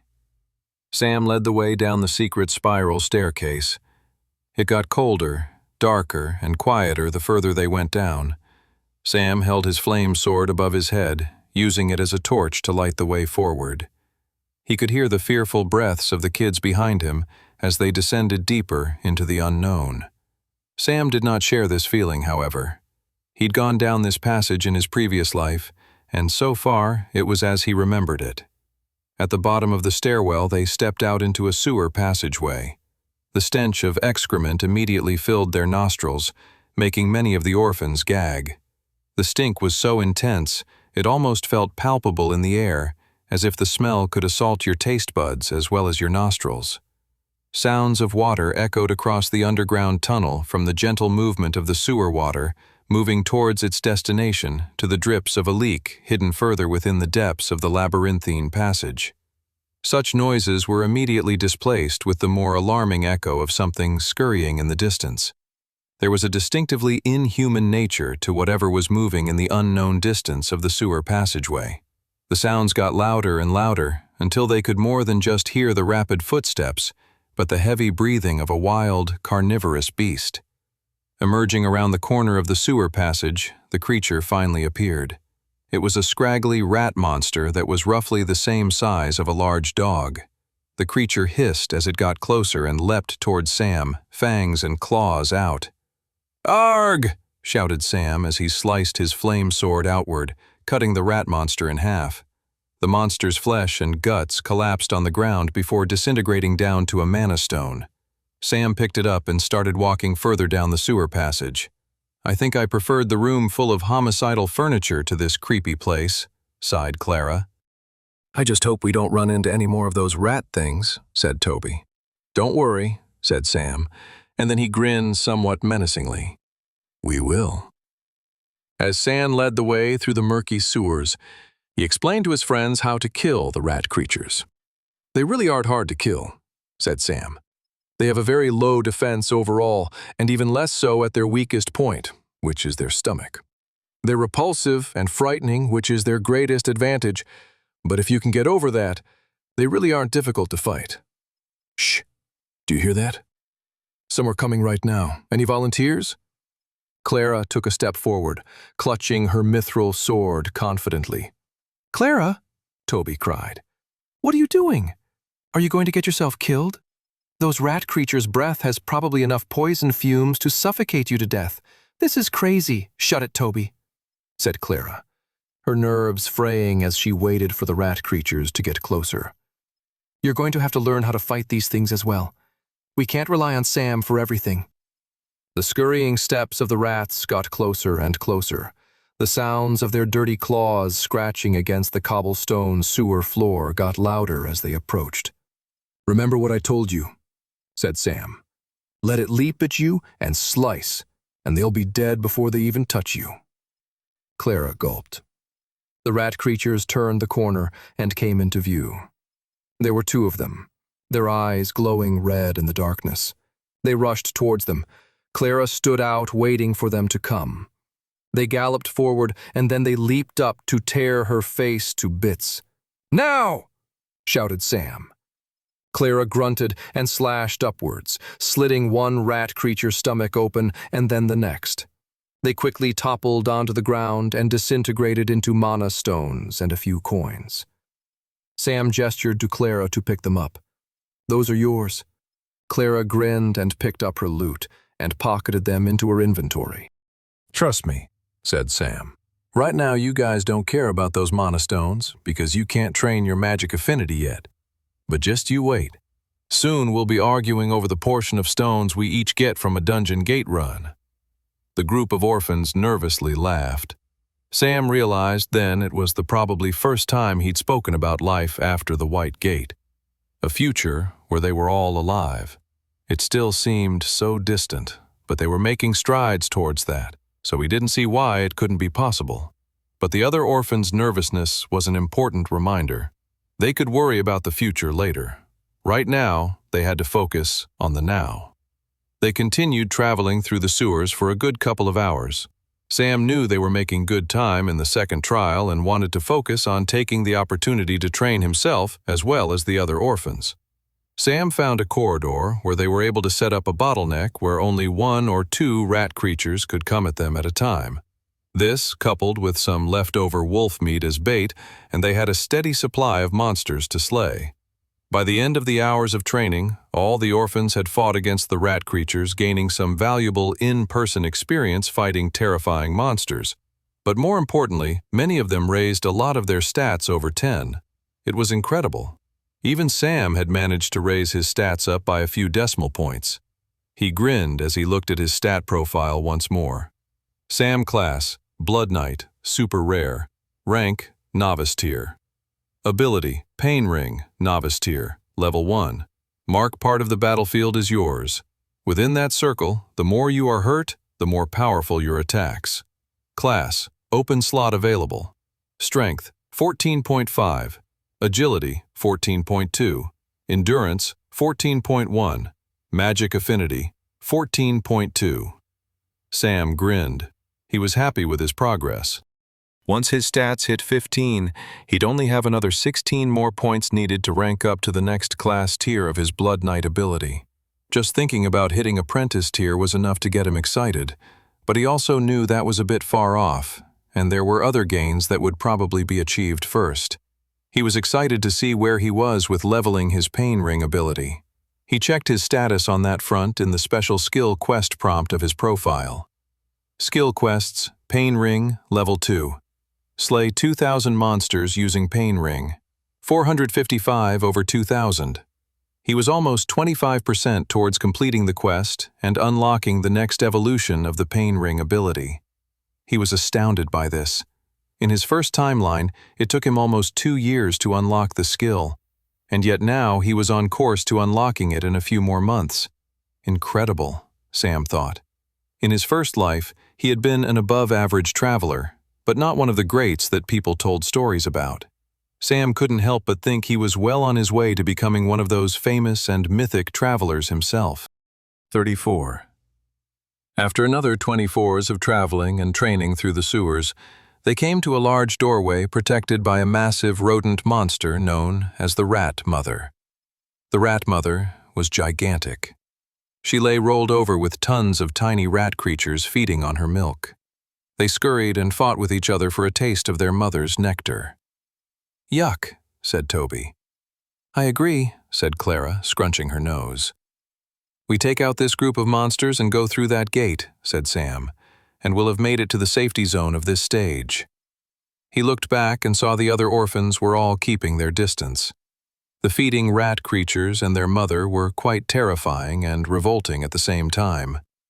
It wasn't even like the rats needed to eat, as monsters didn't go hungry in the same way as most living beings from outside the dungeon gates did. The rat mother's milk, however, was dense in mana and would help the rat creatures grow in strength and power. That was why the little rats fed from their mother with such unrestrained ardor. Just witnessing the nature of things inside the white gate was enough to scar you for life. "All right, they still don't know we're here," whispered Sam. "So let's take advantage of that." Sam explained the plan to Clara, and the girl quickly organized the group of orphans into a line with their bows nocked and ready to fire. Sam materialized his flame sword and lit each of the orphans' arrows on fire. Then Sam gave the signal, and the group of children launched their attack. The flaming arrows flew from their hiding place and into the open area where the large group of rat creatures were huddled. The arrows landed, killing some baby rat creatures, along with puncturing burning holes into the rat mother. Their fur charred, and some of them were covered in flames and were nothing but blackened corpses within seconds. A few seconds after that, they were nothing but mana stones rolling on the ground. The remaining rat creatures, along with the monstrous rat mother, scurried away in multiple directions. The sneak attack sent chaos through the entire group of rat creatures, which was what Sam was hoping for when devising this plan. The group of orphans charged into the room as the rat creatures scattered and began slicing them up with ease. The greatest advantage the rat creature horde had over Sam and his group was their sheer numbers, but by creating chaos in their ranks, he was able to undo that handicap, putting them in a situation where Sam and his pals could quickly pick off the rat creatures one by one, rather than being overwhelmed by them all at once. The plan was working even better than Sam had expected. The damage from the flaming arrows was truly astounding, and demonstrated that all of his training for both himself and the others was truly paying off. In his first timeline, he remembered watching the silver-haired mercenary, who had killed all his friends, struggle to take down all those monsters on his own, and had to take great pains to deal devastating flesh wounds to the rat mother. The fact that even the weakest members of Sam's party were harming such a tough creature in the White Gate just showed how magnificent their stat gains had been. Even still, the fight wasn't finished. The group picked off many of the weaker rat creatures, but the rat mother was still alive, and she was not happy. The rat mother was hissing and swaying and hungering for the deaths of all of those who had caused the destruction of her offspring. She lifted up her clawed hand. One hit from her arm would be enough to kill any of the orphans. For what the rat creatures lacked in defense, they made up in strength and attack power. This was why it was crucial to always slay them quickly. The rat mother's claw was swinging downward right towards Toby. The paranoid boy's body became paralyzed and still with the fright at the descending claws of destruction coming towards him. But something happened before the claws could sink their way into Toby's flesh and kill the boy instantaneously. Instead, as Toby's eyes widened with the fear of death, the boy witnessed a fiery blade appear behind the rat mother and slice down at the shoulder, cleanly removing the attacking arm from the body that controlled it. Blood spurted out from the open shoulder where the rat mother's arm used to be. Sam hadn't had a chance yet to take any damage in this fight, so he wasn't gaining much extra power from his pain ring ability.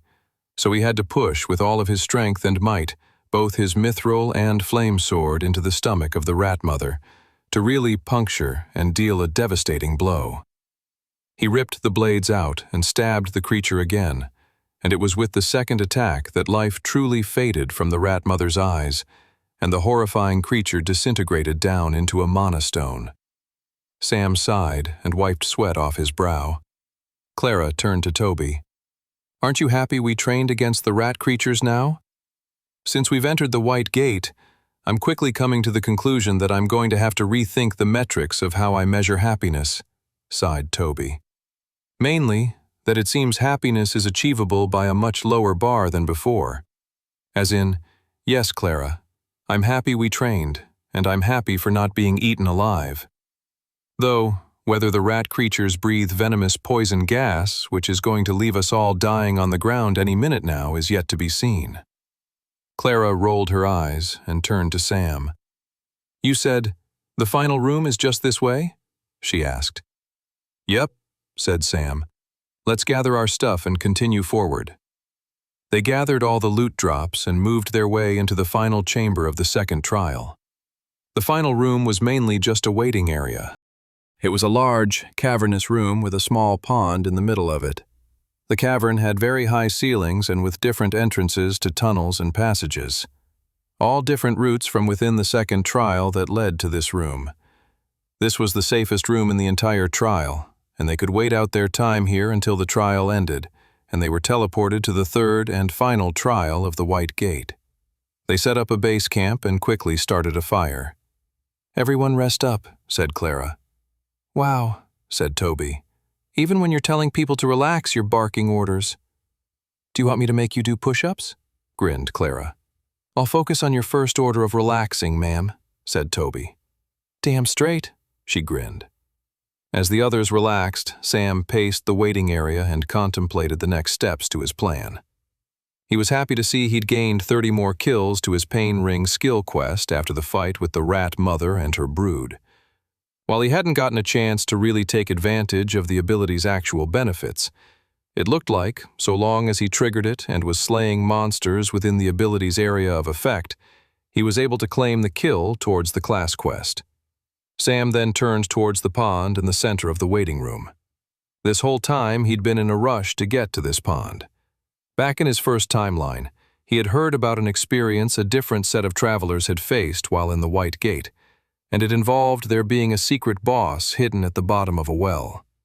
Every White Gate tutorial was slightly different, so he couldn't necessarily guarantee that it would be the case here. But ever since hearing that fact in his first timeline, he always wondered about this specific room he had come to when he'd first gone through the White Gate. He had long questioned if there was an opportunity hidden in this random pond in the waiting area. Had both him and the silver-haired mercenary missed out on an opportunity in their first pass-through? He wasn't going to let himself pass up the opportunity to find out in this second lifetime. No way. He dematerialized his shirt and walked up to the pond. Sam?" said Toby. "What are you doing? I hope you're not about to do what I think you're doing. Please don't tell me you're going to." Before Toby could even finish his sentence, Sam had leaped into the air, diving forward into the depths of the pond. 35. The water was freezing cold and sent ripples of shock through Sam's body within an instant of him hitting the water. He fought through the shock and pain and just kept swimming deeper and deeper into the pond. As he had expected, the pond went a lot deeper than it immediately seemed from the surface.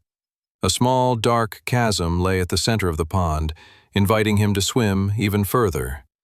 A strong, athletic human being could survive for around 2 minutes underwater. Given that his stats put him just above a strong, athletic human being, Sam gave himself 4 minutes before he would suffocate to death. He tried to keep track of the seconds as he swam deeper and deeper into the dark tunnel. By the time he was at the 2-minute mark, he began to get dismayed. If he didn't turn around now, he would be risking his life. And so far, he couldn't seem to see anything that could be remotely advantageous to him. No secret treasure chest, no secret boss, nothing. Should I start swimming back up? Sam wondered to himself. Even though he knew he should, he felt compelled to keep swimming deeper. There must be something here, he thought.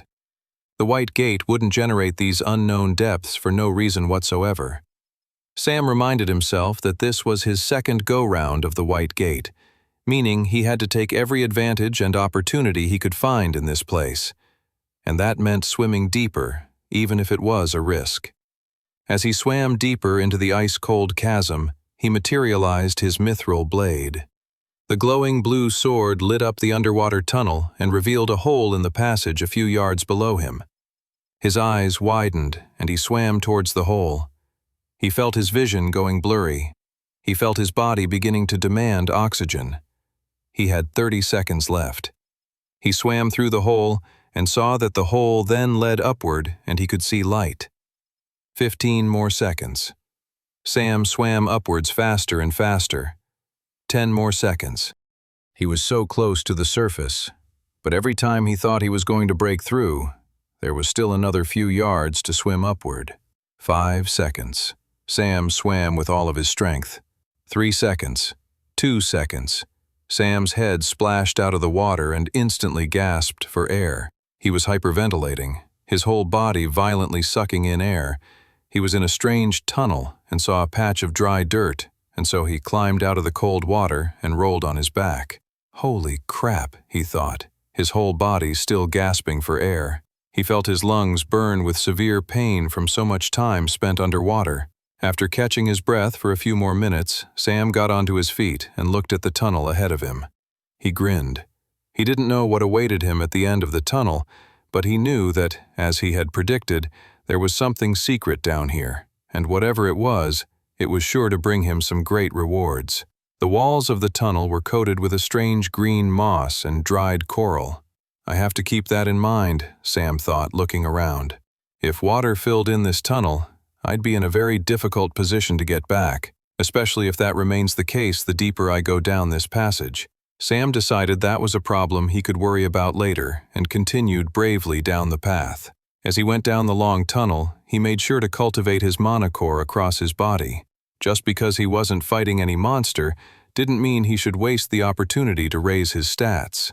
Plus, cultivating one's core while walking was a meditative and rewarding practice on its own, making the tedium of walking down a long tunnel that much more enjoyable. He also was cultivating his mana so that he could keep his mana sense operating. He had a feeling he was on the verge of discovering a secret boss, much like the Death Raven Queen, and so wanted to be on the lookout for that. Plus, keeping his mana sense on protected him from any nasty and dangerous surprises. After 20 minutes of walking down the strange tunnel, his head throbbed with pain, and Sam collapsed on the ground. A huge migraine pounded against his forehead. His eyes twitched as he realized what was happening. His mana sense had detected something in the distance, something with a significantly higher amount of mana than him, that it literally caused him pain to have his senses interact with it. Holy crap, Sam thought, gasping from the shock at the piercing mind attack he'd just experienced. Getting his bearings, Sam started moving towards the powerful presence. Looks like I found the secret boss. Eventually, the strange underground tunnel opened into a large, circular chamber. As soon as Sam was even a few yards from entering the circular room, a figure from inside spoke with a sinister voice. "Who dares to disturb my presence?" The figure who spoke was crouching down, curled in a ball in the center of the room. Just hearing the creature speak was enough to put Sam on edge. He was already a bit nervous about taking this monster on from the sheer level of mana power it was exhibiting. The fact that it talked meant it was a far more intelligent boss monster than anything he'd faced so far in this second timeline. Also, any opportunity for a sneak attack was out the window. Even before the creature spoke, it must have recognized Sam's presence with its own mana sense. Sam began mentally preparing himself for a truly challenging battle. The creature began to unpeel itself from its crouched position, revealing what an utterly strange monstrosity it really was. The secret boss monster had an almost humanoid shape with 2 legs and 2 arms, but beyond that it was inhuman-looking. From the chest up to its head, it was all composed of bulbous warts that Sam assumed was a strange, fungi-like substance. The most terrifying thing about the creature, though, was its hands. The fingers stretched out into long, sharp, deadly claws that had a metallic-like texture to them. Upon seeing those claws, there was no doubt in Sam's mind that whatever the powerful substance those claws were made of would cut deeply and leave a mark. Also, the claws shone a light on whom exactly this monster was. Sam had read about the creature in his extensive research in his first timeline. This monster was known as the Rakeling. "It's been a long time since someone has visited me down here," said the Rakeling. "I'm going to enjoy toying with you." Sam cracked his neck and then rushed into battle. He had no time for trash talk. As he charged towards the Rakeling, he triggered Pain Ring. A glowing red circle shot out and took over most of the boss room's chamber. Under normal circumstances, the area of effect of his ability shouldn't be that big, but thanks to the help of bracers of expansion, he was able to do so. Next, he materialized both his mithril sword and flame sword in each of his hands. He jumped to deal a spinning attack towards the Rakeling, hitting it with his mithril sword first and following up as he spun with his flame sword. The Rakeling responded by raising its long steel claws, blocking Sam's attack with ease. Sam quickly digested the information he'd gathered from the opening attack. The claws are the most powerful and defensive part of the boss monster's body. Defeating him will require getting around the monster's blocks and landing a powerful blow on its body. The Rakeling wasted no time coming in with a counterattack, swiping in one set of claws, with the other arm already in the wings to come in for a second attack. The Rakeling clearly wanted to thrash Sam into shredded bits of flesh. Sam blocked the first attack with his mithril sword and twisted himself in such a way that the Rakeling's second attack landed, but only just grazed the side of his body. Even with his ring of numbing, the attack burned and seared into Sam's flesh. "Foolish boy," hissed the Rakeling. "Can't even properly defend yourself from my attacks." Sam kept himself from grinning. The Rakeling was the true fool. Not only was the monster arrogant enough, but it was happy to say out loud how unaware it was of Sam's overarching strategy. Perfect, Sam thought. The two opponents continued to trade blows. Sam made sure to not let every attack go through, so the Rakeling wouldn't catch on to his strategy. With the help of his necklace of healing, he could recover from the Rakeling's powerful attacks before taking any more significant damage. Still, as they traded blows back and forth, Sam accumulated damage which the Pain Ring ability then converted into new strength and power. Sam was even beginning to sense that his attacks were gaining so much strength it was even hurting the powerful claws of the Rakeling. As soon as that happened, he knew it was time to begin the final stage of the battle. Sam jumped backwards, retreating from the back-to-back trading of the blows with the secret boss monster. The Rakeling snickered. "You coward. Are you finally realizing you can't defeat me? I can sense you're nothing but a novice-tier weakling. I've fought stronger travelers than you before. Just face it. There's no way you can destroy me. The numbers just aren't in your favor." Sam let the arrogant boss monster prattle on. Perhaps it's all an intimidation tactic on its part, Sam wondered. Either way, he readied himself to finish the Rakeling. First, he dematerialized both his swords into his inventory. Then, Sam rushed the boss monster with only his bare fists. "You truly are the biggest fool," said the Rakeling. "You're going to take me on with just your fists?" As Sam ran towards him, he materialized his 2 copper daggers that he'd looted off the goblins during his early training in the standard blue dungeon gate. He then whipped them both at the Rakeling. Sam was immediately putting the boss monster into a difficult position. He either blocked the incoming projectiles, but left himself open for another attack with Sam's swords, or he took a minor hit from the incoming copper daggers. Either way, Sam had put the Rakeling in a lose-lose situation. "Who's the fool now?" shouted Sam, as he rushed forward, materializing both his blades. The Rakeling squirmed and ultimately twisted its body to take the blow from the copper daggers with its shoulder, keeping its claws ready to block Sam's incoming sword strikes. Except something happened that the Rakeling wasn't expecting. The lousy copper daggers dug deep into its flesh and cracked its bones. "Ah!" The Rakeling was suddenly screaming and overcome with pain. "How did the weakest, crummiest of weapons from a little puny pipsqueak like you do this?" Sam didn't waste time answering the monster's question, but the answer was obvious in his head. While they were trading blows, Sam was accumulating more and more power with his Pain Ring ability, to the point that even with his weakest weapons, he would be able to deal significant damage to the Rakeling. Someone with Sam's base stats shouldn't be able to defeat a monster of the Rakeling's power.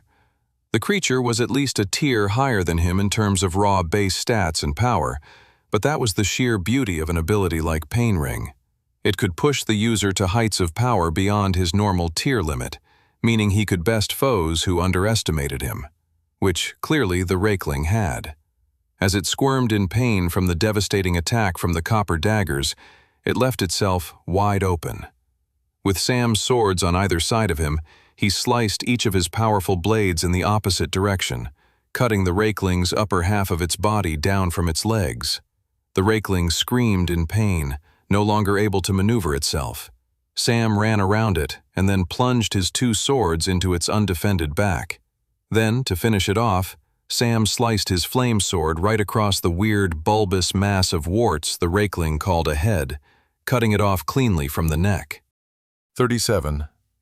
Sam caught his breath as the rakeling's fallen corpse disintegrated into a puddle of nothing.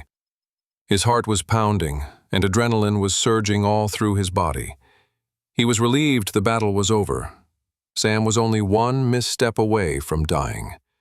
The power of the rakeling's claws was fearsome, and he only had to trip or stumble and those claws could have obliterated him and killed him faster than his necklace of healing could regenerate.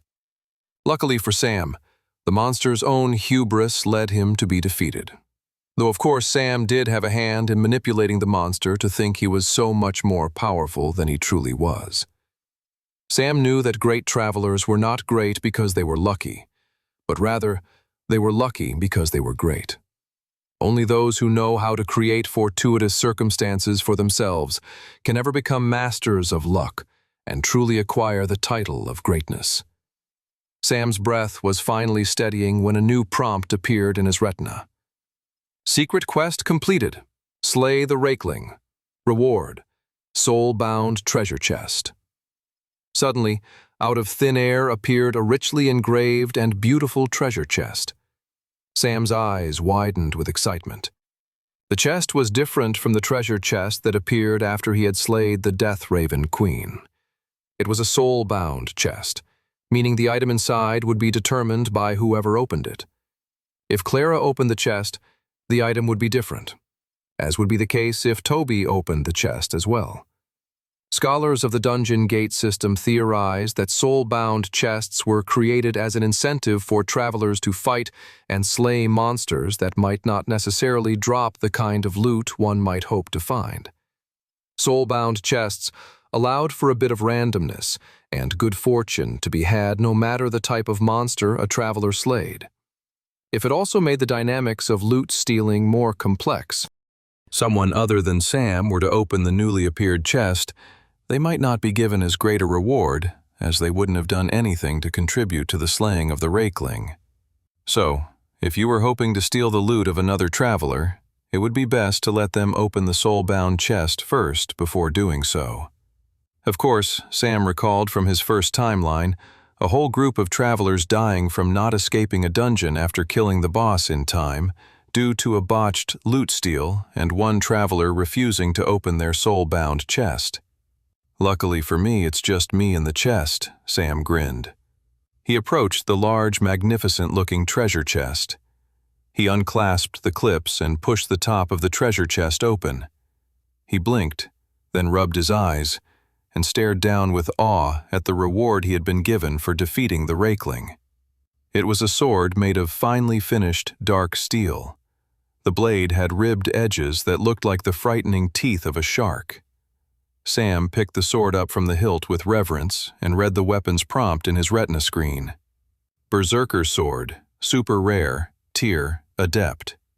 Special ability, can regularly send enemies when hit into an unthinking hostile frenzy. Sam was totally blown away by the sword. This was the kind of weapon wielded by some of the best travelers he knew in his previous lifetime. This was an incredible blade. For Sam to acquire something like this at his tier was really a testament to how much his preparation, planning, and training had allowed him to leverage the odds in his favor. Other travelers would be aghast if they saw him with this sword. They would think at first that Sam had killed the true owner of the blade. Of course, that would quickly prove itself to not make any sense whatsoever. There was no way a novice-tier traveler would ever be able to slay a traveler who wielded a blade as magnificent and deadly as the Berserker Sword. It would be truly a puzzling, if not awe-inspiring sight. But as Sam held the powerful blade in his grip, he didn't care what people thought of him. He gave the blade a couple of swings, and he felt the intensity of the way the blade cut through the air. He could feel the sharpness, the speed. It was on a far superior level to his mithril blade and flame sword. Sam grinned and dematerialized the Berserker Sword into his inventory. He started backtracking through the tunnel, going through the route he had taken. He couldn't help but hope he was getting closer to the kind of traveler that the goddess who had sent him back in time believed he could become. 38. Clara kept her hands on her hips and eyed the orphans like a hawk. She had them all doing chores, cleaning all their camping equipment and supplies. "No one stops until all of our stuff has a sparkle," she yelled. "But we don't even have proper soap and cleaning supplies," moaned Toby. "Well then, you better scrub harder," said Clara with intense apathy. "We're probably endangering ourselves by using this pond water. It's probably infected with tons of diseases." "Ah, you see, Tobes," said Clara suddenly gleefully. "You're confusing me with someone who cares. Now back to work." "She truly is a beautiful, power-hungry demoness," Toby muttered to himself. Clara didn't quite catch what he had said and asked, "What was that?" Toby's shoulders jumped and his voice squeaked. "Nothing. I didn't say anything. Definitely nothing about you." Clara smirked. "That's what I thought." Clara oversaw the working orphans and, when they weren't looking, hid her grin to herself. When they first arrived at the camp, she had let the orphans slack off as she figured everyone needed a break. But soon after, one by one, they either began to cry or have panic attacks or freak out. All for perfectly understandable reasons, no doubt. They were living inside the white gate where death lingered around every corner. That was enough reason to cry, but also, in its own strange way, to not cry. They had to stay level-headed if they were going to survive in here. And so, after the third orphan started crying, Clara came to the conclusion that having a relaxing break was the exact opposite of what everyone needed. What all the kids needed was a distraction, and Clara could think of no better distraction than chores. As she oversaw the kids working, she couldn't help but look at the pond. "Sam," she thought, "where are you? When are you coming back?" He had been gone for quite a while. What happens if he wasn't back in this waiting area when the trial ended?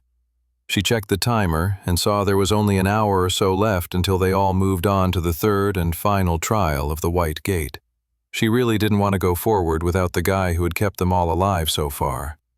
She eyed the time and thought to herself, "Come on, Sam. Get back to us soon." Sam exited the secret boss chamber, formerly occupied by the Rakeling, and back into the tunnel from which he came. Right as he stepped back into the tunnel, the whole underground began to shake. "I do not like that," Sam thought. He didn't want to be buried alive underground. Then he'd be truly screwed. He began to notice water rising at his feet.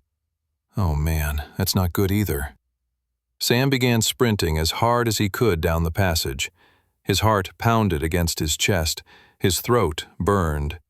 He sent mana into his feet to give them extra strength and power with each push off the ground. He was halfway back to the tunnel's entrance when the water reached as high as his upper chest.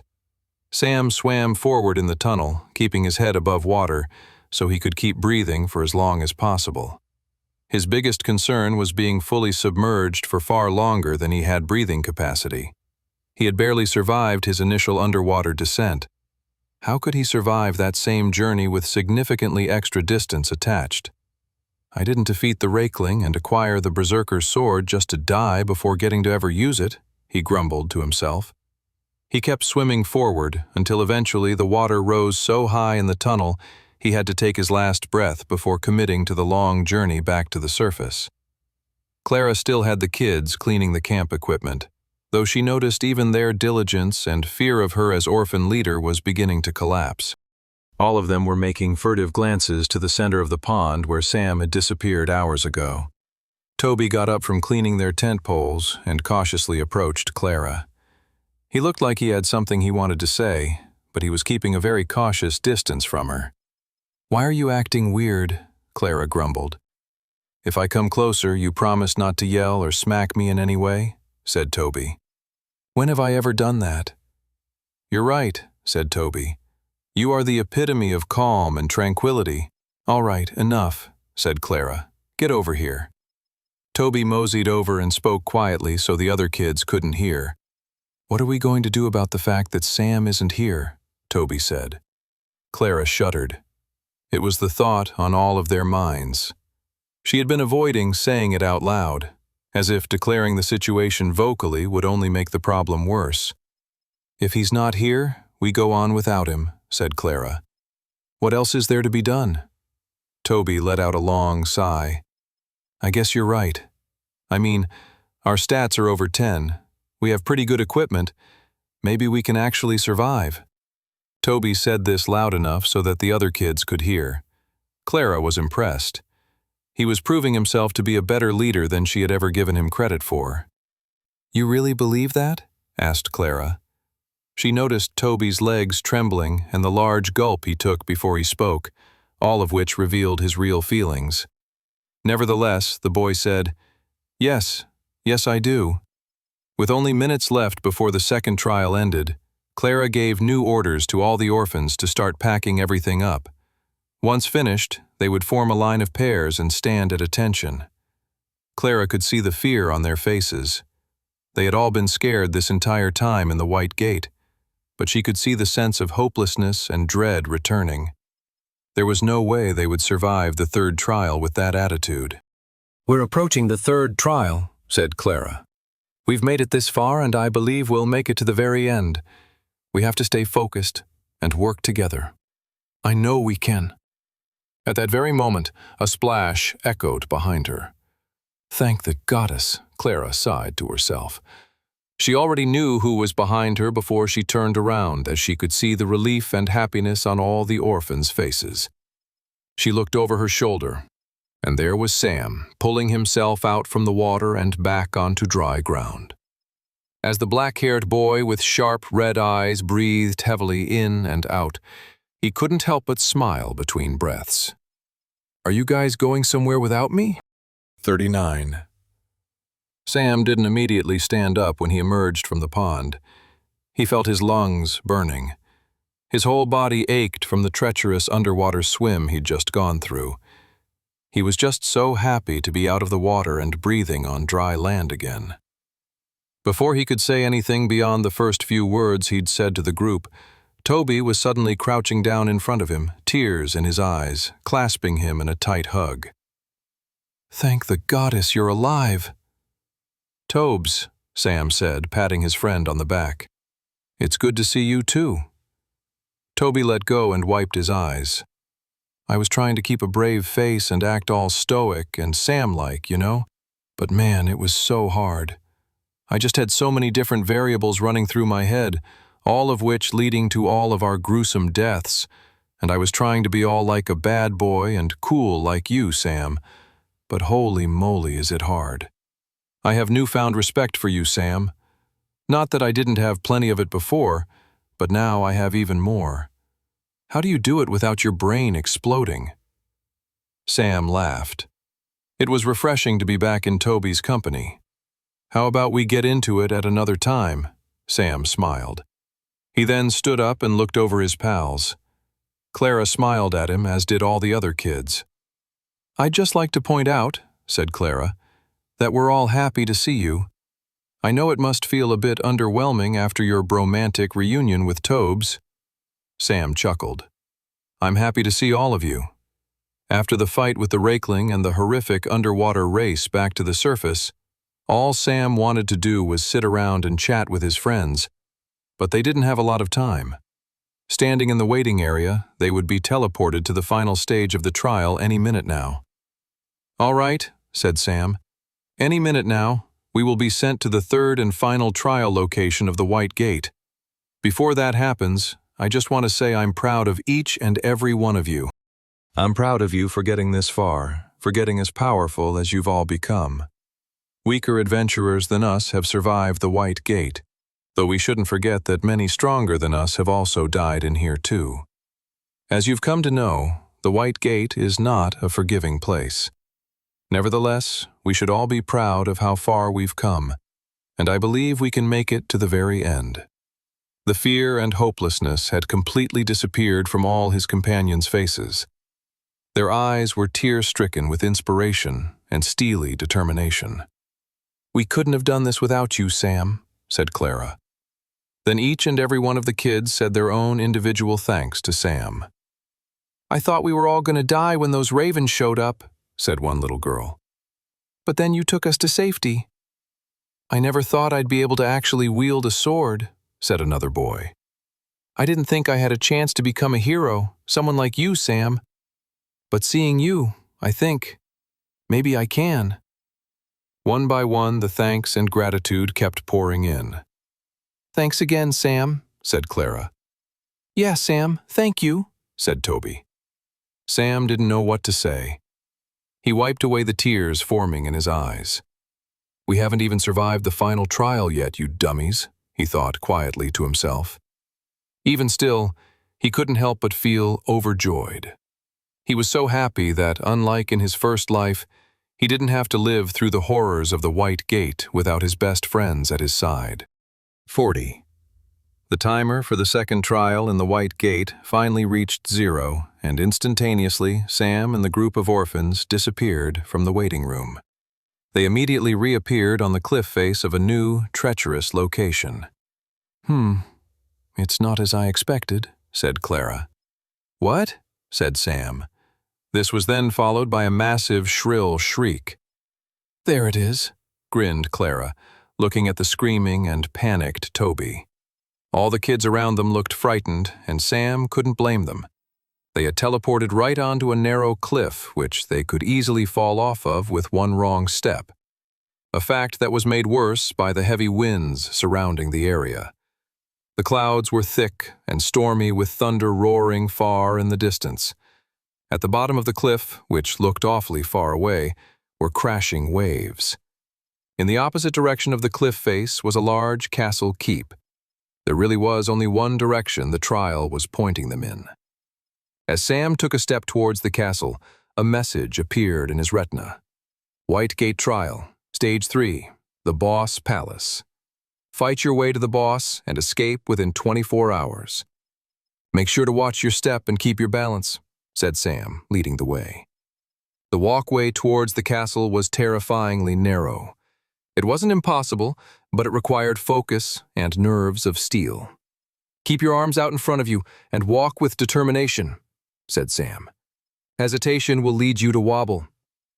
Sam had it slightly easier than the others in terms of walking the narrow path, as he could send mana to his feet, which grounded them and added an extra bit of weight there. Sending mana to the soles of his feet helped him stay balanced and focused. Even still, if he took a moment to look down, his stomach lurched. The sheer uncomfortableness of the narrow passage was enough to send anyone off balance. Sam gulped and stayed focused on moving forward. If he maintained his pace and confidence, that would boost morale and keep everyone else behind him focused as well.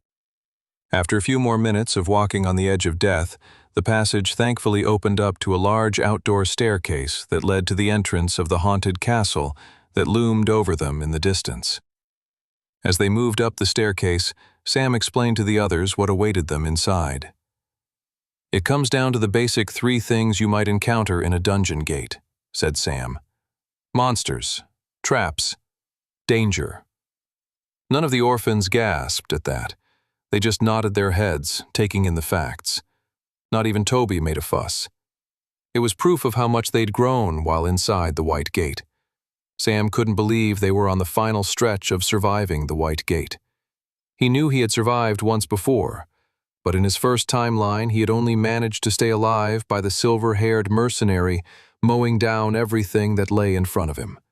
So, not only had he survived the first 2 trials with his own strength and fighting ability, but he also had protected a group of very new and initially quite reluctant fighters. "I've got us this far," Sam thought. "I know I can get us to the end." Even though he was telling himself that, he knew that as close as they were to the end, they still had quite a lot of dangers they still needed to survive. They arrived at the front entrance of the keep, and Sam opened the doors wide. As soon as they stepped inside, as Sam had expected, multiple vicious howls wailed and echoed throughout the castle. "Here they come," said Sam, materializing his large and fearsome berserker's sword. Running toward them were 3 violent hounds. They were no normal hounds, however. They were bloodhounds, vicious demonic dogs composed of deep red crimson flesh. Their teeth were sharp and could easily rip through flesh and bone. Sam triggered Pain Ring and rushed to the two attacking hounds. He rushed towards them and swung his sword, trying to make sure he hit all three at least once with his new, powerful blade. The blade cut through the demonic dog's flesh, spurting out blood, and, just as his special ability promised, their faces twitched, and they lost control of themselves and rushed towards Sam with an even greater, uncontrollable frenzy.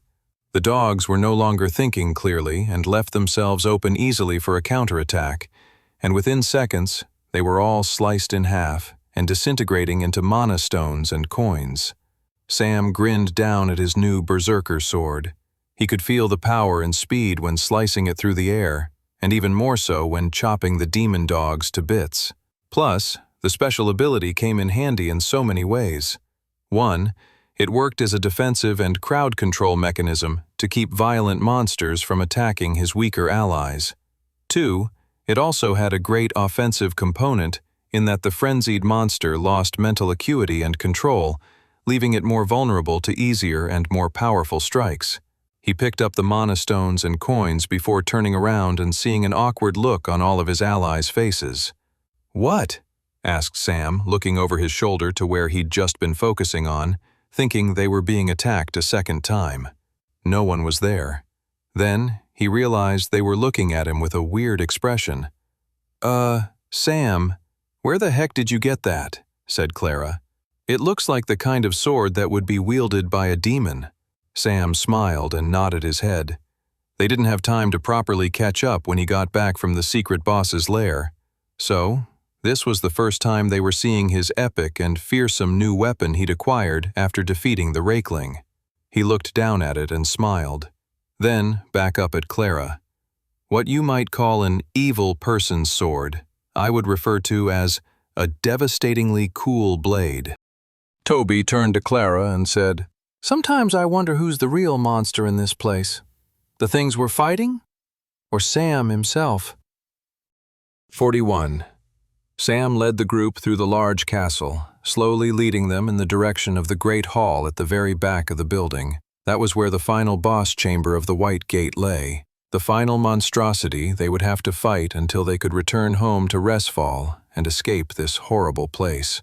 "We better hurry and get this over with," said Toby. "The clock is ticking ever downward." Right as Toby said that, Sam spun on his feet and turned around to face them all. He had a smirk on his face. "I don't like that face," said Toby. "I 100% do not like that face. That face is the face of a person about to tell me I'll have to fight horrific rat creatures over and over for the next little bit, isn't it?" Sam grinned. "Don't worry, Tobes. There are no rat creatures in here, but yes, we do need to train a bit more before we face the final boss." Clara crossed her arms. "You've gotten us this far, Sam, so if you say we should do this, I'll do it. But are you not worried about the timer at all?" Sam shook his head. "The time pressure in this trial is nothing but a red herring. The trial wants you to focus on plowing through and getting to the end. It ignores that there's some great training opportunities here. The monsters drop very potent mana stones, amongst other things. So shall we get started on our training?" They were in a bit of a catch-22. Fight more scary monsters or go fight one big horrific monster. Sam didn't mind, but he could see that the kids were beginning to hunger for home and escaping the White Gate. "Just a little longer, you guys," Sam thought. "I promise." Sam led them to their training grounds, which was a large, cathedral-like building where new monsters regularly spawned and materialized, giving the group constant monsters to fight and train against. Sam walked the group through the best ways to slay bloodhounds like the ones they'd seen when they had first entered the castle, along with ghoul bats and the occasional spiderling. For the next few hours, the group tagged in and out, taking turns slaying the monsters that showed up in the room. Sam was amazed at how easily the berserker's sword ripped through the creature's flesh. But it wasn't all down to the sword either. His stats were far ahead of what they were at this point in time than in his previous timeline, and he also brought all of his swordsmanship experience from his first life back with him as well. After a few hours, Sam led them away from the training grounds and gave them an hour to rest before the final boss battle. During that time, Sam sat down and focused on draining all the mana stones he'd collected over the course of the White Gate. He took them out one by one and focused on pulling the mana out of them and into his mana core. It was a soothing and meditative practice. Sam always enjoyed draining mana stones even in his previous life. There was something wondrous and calming about mingling the energy from the outside world and bringing it into your own body and then harnessing it to improve yourself and make you stronger. He'd consumed more than half of his mana stones by the time the hour of rest was up, and he felt his core burning and glowing with a greater light inside of him than ever before. He could sense that he'd managed to raise his magic affinity stat to 21 through the draining of all the mana stones. In doing so, he'd pushed his magic affinity through the first threshold of Novice Tier Stage 1 and into Novice Tier Stage 2. He felt the difference in the way his core throbbed inside him with more power and zeal. The biggest difference was his own enhanced mana sense and control. He could now sense the mana of monsters further away than he could before. Even more critically, though, at Novice Tier Stage 2, he could wax and wane the zeal with which his own mana core throbbed. He could push himself and make his core throb with intense power, or he could pull it back and make it seem weaker than it truly was. This was a crucial development in his magic affinity, as he could now conceal his mana presence from enemies if he needed to. It wouldn't make a huge difference while they were still in the White Gate, but it was a necessary stealth and diplomatic power when dealing with enemies in the outside world. Still, Sam was getting ahead of himself. They still needed to defeat the boss monster at the end, and that was definitely not going to be a cakewalk. Sam took a moment to review his stats from their most recent training one last time before he started properly preparing everyone for the final battle in the White Gate. He opened up his profile and took in his stats. Sam. Class. Blood Knight, Super Rare. Rank, Novice Tier. Ability, Pain Ring, Novice Tier, Level 1. Mark part of the battlefield as yours. Within that circle, the more you are hurt, the more powerful your attacks. Class, Open slot available. Strength, 16.1. Agility, 15.9. Endurance, 15.8. Magic Affinity, 21.1. Sam grinned at all his gains. If he survived the rest of the trial, he would be returning to Restfall close to the physical peak of what a non-traveler human could ever hope to achieve in terms of strength, muscle, and overall body health. The last thing he looked at was the state of his Pain Ring skill quest. Skill quests, Pain Ring, Level 2. Slay 2,000 monsters using Pain Ring, 533/2000. They were modest gains, but Sam was just pleased to see the skill ticking along. He looked forward to unlocking the ability's evolution, but it wasn't necessary for now. Having gone over his stats, Sam stood up and addressed the orphans. "All right, the final battle of the White Gate awaits," said Sam. He then went into detail about the final boss, which was an elemental golem. It was a fearsomely powerful creature that alternated between different elements and would be able to obliterate most of them with a single punch. "We're lucky, though," Sam explained. "With the help of my flame sword, all we'll need to do is to survive and dodge the monster until it goes into ice mode, and then I can attack it, using its current elemental weakness." He then went through instructions for everyone else, and then finally began leading them through the castle to the final boss room of the White Gate. Sam kept his berserker sword at the ready to take on any monsters that came up on their way. There were only a few, and Sam could always detect them with his mana sense. Furthermore, his new sword and higher strength stat meant he was able to slice the monsters down with absolute ease. The gates were designed to be extremely difficult for non-travelers with stats normally under 10. Sam's preparation and extra class allowed him to use that to full advantage and unlock more items and equipment that allowed him to gain even more power. Sam had truly exceeded the difficulty level of the nightmarish world of the White Gate, which was truly saying something. Sam stopped walking as they approached a long staircase that led down to a large room. The final boss chamber of the White Gate. If they survived the fight with the horrible creature inside, the elemental golem, They'll have successfully made it through the trials of the White Gate. "All right, you guys," said Sam. "There's the boss room. Are we ready?" Everyone shouted, "Let's do this," behind him. "Good," said Sam. He led the group down to the boss room. "Remember, do just as we planned," said Sam. As soon as they stepped into the boss chamber, a pink energy gate formed around the stairwell from which they came, blocking them from retreating. Strange, Sam thought. That didn't happen in my first timeline. Then the floor at their feet began to rumble. "Where's the elemental golem?" asked Toby. This isn't how it happened last time, Sam thought, looking around with concern. Sam's mana sense told him something huge and powerful was coming towards them from underground. It was definitely not the elemental golem. It was clearly something much more deadly and powerful. The unexpected had happened in the final room of the White Gate, something Sam hadn't prepared for. The timeline had changed. 42. Sam's heart pounded in his chest. The entire floor of the boss chamber rumbled and shook.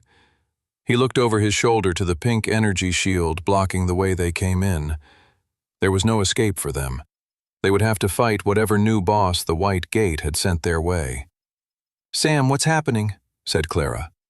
The girl was holding the younger orphans back, trying to shield them from whatever unknown danger was about to emerge upon them. "Everyone stay back," said Sam. "We're no longer fighting the elemental golem. We're going to have to make a new strategy on the fly once we know what we're actually facing. Right now, just be careful of where you stand. The monster is emerging from the floor below." Sweat formed on Sam's brow. How the heck did this happen? The White Gate must have changed or altered the boss of this room due to the difference in events that conspired from Sam's previous lifetime. The destruction of the Death Raven Queen, the Rakeling, even the survival of all of them was a change from the previous timeline, and clearly the dungeon had altered the circumstances to match those changes. And if the dungeon had altered things, it could only mean one thing. The dungeon had raised the difficulty level on the final boss. Crap, Sam thought. Sam's mana sense began to overwhelm him. The boss monster was getting close. A second later, a gigantic worm with sharp bones all over its body broke through the floor and suddenly loomed over Sam and his group of friends. Sam recognized the monster from his extensive research of dungeon bestiaries in his first timeline. It was none other than a bone fiend. It was a terrifying and monstrous worm with outer flesh composed of sharp bones from its defeated enemies. Its insides were an assembly line of sharp teeth that could easily rip an unranked traveler with low endurance. Sam materialized his berserker sword. The time for being surprised was over. If he wanted to survive and save his friends, he had to get to work. Focus, everyone. We've lost our original method of victory, but the same principles apply. Sam rushed forward towards the looming monster, triggering Pain Ring as he did so. The ring of red energy shot out from his person and encompassed a large portion of the boss chamber. He then rushed to the bone fiend's side and slashed his berserker sword at the monster. The creature flinched, and Sam managed to make a minor cut with his sword attack, but it was fairly pitiful. The creature was clearly a tier above them in terms of power. If Sam hoped to finish the monster off, he was going to have to take some significant damage to enhance his overall attack power. He slashed the creature again with his berserker sword and started to run rings around the bone fiend as it dove to attack him. The berserker sword's special ability wasn't a guarantee. Sam reckoned it was even less of a guarantee against a boss monster. He wanted to make sure he really drew the bone fiend's ire and attention onto himself and away from his friends before he started purposefully taking damage from it. Sam ran circles around the bone fiend, slashing it again and again. He hadn't planned on using his new Novice Tier Stage 2 mana manipulation, but it proved to be amazingly useful in confusing the bone fiend. One second he was moving one way and he'd flare his mana core, only to diminish it as he jumped back, all while the bone fiend would already be smashing its destructive mouth to the wrong spot. After a few more slashes and dodges, Sam felt comfortable that the bone fiend was solely focused on him and he started allowing more hits to go through. He let the bone pincers stab at his stomach, back, then rib cage. Even with his ring of numbing, the pain was intense. Sam winced as he took in the harmful attacks and tried to then calm himself from the shock, knowing the necklace of regeneration would soothe the pain relatively quickly.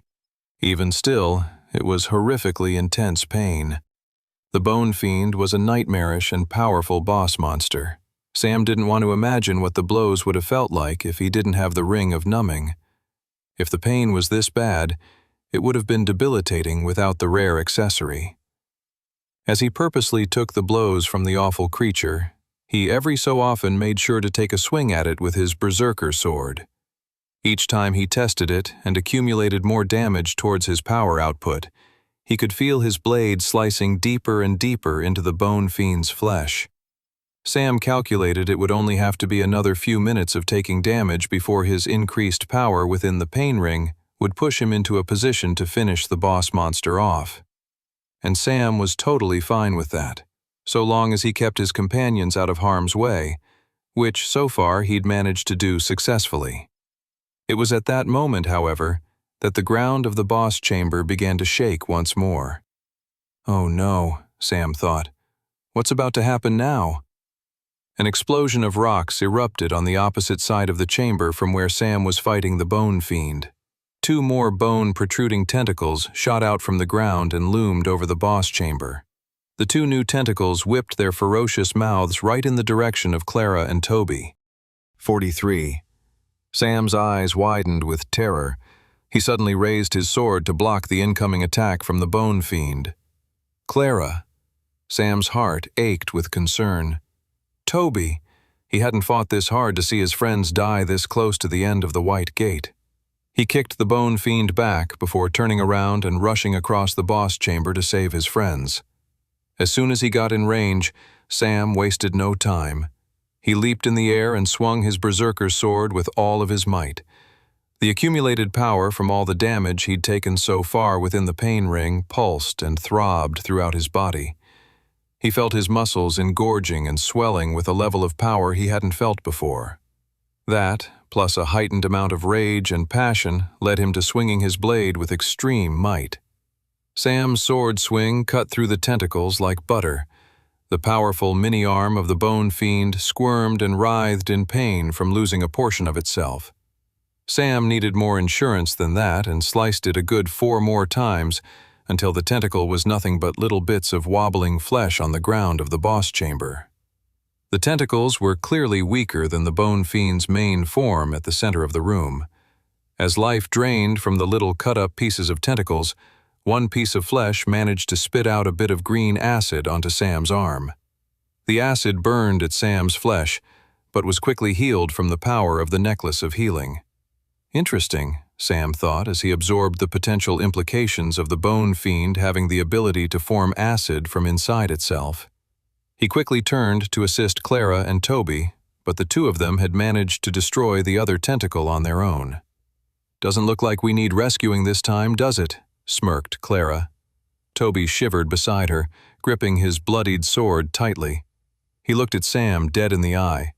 "Seriously, I am always happy to be rescued." Sam nodded. "You 2 protect the others. It's time we finish this." Sam rushed back to fight the Bone Fiend at the center of the room. Clara kept her sword gripped and held it at the ready for any more tentacles to emerge from the ground. She was guarding the left of the huddled group of kids, while Toby guarded the right side. She desperately wanted to ask Sam if there was anything more she could do to help. She hated that her friend was risking his life while they stayed safe at the sidelines. "Come on, Sam," she thought, watching the black-haired boy rush the gigantic and horrific worm head-on.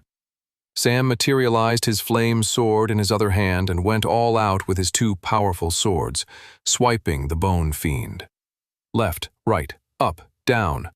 Sam attacked the monster from every direction possible. From what Clara could gather, the attacks were doing more damage than ever before, thanks to Sam's special ability. He was finally dealing large cuts that had the boss monster leaking blood.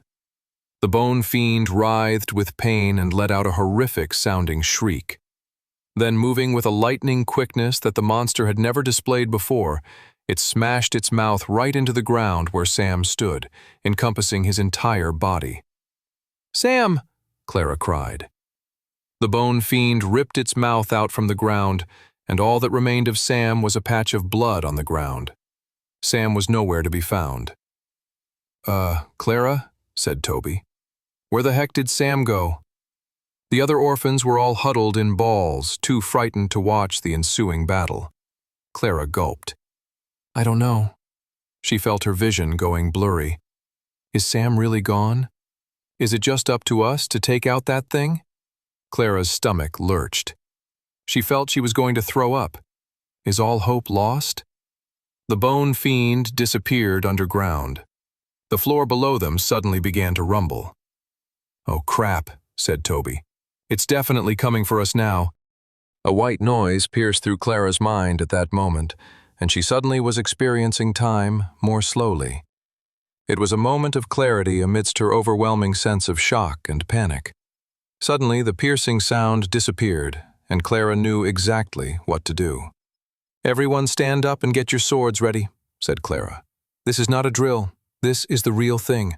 We're going to avenge our friend Sam, even if it's the last thing we do. We all owe him that, don't we?" The kids blinked with terror, like they couldn't believe they were actually going to fight the bone fiend. And then, as if Clara's word unlocked something in their brains, a steely determination overtook their faces. "Yeah, screw that stupid monster," said one girl. "It ate Sam," said a boy. "We need to kill it for that." "Good," said Clara. She pointed ahead of them. "The worm will most likely pop out from there so that it's in snatching distance of us all. Let's surround it, and we'll all attack it with our blades as soon as it pops out." The kids all rushed into formation and waited for the emergence of the bone fiend. The rumbling below their feet shook and got louder and intense until the giant, disgusting worm monster shot out from the ground, breaking the floor and leaving a rubble of stone in its midst. "Now!" shouted Clara. The kids wasted no time, and the whole group of them, including both Clara and Toby, swung forward with their swords. Most of the orphans' attacks barely did any damage, and their swords almost bounced off the bone fiend. Clara's sword made a cut, but it was nothing more than an irritating slice similar to a paper cut. She then noticed the gaping flesh wounds left behind by Sam. "Aim for the already open wounds," Clara shouted. She pulled back her blade and then thrust it forward with all of her strength. Her sword went right into the flesh wound, and the bone fiend suddenly wailed with pain. The monster shook and swung its body, knocking Clara and Toby and a bunch of kids back against the wall. A huge amount of pain ripped through Clara's body.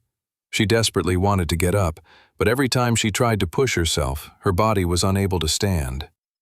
The bone fiend had hurt her too badly. The giant monster shadowed over her paralyzed body. It was preparing to lunge towards her and eat her, just like it had eaten Sam.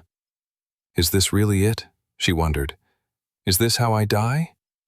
The bone fiend lunged towards her. Clara closed her eyes and accepted her fate. She felt the hot breath of the bone fiend breathing down on her, about to snatch her body and tear it to shreds, when abruptly the monster lurched sideways. It writhed on the ground in pain. Suddenly, bursting out at the side of the bone fiend was a black sword with ribbed edges. This was followed by the emergence of another sword covered in flames. Clara's eyes widened. "No way," she thought. "Sam couldn't have." The bone fiend suddenly split in two as the swords carved the monster into bits from the inside out. Emerging from the bloodied, destroyed carapace of the bone fiend was none other than the black-haired boy with frightening red eyes, who Clara had thought had died only a few minutes before. 44. Clara blinked in shock at the sight of Sam emerging from the inside remains of the bone fiend. If she could rub her eyes to check that she wasn't dreaming, she would have, but she was still paralyzed from the pain from the bone fiend knock that had sent her flying across the boss chamber a few moments before. She couldn't believe Sam was alive. Not only that, but that he had destroyed the bone fiend. They had defeated the final boss of the White Gate. Amazing, Clara thought. How the heck did Sam manage all that? Sam rushed over to Clara and materialized a red healing potion. How did you not die? Clara groaned. Shh, drink this first while I explain, said Sam, helping her take a sip of the healing potion. After the smaller tentacle spat acid onto me, I came to the realization that the inside of the bone fiend was incredibly acidic. I also knew that my necklace of healing regenerated at a faster pace than the damage from the acid, which meant I could let myself get swallowed by the bone fiend. I could rapidly absorb tons of extra damage without dying, which would give me enough strength to then destroy the monster from the inside out. Incredible, said Clara. A few moments after sipping on the health potion, Clara felt herself able to move a bit more. Help me with the others, said Sam. They moved over to the others, offering healing potions and tending to whatever injuries any of them had. Toby slowly moved over to Clara. Sam's amazing, isn't he? Said Clara with awe. Toby looked at the boy and then back at her. Yeah, he really is, said Toby. But you know what? You're amazing too, Clara. For a minute there, after Sam died, I thought we were goners, and then you were able to inspire me and the rest of the orphans into thinking, maybe not. Maybe we can do this without Sam's help. Clara smiled. Thanks, Tobes. I mean, we still needed Sam's help in the end, but I appreciate you saying that. Don't underestimate yourself, Clara, said Toby. Not all of us can be mysterious, badass, black-haired dudes with wolfish red eyes who disappear at will and re-emerge with nightmarish-looking swords now, can we? Clara laughed. No, we can't all be like that, you're right. Exactly, said Toby. It's good to remember that for every hero in a storybook, there's normally countless helping hands who assisted them along the way, and, if you ask me, those people are more important than the hero himself. All right, said Clara. I get it. You want some recognition along with Sam. Is that it, Tobes? Toby blushed. No, that's not what I was trying to say at all. I was trying to say... Toby was cut off by the sudden emergence of a large purple portal in the center of the room. A prompt then appeared in all of their visions. Congratulations, you have completed the White Gate trial. Step through the purple portal to unlock your class and return to the outside world. I'm guessing you guys all see the prompt, said Sam. Well done, everyone, we did it. We survived the White Gate. Everyone cheered. There's only one more thing we have to do before we can all go home, said Sam, and it's a big one. Beyond that portal, there is the class choosing zone. After you choose your class, you'll be taken back to the entrance of the White Gate. Does everyone understand? Clara nodded along with everyone else. Great, said Sam. I look forward to seeing you guys on the other side. With that, Sam turned away from them and stepped into the portal and disappeared. Toby watched his friend disappear through the portal with amazement. He couldn't believe it. They had really fought their way to the end of the White Gate.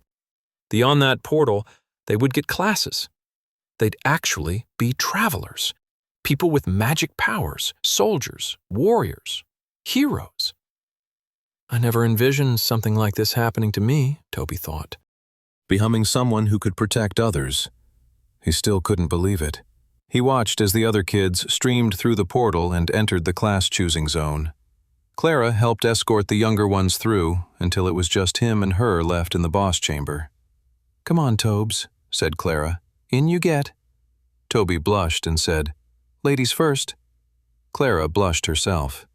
You fight a bunch of scary monsters and suddenly you're a charmer now, Tobes? What can I say? Said Toby.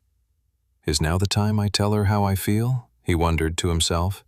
I was so close a few minutes ago before the portal and congratulatory prompt appeared. You know what? Screw it. Now is a better time than any. I'm going to tell Clara how much But I know exactly what you're doing, said Clara. You're trying to get out of going into this portal on your own. Come on now, get in there or I'll drag you. Toby sighed with relief. They had gone through so much already. He could save confessing his love for another occasion.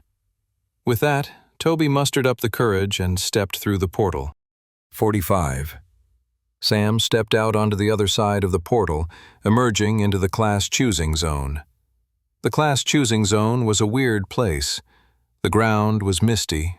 The sky was full of sparkling stars, the kind of night sky you only saw on the clearest of summer nights. Sam sighed with relief. I made it back here, he thought. Even up until now, he wasn't sure if after stepping through the purple portal, whether he would emerge at the entrance to the white gate once more. He wasn't sure if the system would truly let him take a second class, but now that he was here in the class choosing zone, he knew that he truly would be able to do so. That brought him a brief sense of relief, but it was short-lived. Now that he knew for certain that he would be able to choose a second class, he recognized that a majorly important decision lay before him now. A few yards away were 3 stone statues. Just like last time, Sam thought. This was how the class choosing zone worked. If you managed to survive the trials of the White Gate, you came here and were given an option of 3 class choices, represented by the statues placed in front of you. The class choices were determined by your achievements while in the White Gate. Most people normally got a choice of the 3 most common classes: Warrior, Wizard, and Ranger. As Sam approached the 3 statues, he could already see that none of them were classes he recognized. The first statue was of a man crouching down with 2 daggers, his face hidden by a cloak.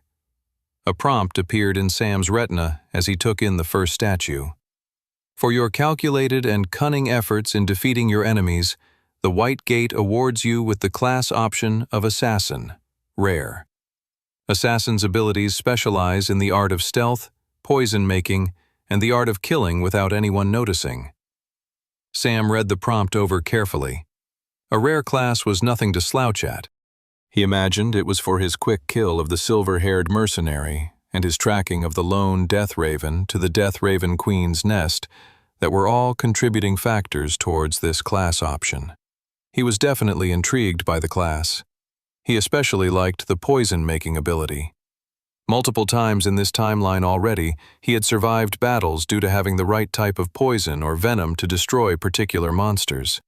A class that could leverage that advantage more sounded particularly good. He then moved on to the middle statue, which was a figure of a glorious-looking knight with an impressive sword and shield. The statue even had stone ripples of energy swirling around the bottom of the figure to indicate the magical energy the figure wielded. He then read the associated prompt with this statue. For your valiant and self-sacrificing efforts in protecting the lives of others, the White Gate awards you with the class option of Holy Knight, Mythic. Holy Knight's abilities specialize in protecting yourself and others in the midst of battle, and calling upon the power of light to defeat your enemies.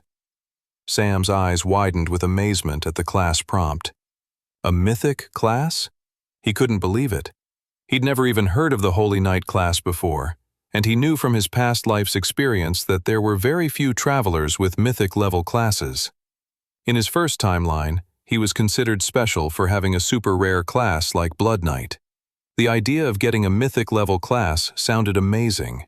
The class sounded incredibly interesting, and it was clearly the White Gate awarding him for all of his efforts for protecting his friends. Still, he couldn't help but feel a twinge of disappointment looking at the class.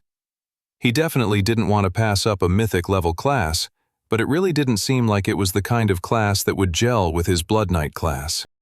While he frustratingly couldn't see the abilities of the Holy Knight class, it definitely seemed like it would work counter to his Blood Knight abilities. He didn't need energy shields protecting him in the middle of battle. The whole point of his Blood Knight class was to take damage to increase his own power. Sam couldn't believe he was actually coming face to face with one of the rarest types of classes and being underwhelmed by the choice. Before he rejected it outright completely, he decided he wanted to know what all of his options were first. He then turned his attention to the third and final statue. The third statue showed a warrior holding a sword in one hand dripping with blood. There were actual droplets to represent the warrior's blood-soaked sword. But it was more than just an artistic flourish on the part of the statue. The statue was communicating something beyond mere raw power. A swirl of energy from the blood carried over into the statue's other hand, where the figure looked to be creating a magical flame of some kind, fueled by the blood itself.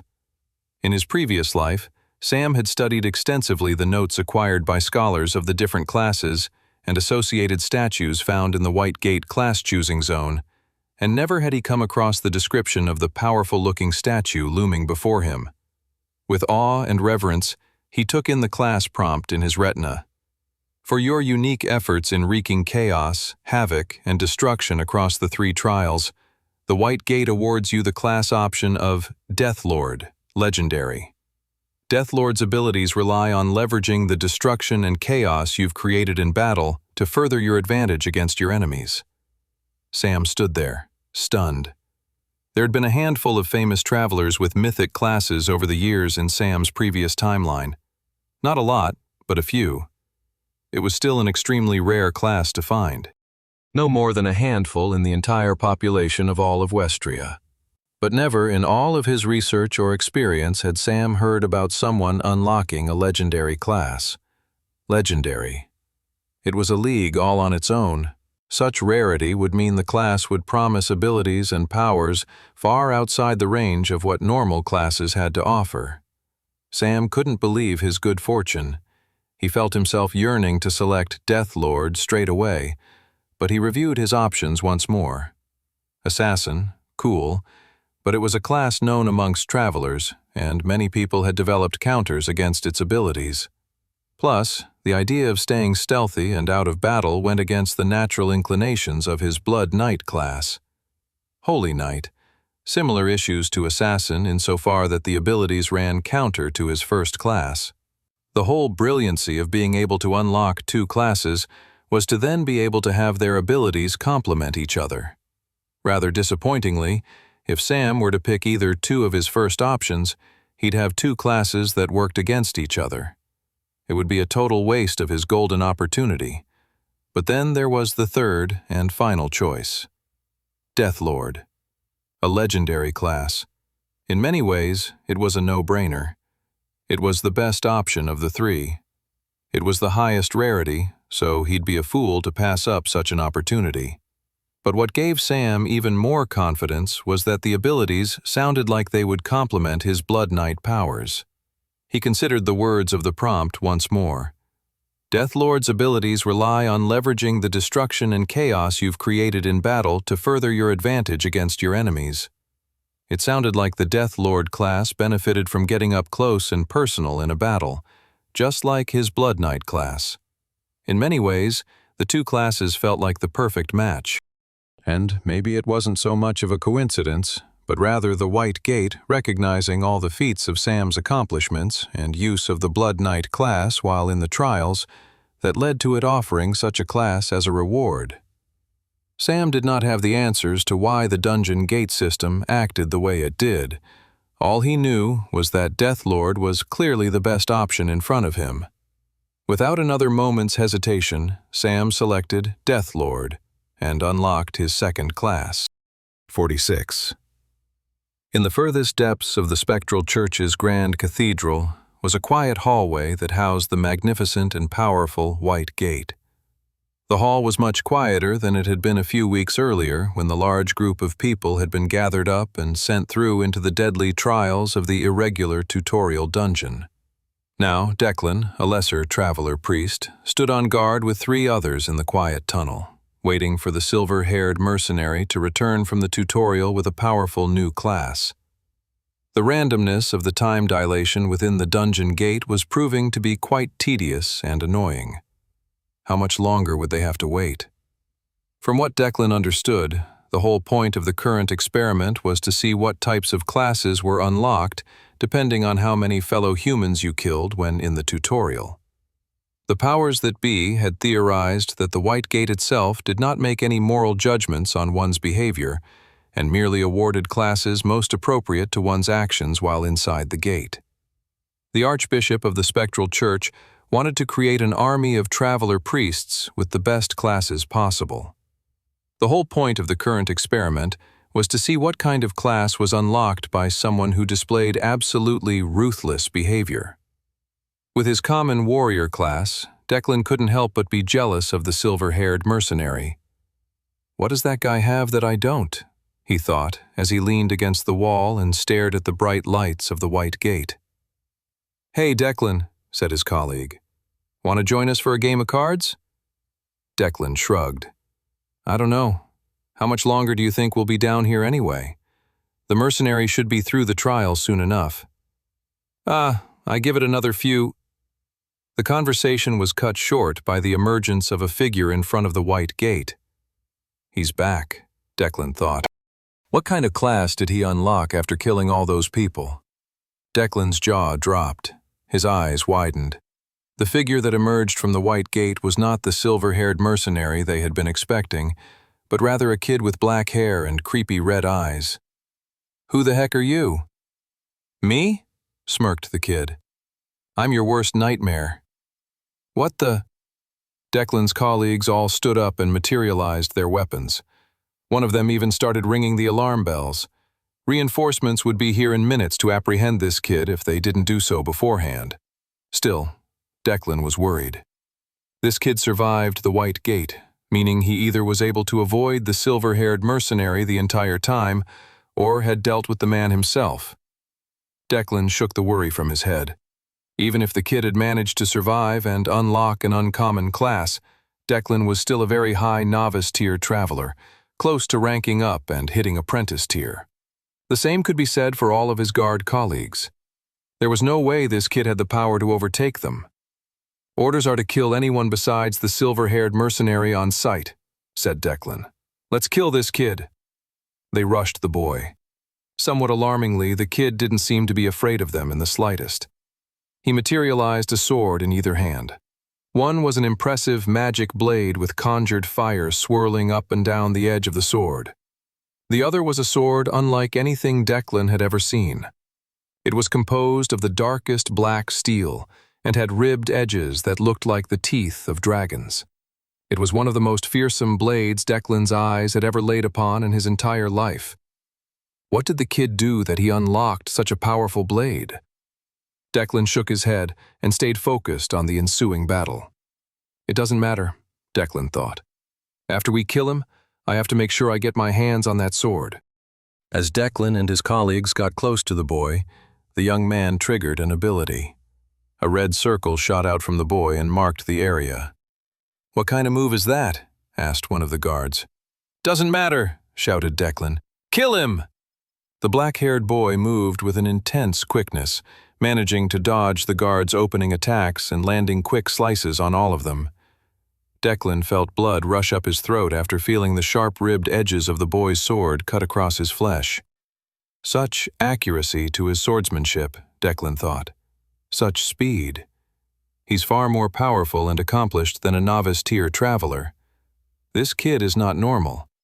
He fights like someone far older and more powerful than a kid of his age. He should be a squirming beginner traveler afraid of his own movement and abilities. Footsteps echoed down the hall. Thank the goddess, Declan thought.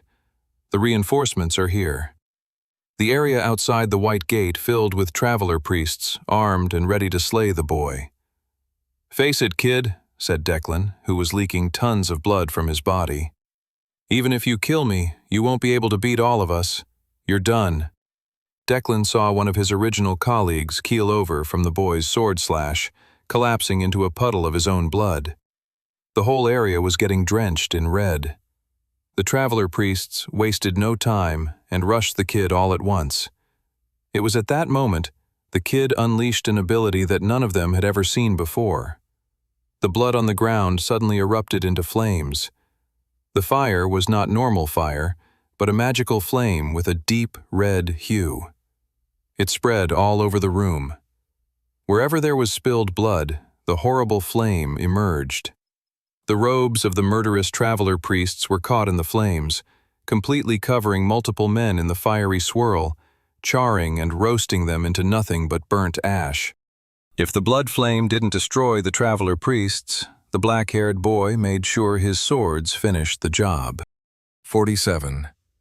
Sam caught his breath as he took in the charred remains of all the traveler priests who had just tried to kill him. The evil men had given him the perfect opportunity to try out the unlocked novice tier ability of his new class, Death Lord. The new ability was called Blood Flame. It was an area of effect ability that could turn spilled blood into flames. It was the perfect ability to complement his Blood Knight powers. The skills of his original class forced him to get up close and personal with his attacks, and Blood Flame benefited from such a fighting style. The new power also mitigated the risks involved with such a dangerous approach to combat. Blood Flame was an excellent wide-range attack spell that covered Sam's blind spots when taking damage to increase his Pain Ring ability. It was incredible. He took a moment to review his new status profile since emerging from the White Gate. Sam class, Blood Knight, super rare. Rank, Novice tier. Ability, Pain Ring, Novice tier. Level 1. Mark part of the battlefield as yours. Within that circle, the more you are hurt, the more powerful your attacks. Class, Death Lord, Legendary. Rank, Novice tier. Ability, Blood Flame, Novice tier. Level 1. Morph all spilled blood in a nearby radius into a powerful magical fire. Strength, 16.2. Agility, 16.1. Endurance, 15.9. Magic Affinity, 21.2. Sam couldn't help but grin. He was the only traveler in all of Westria with 2 classes. Not only that, he was the only traveler with a legendary class. He still wasn't a match for the Demon King of the Black Gate or some of the most famous travelers in Westrian history from his previous timeline. But what he lacked in their power, he more than exceeded his future opponents in potential. What the heck happened here? Sam turned around to see Toby, Clara, and the rest of the orphans had all emerged from the White Gate. They were looking at the destruction in front of them with shock and confusion. Sam looked at all the blood, ash, and dead priests and said, "It's kind of a long story." "I doubt it," said Toby. "You entered the class choosing zone, what, maybe a minute before the rest of us? Doesn't sound like a long story to me. Don't tell me you unlocked a class with a deadly disease that you can cough onto people. You didn't, did you? I don't know if we could stay friends if you had a class like that." Clara punched Toby in the arm. "Ow, why did you do that?" "Because that's the dumbest thing you've ever said," Clara said. Sam scratched the back of his head nervously. "We can catch up on all of our classes later. The most important thing now is we need to get out of here." Sam had been so focused on surviving the White Gate, he hadn't really fully considered the immediate after effects. They still needed to escape the spectral church's grand cathedral. Luckily, Sam had probably cleared more than half of the priests on guard duty that night. They pushed ahead down the tunnel they had come from and quietly tiptoed up the spiral staircase. They emerged on the ground floor to find no priests present. It was as Sam had thought. When the alarm went off, they had all come down to the bottom level to face him. "The coast is clear, you guys," whispered Sam. And they ran across the ground floor of the cathedral, past the glowing candles and statues of angels and empty pews, and out the front doors into the dark, shadowy streets of Resfall. Sam rushed down the street, only for Clara to call after him. "Sam, where are we going to go?" hissed Clara. "We can't go back to the orphanage." Sam's heart was pounding. Who would have thought the moments after surviving the White Gate would prove to be such a challenge? But they definitely were. The spectral church would soon be filling the streets with their members and mercenaries to hunt them down. Nowhere was safe. "I have an idea," said Toby. Sam listened and nodded to the boy's idea. It was a good one. They hurried through the streets, eventually turning down an alleyway. At the very end of the alley was a barely noticeable hole filled with dried hay. Sam pulled the hay out from the hole, revealing a small passage.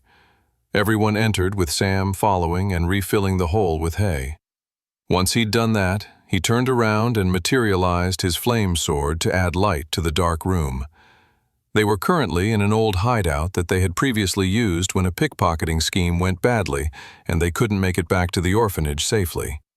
He walked over and lit a few candles nearby and then dematerialized his flame sword into his inventory. He then sat down and leaned the back of his head against the wall. The other kids looked worried and scared. He could tell they wanted him to tell them that everything was going to be okay, that he had a plan, that he knew how everything was going to go, and he knew how to avoid all the upcoming danger.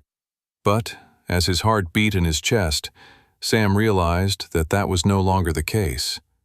He recognized that beyond all the little things he had already done, he'd truly now created his first major divergence from his original timeline. He had changed history as the goddess had instructed him to. He took comfort in the fact that he still knew so much of the future history about to unfold, but he also now had to grapple with the fact that the further on this mission he went, the more unknowns he would create, and the future knowledge that he was able to leverage for his benefit would become more and more uncertain. As he looked up to the dark ceiling of their little alleyway hideout, Sam contemplated how much more chaos and destruction still lay ahead of them all, and hoped that his first few decisions in this new timeline were all for the better. The sounds of shivering teeth echoed throughout the orphans' hideout. They were all huddled close together near Sam's flame sword, trying to stay warm. Even for a hideout, hidden in a deserted alley in a forgotten part of the city, a cold, wintry draft still passed through. Sam held his knees together to stay warm. He knocked his forehead against his kneecap, thinking to himself. "This won't do," he thought. "We can't stay here for much longer." They'd spent the last few hours here resting, trying to come up with a plan, and discovering no solutions, only more problems and obstacles. Sam had quickly realized, as soon as he had felt the first whiff of the frosty draft outside, that more time had passed since they were in the White Gate than he had realized. It was no longer the month of Novrio, but the beginning of Wintersmid, the last month of the year. Hence, it was getting colder. Frost crystallized on the rooftops, walls, and individual cobbles of the street. Sam wasn't sure if this was a divergence from his original timeline or not. He winced thinking back to the painful memories of his previous lifetime. When he'd exited the White Gate then, he had been so stunned, the priests of the spectral church had swept him away to do further experiments on him. He didn't go outside again for some time after that. So he had no idea how much time had passed between entering the White Gate and leaving it in his previous timeline. He did know that the time difference between entering a White Gate and leaving it could be quite irregular. You could live 3 weeks in the White Gate trials only to return to the outside world, and only a minute had passed, or an hour, a week, a month, or even longer. It was outside of your control. Sam's teeth chattered uncontrollably. He tried to swirl the mana inside of himself, and that brought him a bit of warmth, but not much. He realized that if they didn't starve to death in this hideout, they were certainly going to freeze. And if they left to go somewhere warmer, the spectral church would find them and have authority over them to legally do whatever it is they wanted with them. Sam and his friends needed more than safety. They needed a more official form of protection. At the top of the Resfall Travelers Guild building sat the guildmaster, Edgar Redfield, in his office, looking over some papers while trying to ignore a nagging pain in his back. He could see from his office window that the moon and stars were out and a flurry of snow was beginning to fall. The cold outside made him grateful to be indoors in the comforts of his office and in the warmth of their mana heating devices along with the cozy glow of a nearby candle. The office was filled with bookshelves and old tomes, covering everything from the history of Westria to the Merchants' Guild of the Southern Kingdom of Opali. There was one set of books Edgar occasionally looked at, written by the same mysterious scribe. They went by the titles of Arcane Guildland, The Ballad of the Drunk Catshade, and The Legendary Tower Ascender. The scribe was a bit crazy, kept going on about something called the Tannerverse. He sighed and placed the papers down. "I didn't become guildmaster so I could be bogged down in administrative work," he grumbled in his head. The guild's finances were an even bigger pain in the neck than the actual pain in his neck. He suddenly hit a breaking point. He paused. His eyes furtively glanced to the door and back. Everyone's left for the evening already, Edgar thought. He calmly reached to the bottom drawer of his desk and slid the compartment open. Peeking out was a book with scantily clad women on the cover and the title, The Brilliant Buxom Ladies of Westria, Volume 8. He was about to reach for the book when there was a sudden knock on his door. Whoever was behind it didn't even wait for Edgar's answer and just pushed the door open. It was his assistant, and she looked worried. I was just finishing up," said the guildmaster, furiously slamming the bottom drawer of the desk. "And I actually don't answer to you. I'm the guildmaster. Sir, I'm sorry to interrupt your important work." "That's right, very important work," said the guildmaster. "Very important." "Something strange has happened downstairs," the assistant explained. "Strange?" Edgar huffed. Could this not be dealt by someone else? He felt the pain in his left shoulder throb and ache violently. "It's all going wrong," he thought. "I was supposed to have a nice, calm evening." "You're the only remaining member of senior command in the building right now, sir." Edgar shook his head in dismay and stood up from behind his desk. "Take me to the strange occurrence, then," he sighed. As he followed behind his assistant, they went down the stairs of the guild hall to the front foyer. There, huddled in the middle, was a large group of children. "What the heck is this?" Edgar grumbled in his head. "This better not be some creepy caroling choir that goes door to door and makes you listen to them sing and then demands you pay for the pleasure of sitting through the torture." As Edgar got closer, however, he could see that the children were not the kind of well-fed, spoiled children of nobles who'd come up with the shamelessly mercantile scheme of coming to him and making him listen to them sing. No, these kids were different. They were street kids. He could tell by their ragged clothes, the bruises on their arms, and the curious mix of both fierceness and fear swirling in their eyes. Edgar still wasn't sure what exactly the situation he was walking into was. The kids looked as if they needed a helping hand, but the laws in the city specifically put charity to the poor and destitute in the hands of the spectral church. Not that he trusted any of those fanatics. Even if he were to give a meal to these kids, which he'd gladly do, if the spectral church found out the Travelers Guild housed a group of street orphans, they could make quite the headache for him. But then things got even weirder. Right as Edgar was about to speak with the kids, one emerged at the front of the pack. It was a boy around 16 years old. He had shaggy black hair and strange red eyes unlike any Edgar had ever seen before. The black-haired boy was clearly the leader of the group. The first thing out of the boy's mouth was not, "Hello," or "We're hungry," or "Can we have some coin," or "Can we have a warm place to sleep tonight," or any of the things Edgar imagined the boy saying.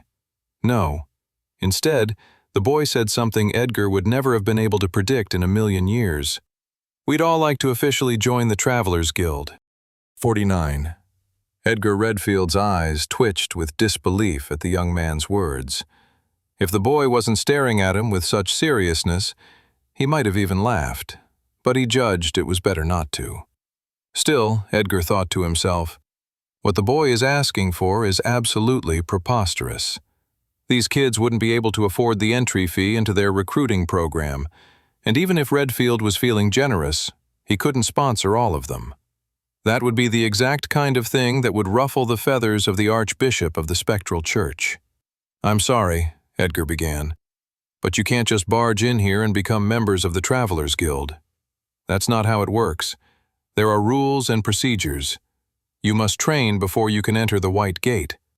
What if I were to tell you we all just survived the White Gate already?" Edgar's eyes narrowed at the black-haired boy who had just interrupted him. Either the boy was speaking falsehoods and underestimating Edgar's intelligence, or he was speaking an unbelievable truth with multiple grave and troubling implications. The majority of these kids did not look ready to tackle a White Gate, let alone endure one and live to talk about it. The Guild's own recruits trained for over a year before being sent into the White Gate. Plus, their own recruits were normally children of nobles, merchants, people with the funding to enter a White Gate properly prepared. And many of those soldiers still didn't make it back from the White Gate alive. These street kids did not look the part. Then, there was the most troubling implication of them all. If Edgar was to believe that these kids had indeed survived the White Gate, He had to then ask, what white gate did they go through? The Travelers Guild housed a white gate that they sent all their recruits through when they were trained and ready for it. It was the only known white gate in all of Resfall.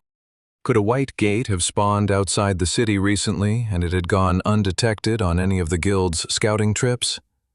Edgar shook his head. He concluded that the most likely scenario was that these kids were lying. They were miscreants.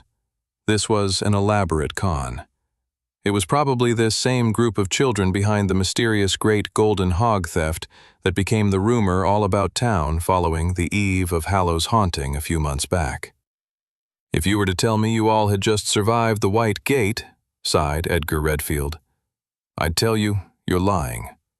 Now excuse me, I have work. Wait, said the black-haired boy. He sounded a bit less confident this time. He seemed more desperate than he initially appeared. The boy gulped before speaking. Travelers can sense other travelers' power, can't they? Why not use yours? Edgar narrowed his eyes at the boy. He seems to know more than he lets on. He's aware of mana sense. The guildmaster triggered his own mana sense, expecting to find nothing, only for his eyes to widen.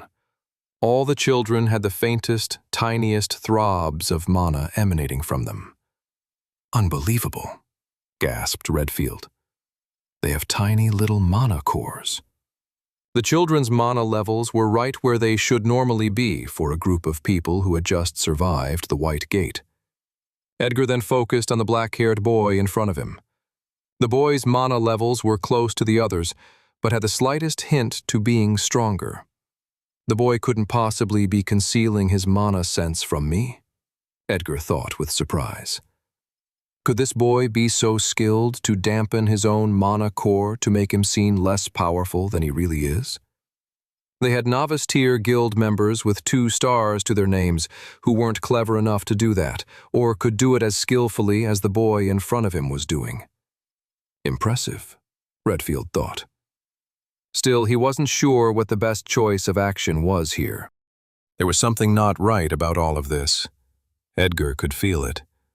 To accept these kids would be to let the guild accept whatever not goodness he was currently feeling in his gut. One moment, said Edgar. He then walked to the side with his assistant until they were out of earshot of the kids. What should we do? Asked Edgar. I don't know, said the assistant. You're the guild master. Yes, and you're my assistant, hissed Edgar. You're supposed to assist me in all things, like this decision. Is there any protocol we can draw upon? The assistant paused and thought for a moment before she spoke up. It's an odd situation. They're not our recruits. If they were, and they'd just survived the White Gate, the paperwork would already be worked out and they'd be official travelers. Since they've unlocked their powers far outside of our jurisdiction or knowledge, they're similar to a foreign traveler from another nation wishing to join our guild. In which case, we have a special test they could undergo. You know the one. Edgar nodded to his assistant's words. The test she was suggesting wasn't a bad idea. It would give them more knowledge of these kids' abilities, plus it would buy them a bit more time to figure out how these kids came to acquire these abilities. Edgar walked back to the group of kids and said, Okay, I'm starting to believe what you've told me. Still, we have protocols at the Travelers Guild and we can't just accept you so easily. You'll have to undergo a series of tests. We don't have time, said the black-haired boy. I thought if someone survived a White Gate, they automatically became a traveler. It's a little more complicated than that, said Edgar. How about I do the test on behalf of all of us? Asked the boy. You can sense that we're not lying to you, but my companions are tired and frail and fine, said Edgar. Only you have to take the test. The guildmaster didn't have a problem with this, as the black-haired boy was the one he was most curious to see display his powers. Sam's heart and mind was racing. He followed the guildmaster and his assistant down a hall and into a special room. The guildmaster was older, maybe mid-50s or even early 60s. He was balding and had a long gray beard. His shoulders were broad, and he exuded a confidence, strength, and wisdom that could only be gained through living many decades of life. Clara, Toby, and his friends walked cautiously behind him. Sam wasn't too worried about the guild's test for him, but was more concerned with how much of his powers he wanted to display. From all that he remembered in his previous timeline, Edgar Redfield had been a fearsome and powerful traveler who had died in the build-up to the Elven genocide. He was an incredible fighter and one of the few travelers famous for having a mythic rarity class. From what Sam had been able to gather in his research in his first timeline, was that the Guildmaster had nothing to do with the assassination of Princess Alice Grace. But of course, Sam did not know that for sure, meaning until he could figure that out, he didn't want the powerful figure to know more about Sam than he needed to. That meant, whatever the test might bring, he should avoid using his new Death Lord abilities, and probably use a weapon other than his Berserker's sword. Sam was juggling all the above thoughts along with the other more immediately pressing problem. The Spectral Church was definitely sending its minions all across the city to look for them. The only way they could stay protected long-term from the Spectral Church was if they became official travelers, and did so quickly. Very quickly. Everyone but Sam stepped into a separate partition, where they could observe Sam taking the test. Edgar gave his assistant the go-ahead to initiate the test. The assistant fiddled with some machinery, and then suddenly a ripple of mana spread across the floorboards of the testing area. Emerging at the opposite end of the room were 3 creatures in the shape of goblins composed out of the mana. This was one of their training rooms where travelers could create artificial monsters to fight and test out new moves, abilities, and strategies. It didn't beat the real thing, but it was good for sharpening one's muscle memory and general battle instincts. "As soon as you move, the battle will begin," said the assistant to the boy in the testing area. The boy nodded and materialized a glowing blue mithril sword. The guildmaster smirked. "Now that's unexpected," Edgar thought to himself. "You don't normally see a mithril blade in the hands of a novice-tier traveler, let alone one who looks as impoverished as that boy." The boy rushed forward. Edgar crossed his arms. "Let's see what the kid can—" The 3 artificial goblins were destroyed within seconds. Impossible. Edgar turned to his assistant, whispering, "Did you turn up the difficulty like I had asked?" He had the feeling that the boy was talented ever since he caught wind of him concealing his mana. Before the test had started, he had told the assistant to raise the difficulty level to a place that even a highly skilled novice-tier traveler close to ranking up to apprentice tier would still struggle. "I did," said the assistant. Edgar turned back to the young man in the training area below. Some of his best novice-tier travelers, maybe even apprentice-tier travelers, would have struggled in that matchup, and this kid managed to defeat the powerful goblins within seconds? The guildmaster looked at the boy, amazed. How has this kid unlocked such an impressive level of power? 50 Edgar Redfield looked at the black-haired boy with amazement. For someone to be fighting at a level like what had just been displayed only hours after leaving a white gate was beyond remarkable. It was unheard of. Even the most prodigious travelers who Edgar had ever had the pleasure of mentoring in the guild had not displayed that level of battle prowess so early in their careers. Edgar's amazement only continued to grow with regards to the black-haired boy and his pals. But even still, the uncomfortable feeling he had from the start hadn't gone away. He still couldn't understand how these kids unlocked traveler abilities, and how this one particular young man had become so strong already. Edgar wasn't sure he wanted to make any of these kids official travelers until he got to the bottom of that mystery. He was about to question them more seriously when a powerful knock echoed from far across the building back at the front door. Everyone but Edgar jumped with shock at the sound. They shouldn't have been able to hear a normal knock from where they were in the building, but someone had clearly imbued their fist with enough mana to make their knock heard all across the building. Edgar's eyes narrowed. First, the arrival of these weird kids, then a powerful knock at the door of the guild hall in the middle of the night, Edgar mused. This doesn't feel right at all. "All of you wait here," said the guildmaster. "Don't you dare leave this room." The guildmaster left his assistant and the strange kids in the testing room and headed back to the front of the guild hall. He placed his hand on the front door and paused. He triggered mana sense. He could feel a huge force of power emanating from beyond the door. All of which meant it was no surprise when he opened it to find the Archbishop of the Spectral Church standing in front of him, along with 20 traveler priests behind him. And so the night gets weirder and weirder, Edgar mused, eyeing up the Archbishop and his cronies. "Good evening, Guildmaster Redfield," said the Archbishop. "How odd of you to be answering the door at this hour." Edgar smirked. The slimy creep, Redfield thought.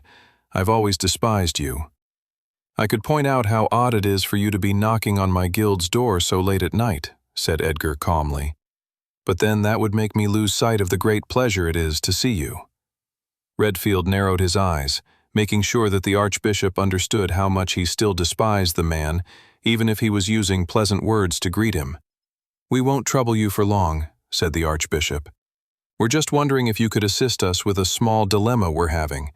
It seems an entire group of orphans has disappeared on us.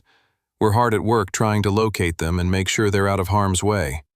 You haven't seen a large group of children at all, have you? Or had any reports of any sightings?" Edgar frowned, pretending as if he had not encountered anything that evening that would prove helpful to the Spectral Church in the slightest. Still, this was an opportunity for Edgar to gather more information about the strange kids who had arrived at his guild only 30 minutes before. "I've not seen any," said Edgar, "but I'll keep my eye out for you. Any particular features that I should keep a lookout for?" The Archbishop nodded. "Yes, there's one boy in particular who seems to be leading the pack. He's got black hair and red eyes. He's the most dangerous of the group." Edgar concealed his smile. "So, the church is indeed searching for the exact same kids currently in the guild's testing room." "Well, it is truly unfortunate you haven't seen them," said the Archbishop. "Do you mind if we take a step into the premises?" Edgar crossed his arms. "That won't be necessary. Most of the guild is asleep. Maybe you can come back again tomorrow if you'd like?" The Archbishop's mouth twitched as it tried to fight off scowling at the guildmaster. "Very well," said the Archbishop. "We'll wish you good night." The Archbishop and his cronies turned around to leave and head out into the cold, nighttime city. Just as Edgar was about to close the door and breathe a sigh of relief, the Archbishop spun on his heels. "One last thing, Guildmaster," said the Archbishop. Edgar's stomach lurched at the sight of the man smirking. What does he know that I don't know? Edgar thought. "Do you mind explaining why my mana sense can pick up a large group of novice-tier mana users in the back of your guild hall?" said the Archbishop. "There is clearly a group of people who aren't asleep, as you previously suggested." Crap, Edgar thought. Most of those kids clearly have no idea how to manipulate their mana cores. "If it turns out you're hiding the kids we're looking for, Guildmaster," said the Archbishop, "that could cause a lot of difficulties for the Travelers Guild. You wouldn't want to upset the uneasy truce currently held between the Church and the Guild." Edgar bristled. Outside of the Volsungar royal family, the Spectral Church and the Travelers Guild were the two most powerful institutions in both the city itself and the country at large. Before the arrival of the Dungeon Gates, Archbishop Balin was without a doubt the second most powerful man in Resfall. However, that all changed when the Dungeon Gates arrived. The emergence of the Dungeon Gates created large-scale political upheaval and strife all across Westria, as different nations and races evolved to suit their newly changing world. With the best soldiers in his army, the former king of Volsungar created the Travelers Guild to train and recruit more powerful fighters, who could enter the Dungeon Gates to gain power and protect them all. From the guild's inception, it had always been in tension with the Spectral Church, who had believed they should have had total control of training travelers. In the end, the Spectral Church was the only other institution outside of the Royal Army and the Travelers Guild to be allowed the privileges of training and preparing soldiers to become travelers. The merchants or different craftsmen's guilds were not allowed such privileges.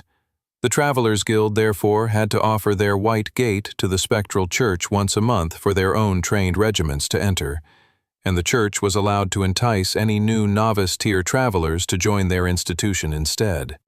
All of this had been decreed about a year after the arrival of the dungeon gates by the late king of Volsungar, Victor Grace, as a means of stopping an all-out civil war among the different factions of Resfall. And yet, even still, here we are with the threat of bloodshed percolating so close to the surface of reality, Edgar thought. The guildmaster stared at the archbishop dead in the eye and pieced together a few mysteries that had cropped up over the course of that cold wintersmid evening. The archbishop was aware of the children and knew they had unlocked traveler abilities, which was why he even thought to search for them with his mana sense. But how could the archbishop be aware of children who had unlocked traveler abilities when none of them went through the white gate that was controlled by the Travelers Guild? There was only one explanation. The archbishop and the spectral church knew of another white gate, one they were clearly keeping secret from the guild, the royal family, and everyone else. While Edgar couldn't prove it there and then, he was confident in his deductions. And how is it exactly that these children came to be with traveler abilities? Asked Edgar. The archbishop no longer hid his scowl. The powerful figure took a step back. "That is not the issue in question," said the archbishop, regaining his composure. "The issue in question is those orphans belong to the jurisdiction of the spectral church. You don't have the authority to keep them inside your guild hall. Now return them at once." Redfield shook his head and smirked. "I can't believe I'm actually about to do this," he thought. "This is not how I saw my evening going." "Sorry, Balin," said Edgar. "The kids are no longer your responsibility. For as of this evening, they have all officially become travelers in the Travelers Guild." The archbishop scowled at the guildmaster even more furiously than he had a few moments before. "You've made me very angry, Edgar," said the archbishop. "I won't forget this." With that, the powerful priest turned and walked back into the city with his small regiment of acolytes behind him. Edgar watched the antagonist late-night visitors disappear into the throng of city streets and then returned back inside the guild hall, closing the door behind him. He leaned his head against the shut door and sighed, as if tensions with the spectral church weren't thorny enough already. He returned to the testing room and found his assistant and the strange kids all looking at him with concern. "Why the long faces?" asked Edgar. "You're all official travelers now." The kids were silent, momentarily shocked, before they suddenly cheered with excitement. They all looked excited except for the black-haired kid, who looked to be sighing with relief. He's clever, that one, Edgar thought. He knew that the spectral church was looking for them, and the only way to escape their clutches was to become official travelers. That was why he was in such a rush with the initial test. He knew that he didn't have long. "I'm sure you all have questions," said Edgar, "but they'll have to wait until the morning." He turned to his assistant and gave her orders to get the kids some food and prepare a dorm for all of them. "Lead them all to the dining hall," said Edgar. As they left, Edgar pointed to the black-haired boy. "You there," he said. "I'd like a word." Suddenly, it was just Edgar and the young man in the testing room, alone. "You don't need me to tell you who was at the door just now, do you?" said Edgar. The young man stared at Edgar and didn't say anything. "I've just done you a pretty big favor," said Edgar. "Some gratitude would be nice. Answers as well." "What do you want to know?" said the young man. "First off, what's your name?" "Sam." Edgar had already pieced together that they were all orphans. He wouldn't quiz the kid on his lack of a surname. "All right, Sam, nice to meet you. My name is Edgar." "I know." The guild master grinned. "Where did you unlock your traveler abilities?" "In the White Gate." "Which White Gate is this?" said Edgar. "It wasn't the one housed in our guild." The boy hesitated for a moment, as if he knew the information he had was explosive, that it could cause great strife throughout the city. The kid was smart enough, however, to see that Edgar already had a pretty good idea of the situation. "It's a secret one," said Sam, "hidden at the bottom of the grand cathedral of the spectral church." "Those slime balls," grumbled Edgar. "Do you know how long they've had the gate in their control?" Sam shook his head. Did they prepare you for going into the White Gate? Sam shook his head. Do you have any idea why they'd send you and your fellow orphans into a dangerous White Gate? The boy clenched his fists, and a brief swell of anger showed up on his face before he took a deep breath. They wanted to find out what kind of classes someone could unlock if they murdered a countless number of people in the tutorial of the White Gate. The boy explained. Edgar's eyebrows raised at that. His stomach lurched. That might be the most despicable thing I've ever heard, said the guildmaster. Do you not believe me? Asked the boy. Oh, I think it's despicable because I don't doubt you for a second, said the guildmaster, reiterating his stance on the matter. The guildmaster felt a swell of anger rise in him. Throwing innocent people into a White Gate as an experiment, Edgar thought to himself, I can't think of a more abominable and grotesque action. Edgar grew more and more sick just thinking about it. Now that you know, said the boy. What are you going to do about it? If I could, I'd go burn the cathedral to the ground with all the senior members of the spectral church roasting inside, said Edgar. But hating your enemy is not always enough to defeat them. So, I'll go meditate, cultivate my mana, train myself, get stronger, prepare for the day when I get the opportunity to topple such a horrific institution sucking life force out of Volsungar. The boy nodded. Are you satisfied with that answer? The boy nodded again. Can I rely on you to behave the same way? Sam nodded his head once more. This young man only gets more and more interesting, Redfield thought. At his age, if I were in his shoes, I'd be rushing to break the bones of every member of the spectral church. This young man's lack of hot-bloodedness suggests a wisdom far beyond his years. Edgar then gestured for the young man to run along. If you head out that way and turn right, you won't miss the dining hall, said Edgar. I'm sure your friends are wondering what happened to you. Sam nodded and walked out of the testing room. Edgar watched the boy go and then sighed. This is bad, the guildmaster thought to himself. The spectral church has always had such a vicious hunger for power. And now that they had their own secret White Gate that they could use to train people, they'd be able to create a whole army of powerful traveler priests. This will have to be investigated further, Edgar thought. Unfortunately, there's only one thing that is still achievable this evening. Rest.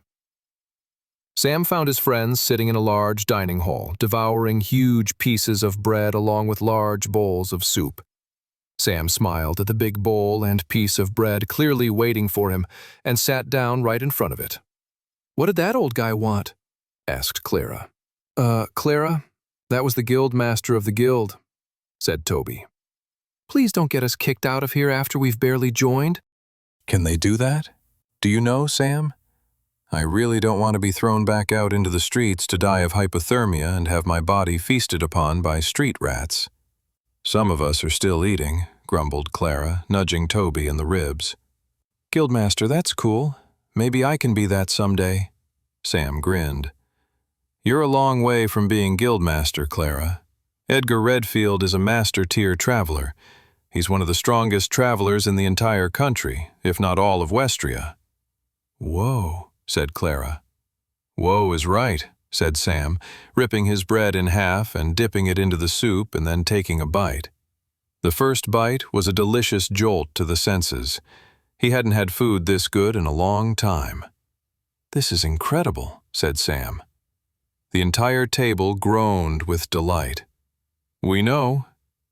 After the orphans had eaten a second and, for some of them, even a third bowl of soup, a guild assistant then escorted them all to a large dormitory where they would be sleeping for the foreseeable future. All right, that's about it, said the guild assistant. I'll leave you all now to it. Tomorrow you'll be walked through the basics of what it means to be a member of the Travelers Guild. Until then, good night. Clara, Toby, and Sam waited for the guild member to close the door before they turned to one another. The three friends all looked to each other eagerly. Sam had a feeling of what was on their minds. They'd been in such a hurry after exiting the White Gate, first escaping the clutches of the spectral church, then finding their hideout, and then, finally, seeking membership with the Travelers Guild, that they never had a chance to share with each other what classes they had unlocked while in the class-choosing zone. "You go first, Tobes," said Clara. Toby let out a sigh. "I'm sure it's not as cool as any of the ones you got. I got a choice of 3 common classes, Wizard, Ranger, and Warrior, and so I obviously went for—" "Wizard for sure," Clara interrupted. "How did you know?" "Something about wielding magical spells that could hurt monsters from afar, emphasis on afar, seems like it would appeal to you, Tobes," Clara said. Toby blushed. "Well, you're right. I chose Wizard. I can't believe I'm a traveler now, to be honest. That we're all travelers. I haven't even tried my novice tier ability yet. I'm not even sure if I could at the moment." Sam nodded, listening closely to his friend. Wizard was a good class pick for Toby, though. It had some initial startup challenges. Mainly that for most travelers exiting the White Gate, their magic affinity was still super low, and that was a most important stat for those with the Wizard class. Sam explained all this to Toby and said he would teach him how to absorb mana stones before they went to bed that evening. Toby could get to work on raising his magic affinity stat straight away. "Amazing! Thank you, Sam," said Toby. "But enough about me. Clara, what did you pick?" "Like you, Tobes, I got the 3 same common options," Clara explained. "I picked Warrior because I want to fight my enemies up close and personal." "Whoa!" said Toby. "Amazing! So brave!" Sam grinned. Of the common class options, Sam was glad to hear Clara picked Warrior. That was definitely the right class for her. He was not surprised that Clara and Toby hadn't unlocked any uncommon or rare classes. They had survived and fought valiantly in the White Gate, but you really had to do something out of the ordinary to unlock the better classes. Sam wondered whether he should have worked harder to have helped them unlock other classes while they were in the gate, but he shook his head at the thought. His priority had been survival for his friends, and they had just barely achieved that. Plus, despite what others might argue, the common traveler classes were quite powerful, especially early on in a traveler's career. The abilities usually held a lot of raw power in them that was handy and easy to use, unlike, say, his Blood Knight's Pain Ring ability. The latter was an ability that could be exploited for incredible gains, but the trade-off was a lack of an immediate and easy-to-use power, as well as high level of risk to achieve the significant power-ups. So, in many cases, the common classes were a great choice for many aspiring travelers. The common class's biggest downside had more to do against other travelers, as the common class's ability set was generally well known. This meant there were less opportunities for surprising, knowledgeable opponents. That said, there were ways to customize the common classes and develop them in interesting and unique ways. Sam grinned as he imagined the different ways Clara and Toby could progress with their new traveler abilities. Of course, it would have to be up to them, and he would have to let them figure it out for themselves. The thing that brought Sam the most happiness was simply the fact that Toby and Clara were here with him, alive. They could make the worst choices with their classes if they wanted. He didn't mind. He was just happy that they were here with him now. "Hello to Sam?" said Clara, waving her hands in front of Sam to get his attention. Sam snapped out of his spiraling thoughts of the different class builds his friends could pursue and returned to the conversation. "You haven't shared what class you unlocked," said Toby. "Now spill." Sam paused. He wasn't sure how much information he wanted to divulge to either Clara or Toby. He had already kept secret to them the fact that he was from the future, sent back in time by the goddess to save Westria from total annihilation. He figured he would continue to keep that close to his chest. But he couldn't keep everything secret from his friends, or they would grow to mistrust him. So he figured it was okay to tell them about his newly unlocked class. "Okay, I'll tell you my class," said Sam. "But you have to promise to keep it an absolute secret from everyone else. The other orphans, the other guild members. Even if the guildmaster asks you, you have to lie and say you don't know. Got it?" "This sounds like dangerous information," said Toby. "Maybe we don't even want to know. Some knowledge is dangerous enough to get people killed." Clara nudged Toby. "Shut it. We want to know." Sam looked them both with a serious expression. "I unlocked a class called Death Lord." Toby and Clara stared at Sam in stunned silence. The first to break the quiet was Toby, clutching onto Clara's shoulders and shaking her. "See? This is the exact type of information that will definitely get us killed." "Let go of me, you neurotic maniac," Clara hissed. She pushed Toby away from her, and after a moment to settle down, Clara returned to the conversation at hand. "Sam, just to make sure we're on the same page here," said Clara, "you agree that the class Death Lord sounds, how do I put this, evil as heck?" "Yep. Definitely evil villain vibes with a class name like that," Toby chimed in. Sam nodded. "This is part of the reason why I don't want to advertise it. From what I understand, it's a fairly unique class." "Oh yeah?" asked Clara. "What's the rarity for it?" Sam gulped. "Legendary." The stunned silence returned once again. Tears began to flood from Toby's eyes and roll down his pudgy cheeks. "I wish we had never asked you about your class. We're definitely going to die just for knowing you." The next day, Sam and the rest of the orphans woke up early and moseyed their way down to the dining hall, where for breakfast there was a table full of hot food: eggs, bacon, sausage, hash browns, baked beans, and more. "You mean," said one of the younger orphans, "we can take as much as we like?" "I don't think I've seen this much food on offer in my entire life," said Toby. His eyes narrowed and looked at the food, and then over his shoulder. "Suspicious, isn't it? You wouldn't know a good thing, even if it was standing in front of you, would you, Tobes?" said Clara, loading up her plate with an extra stack of hash browns. "Yeah, I would," he said. "I just wait for someone else to eat the good thing first to make sure it wasn't poison. Look, Sam's already finished his first plate and he looks all right, so I'm good to go." Toby sat down to eat his food, and Clara couldn't help but notice the other orphans were all being quite hesitant with the food on offer. "Attention!" said Clara, scaring the younger orphans to stand up straight. "The guild has generously offered us this food, so I make it an order that we eat as much of it to each of our hearts and stomachs' content." The kids all nodded, and then started loading up their plates like their lives depended on it. They ate, drank coffee, and generally relaxed when a guild assistant turned up at the dining hall, sweat on her forehead and her cheeks rosy, as if she'd been running around the entire guild building looking for them all. "What are you all doing?" panted the assistant. "Your commencement ceremony is happening in 20 minutes. The assistant practically pulled the kids out of their chair and shuffled them back up to their dormitory, where the assistant had given them each a pile of new clothes on the end of their beds. "Come on, get dressed," said the assistant. The clothing was plain and of good quality: socks, trousers, undershirts, and tunics. But the most exciting garment of them all was the official Travelers Guild cloak each of them had been gifted. The cloak was made of fine, high-quality material. It was a dark shade of royal blue, with a white insignia of 2 swords etched on the back of it. All the kids were excited after putting on their new clothes and cloak.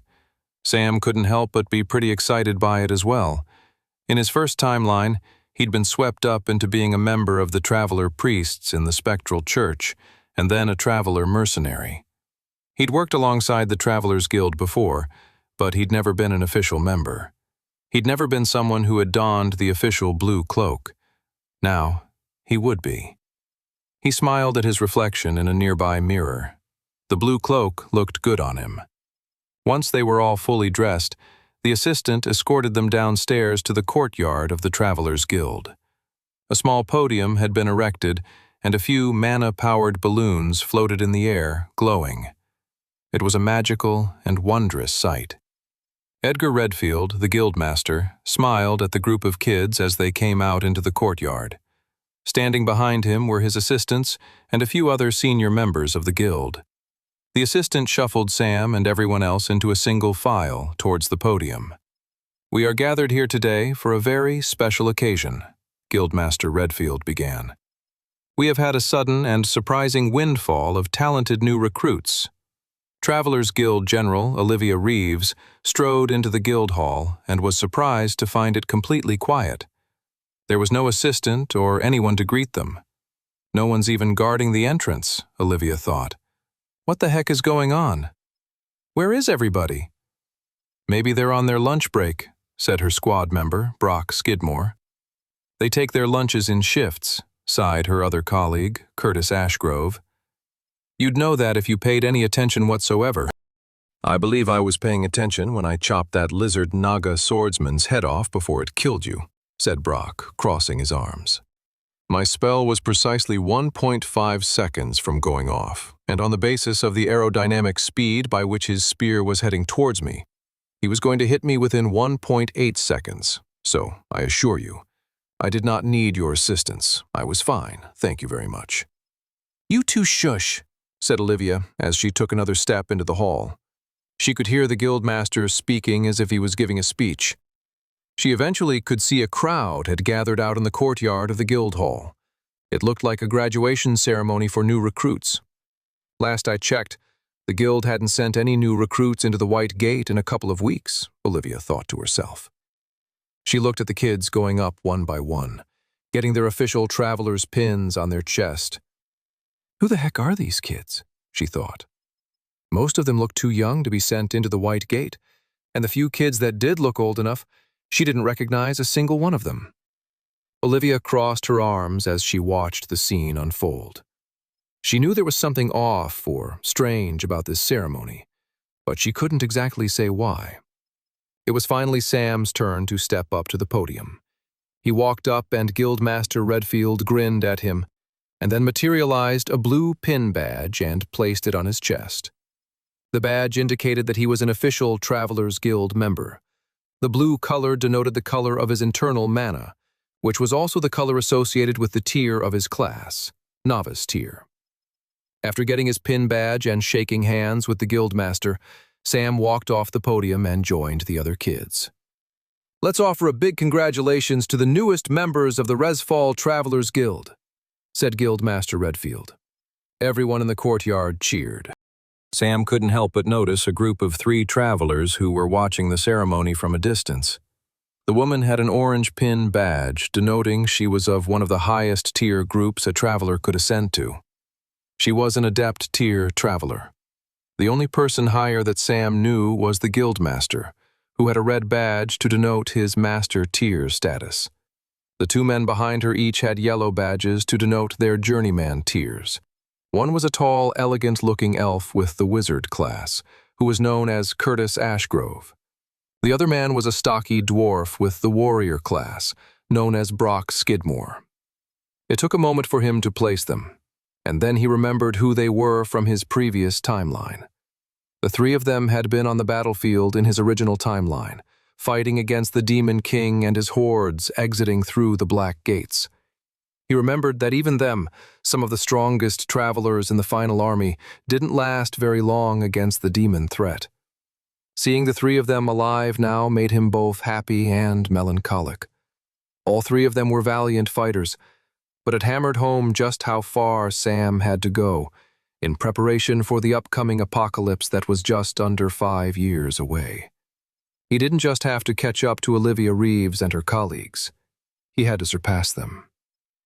Beyond the variation in color, the other major difference between the pin badges that Sam and his friends had just acquired and the badges of the other guild members was that their badges were empty, whereas the other members had an assortment of stars on them.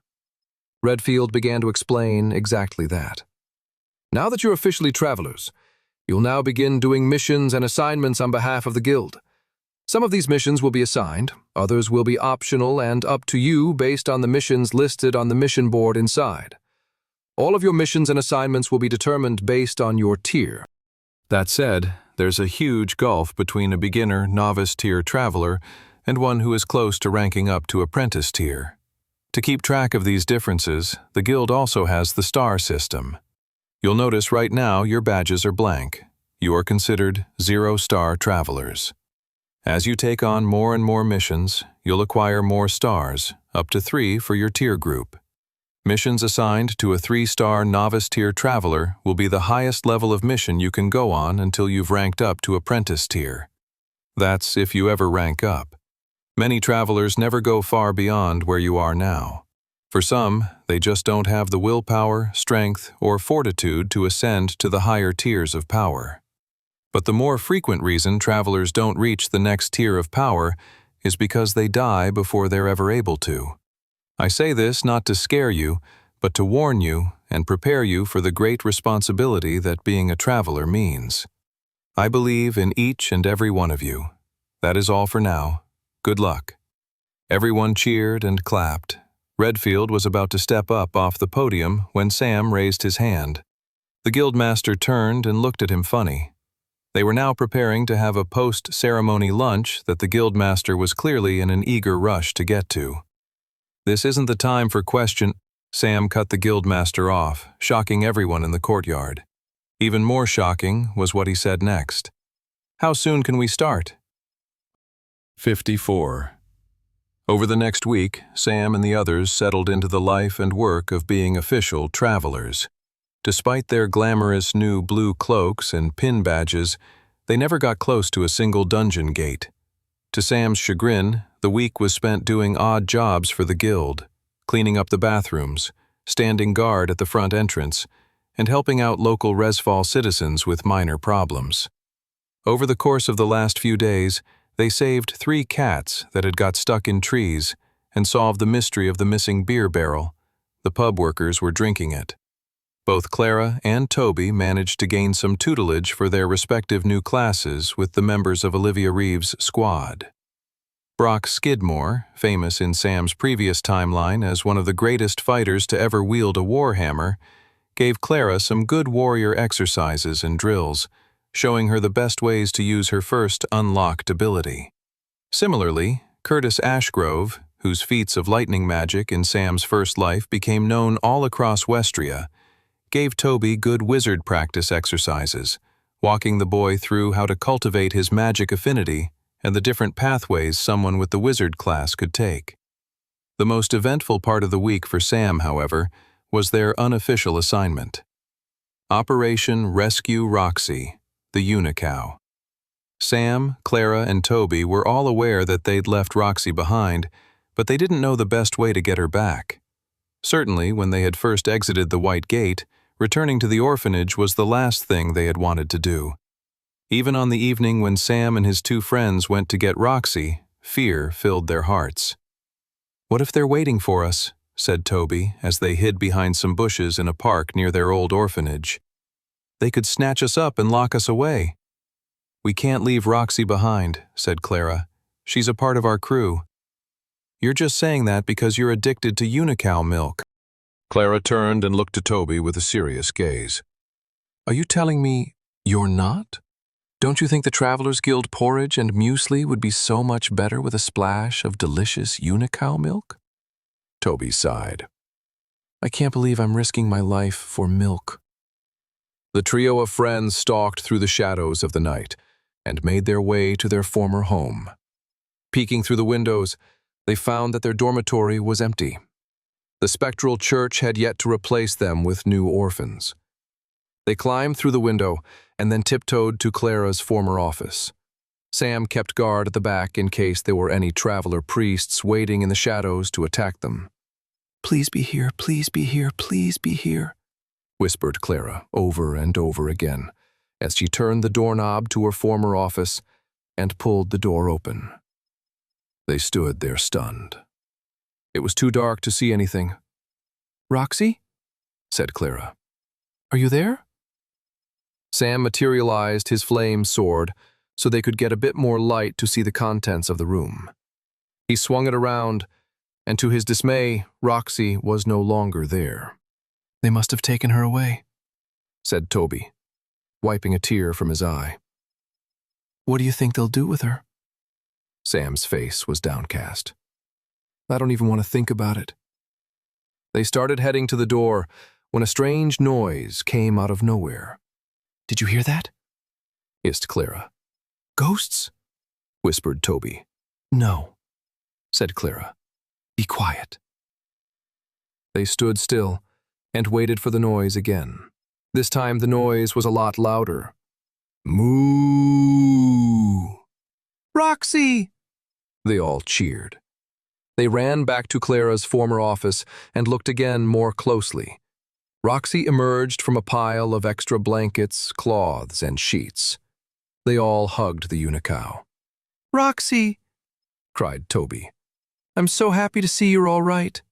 Sam hugged Roxy tightly as well. In his first life, he'd never had a chance of owning a pet. Roxy was his first. And he really could see what all the fuss was about. Carrying Roxy out, though, proved to be more challenging than they were expecting. Clara and Toby climbed out the window while Sam lifted Roxy to squeeze her through.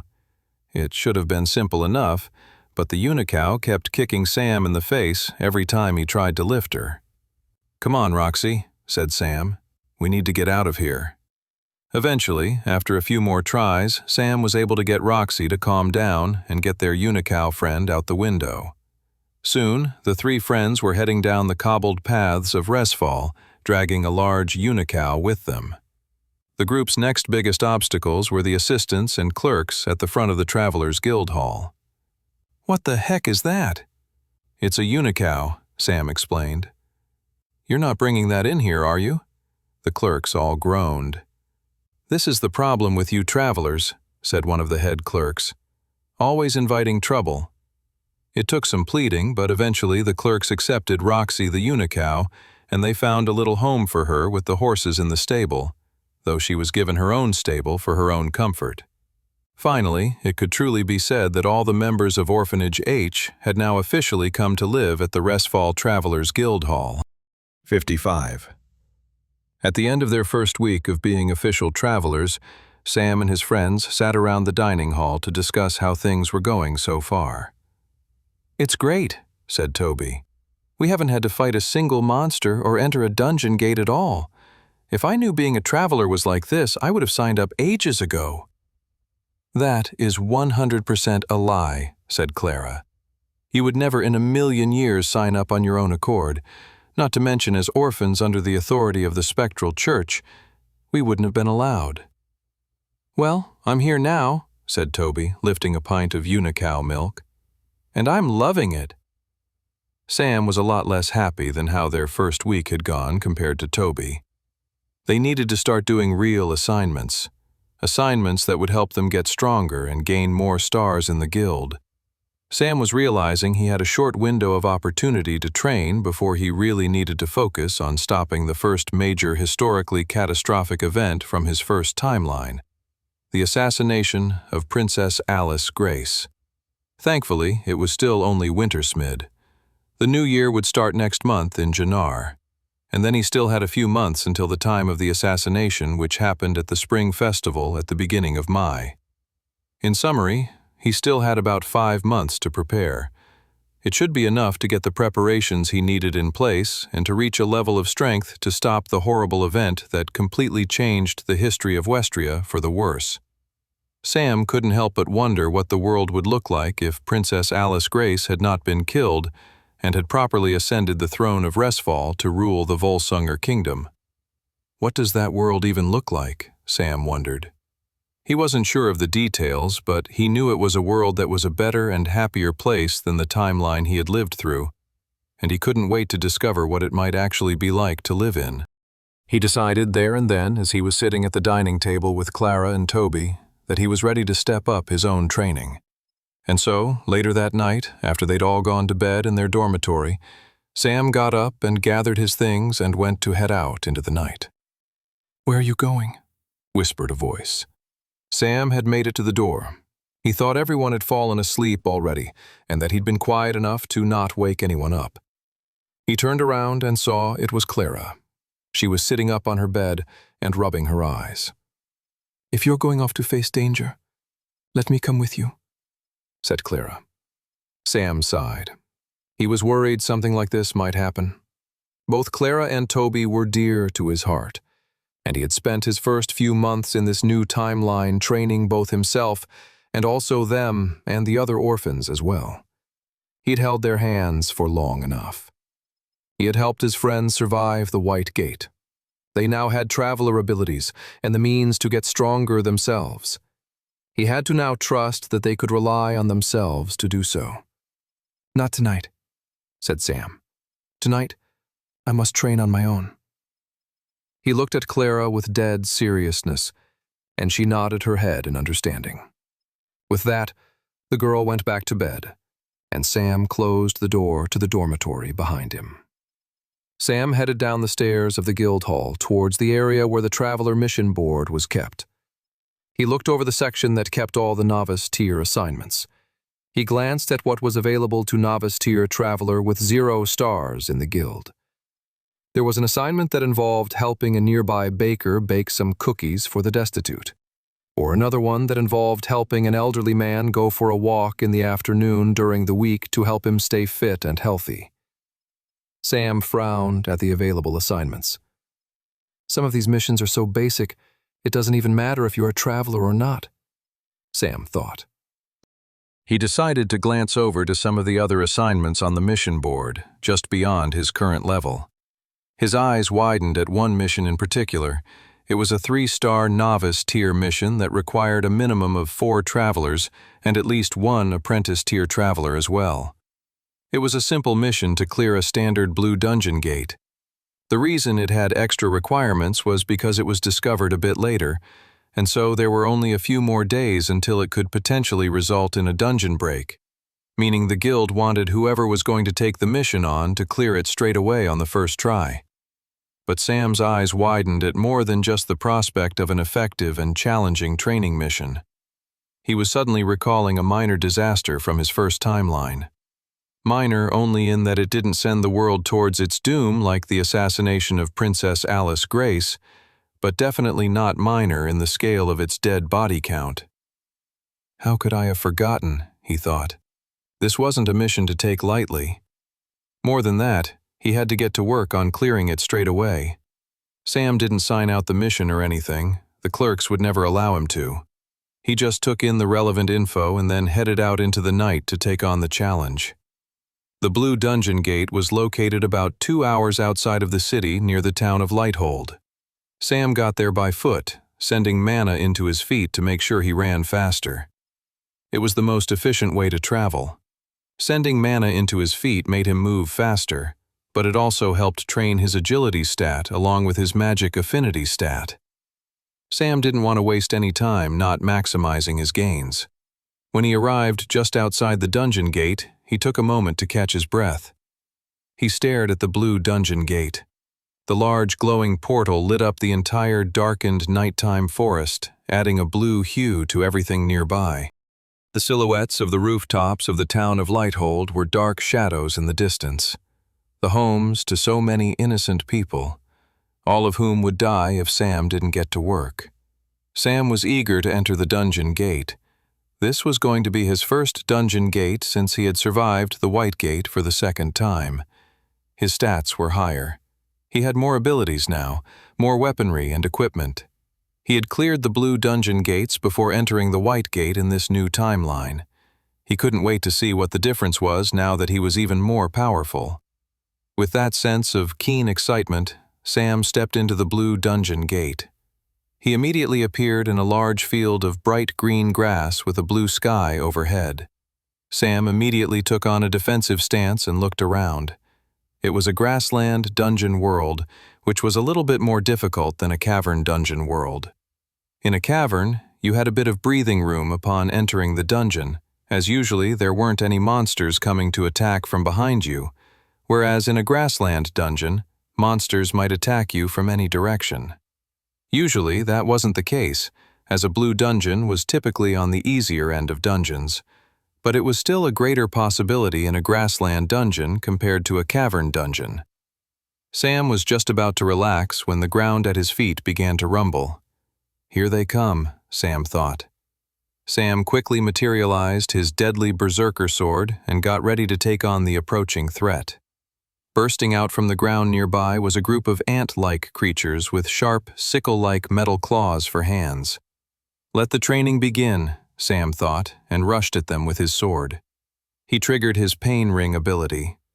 A red circle shot out from him and took on a large, circular radius that encompassed both him and his attackers. He swung his berserker sword and chopped one of the humanoid, ant-like warriors in half. Green goo shot out from its body. Sam was pleased. His increased strength and equipment was clearly paying off. He didn't even have to rely on taking damage to increase his strength with the power of the Pain Ring ability. He just had the stat advantage over his current opponents. He sliced up the other opponents with just as much ease. But he didn't have a chance to relax as more ant warriors showed up. Maybe they're weak individually, but they have strength in their absurd numbers, Sam thought to himself. As 5 more ant warriors emerged out of the ground, Sam took in the corpses of the monsters he'd already killed. Most of them had disintegrated into mana stones, but some of the green goo still drenched the grass nearby. Sam grinned. It was an opportunity to test out his new Death Lord ability. As the newly arrived ant warriors charged at him, he triggered Blood Flame. The green goo suddenly erupted into a huge amount of crimson-red flames, roasting the ant warriors alive in seconds. More than that, the ant warriors seemed to react much more negatively to the blood flame compared to other monsters. Many of their limbs exploded from mere contact with the magic fire. After destroying the wave of warriors, Sam waited for more enemies to arrive. But after 60 seconds, he finally took a moment to relax. He gathered up the mana stones left behind by the ant creatures and contemplated everything he'd learned from the fight with them. He was incredibly pleased to discover that his Death Lord's blood flame ability did not rely purely on conventional red blood from humans, but seemingly any lifeblood or liquid that coursed through a creature would trigger the ability. Even more fascinating was how the ants reacted to blood flame differently to other monsters. Sam thought this fact had the potential to be something truly powerful and exploitable in this dungeon. He materialized an empty health potion from his inventory and filled the glass tube with as much of the remaining green goo as he could find. He had managed to gather about half of the potion with the green blood of the ant warriors. Sam looked around and contemplated what he should do next. Grassland dungeons were often massive zones and usually had a large amount of monsters, which made them a great location for training. He knew from his previous timeline that thousands of ant warriors lived in this dungeon. Hordes of them had gone on to ravage the nearby town of Lighthold in an event known as the Winstermid Massacre. Sam was determined to stop it and reap all the gains from doing so. 56. Sam triggered his mana sense to see if he could gather any information. His eyes widened as soon as he did so. Sam's mana sense instantly made him feel in much more danger than he had been feeling before. Even though Sam couldn't see any monsters in front of him, his mana sense suggested that he was surrounded by a large number of monsters. He bristled at the knowledge, instantly feeling a bit uncomfortable and twitchy. He looked at the mounds of dirt and grass left behind by the ant warriors. There must be countless numbers of them burrowed underground, Sam realized. A grin began to creep onto his face. This is a training gold mine. He walked over to the mounds of dirt to study where the ants had come from. They were quite shallow tunnels in the dirt. The ants were smart enough to make sure when they came above ground to attack, they didn't immediately leave themselves open for a counterattack on their home base. But the intelligence of the ant warrior's strategy only went so far. Or, at the very least, it avoided the immediate threat of a counterattack. The mounds of dirt would still eventually lead to somewhere. As Sam began to follow the mounds of dirt left behind by the ant warriors that he had destroyed, he started to think maybe the ant warrior's strategy was to kill their opponent before they even had a chance to follow the mounds back to their base. I better get ready then. As Sam followed the dirt trail left behind by his former attackers, another wave of ants came his way. This time, they sent 10 of them. Sam wasted no time. First, he triggered Pain Ring. Not because he planned to take advantage of the ability itself, but more because he wanted to collect more kills towards leveling it. Then, because he wanted to keep moving towards the ants' home base, he materialized the glass vial of ant blood. He threw the glass right into the middle of the battlefield, smashing it to bits, and creating a scattershot of green blood right near the current incoming ant warriors, and then triggered Blood Flame. Sam was cleaning up and collecting mana stones and more green blood less than a minute after the fight started. He fought about 4 more waves by the time he arrived at the end of the mounds and found a proper entrance to the ant colony. Guarding the entranceway was over 100 ant warriors, while worker ants seemed to be carrying resources found across the grassland world and bringing them down into the ant colony. Sam had expected to meet more resistance right at the entrance to the ant colony. There were too many ant warriors spread apart to use his previous strategy of smashing a glass of blood on the ground effectively. So, Sam went back to basics. With his berserker sword in one hand and his fiery flame sword in the other, Sam rushed the small army of ant warriors head-on. He triggered Pain Ring and started the long-haul battle. It was 100 ant warriors against 1. Most people would bet on the ants just by the sheer enormity of their force. But, as Sam had already discovered, they were weak individually. And for every attack that did land on him, cutting into his flesh, it only made him stronger. He was a whirlwind of destruction as the ants surrounded him. After Sam reckoned he'd massacred a third of them, he triggered Blood Flame now that they'd all gathered in one location around him. Suddenly, the crimson-red flames surrounded him. The shrill, screaming wails of the ant warriors filled his eardrums. Soon, he was surrounded by his blood flames in every direction. As he stood surrounded by the flames, Sam was glad to see the flames didn't seem to harm him at all. On his way to the entrance to the ant colony, he made sure to test more cautiously whether the blood flame had harmed him, and was glad to see it hadn't. But a cautious experiment felt a lot different from being completely surrounded by vicious red fire and not being harmed in the slightest. Sam left the mana stones behind and gathered as much green blood as he could into vials, downing a few health potions in the process just to have empty bottles. With his offensive materials gathered, he stepped up to the entrance to the ant colony and was very pleased to see it was a long, deep tunnel down. Perfect, Sam thought. He triggered Pain Ring and then lobbed his collected vial of blood down into the ant tunnel. He waited until he heard the glass smash and then triggered Blood Flame. He was just preparing to throw in another one of the blood vials when the whole ground beneath him shook. Brief snippets of pain cried out, only to be snuffed out very quickly. What's happening down there? Sam wondered. His answer came in the form of a notification on his profile screen. Congratulations, Pain Ring has leveled up. Sam blinked in absolute shock. Wait, what? The last Sam had checked, the Pain Ring had needed well over another 1,400 kills to level up. How did he achieve it so fast? He quickly surmised that when he tossed in his vial of blood and triggered Blood Flame in the colony, he had delivered a level of damage far greater than he was expecting.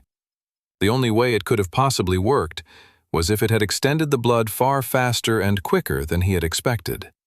The Blood Flame's explosive effect on the ant warriors' bodies must have created a ripple effect throughout the entire colony down below.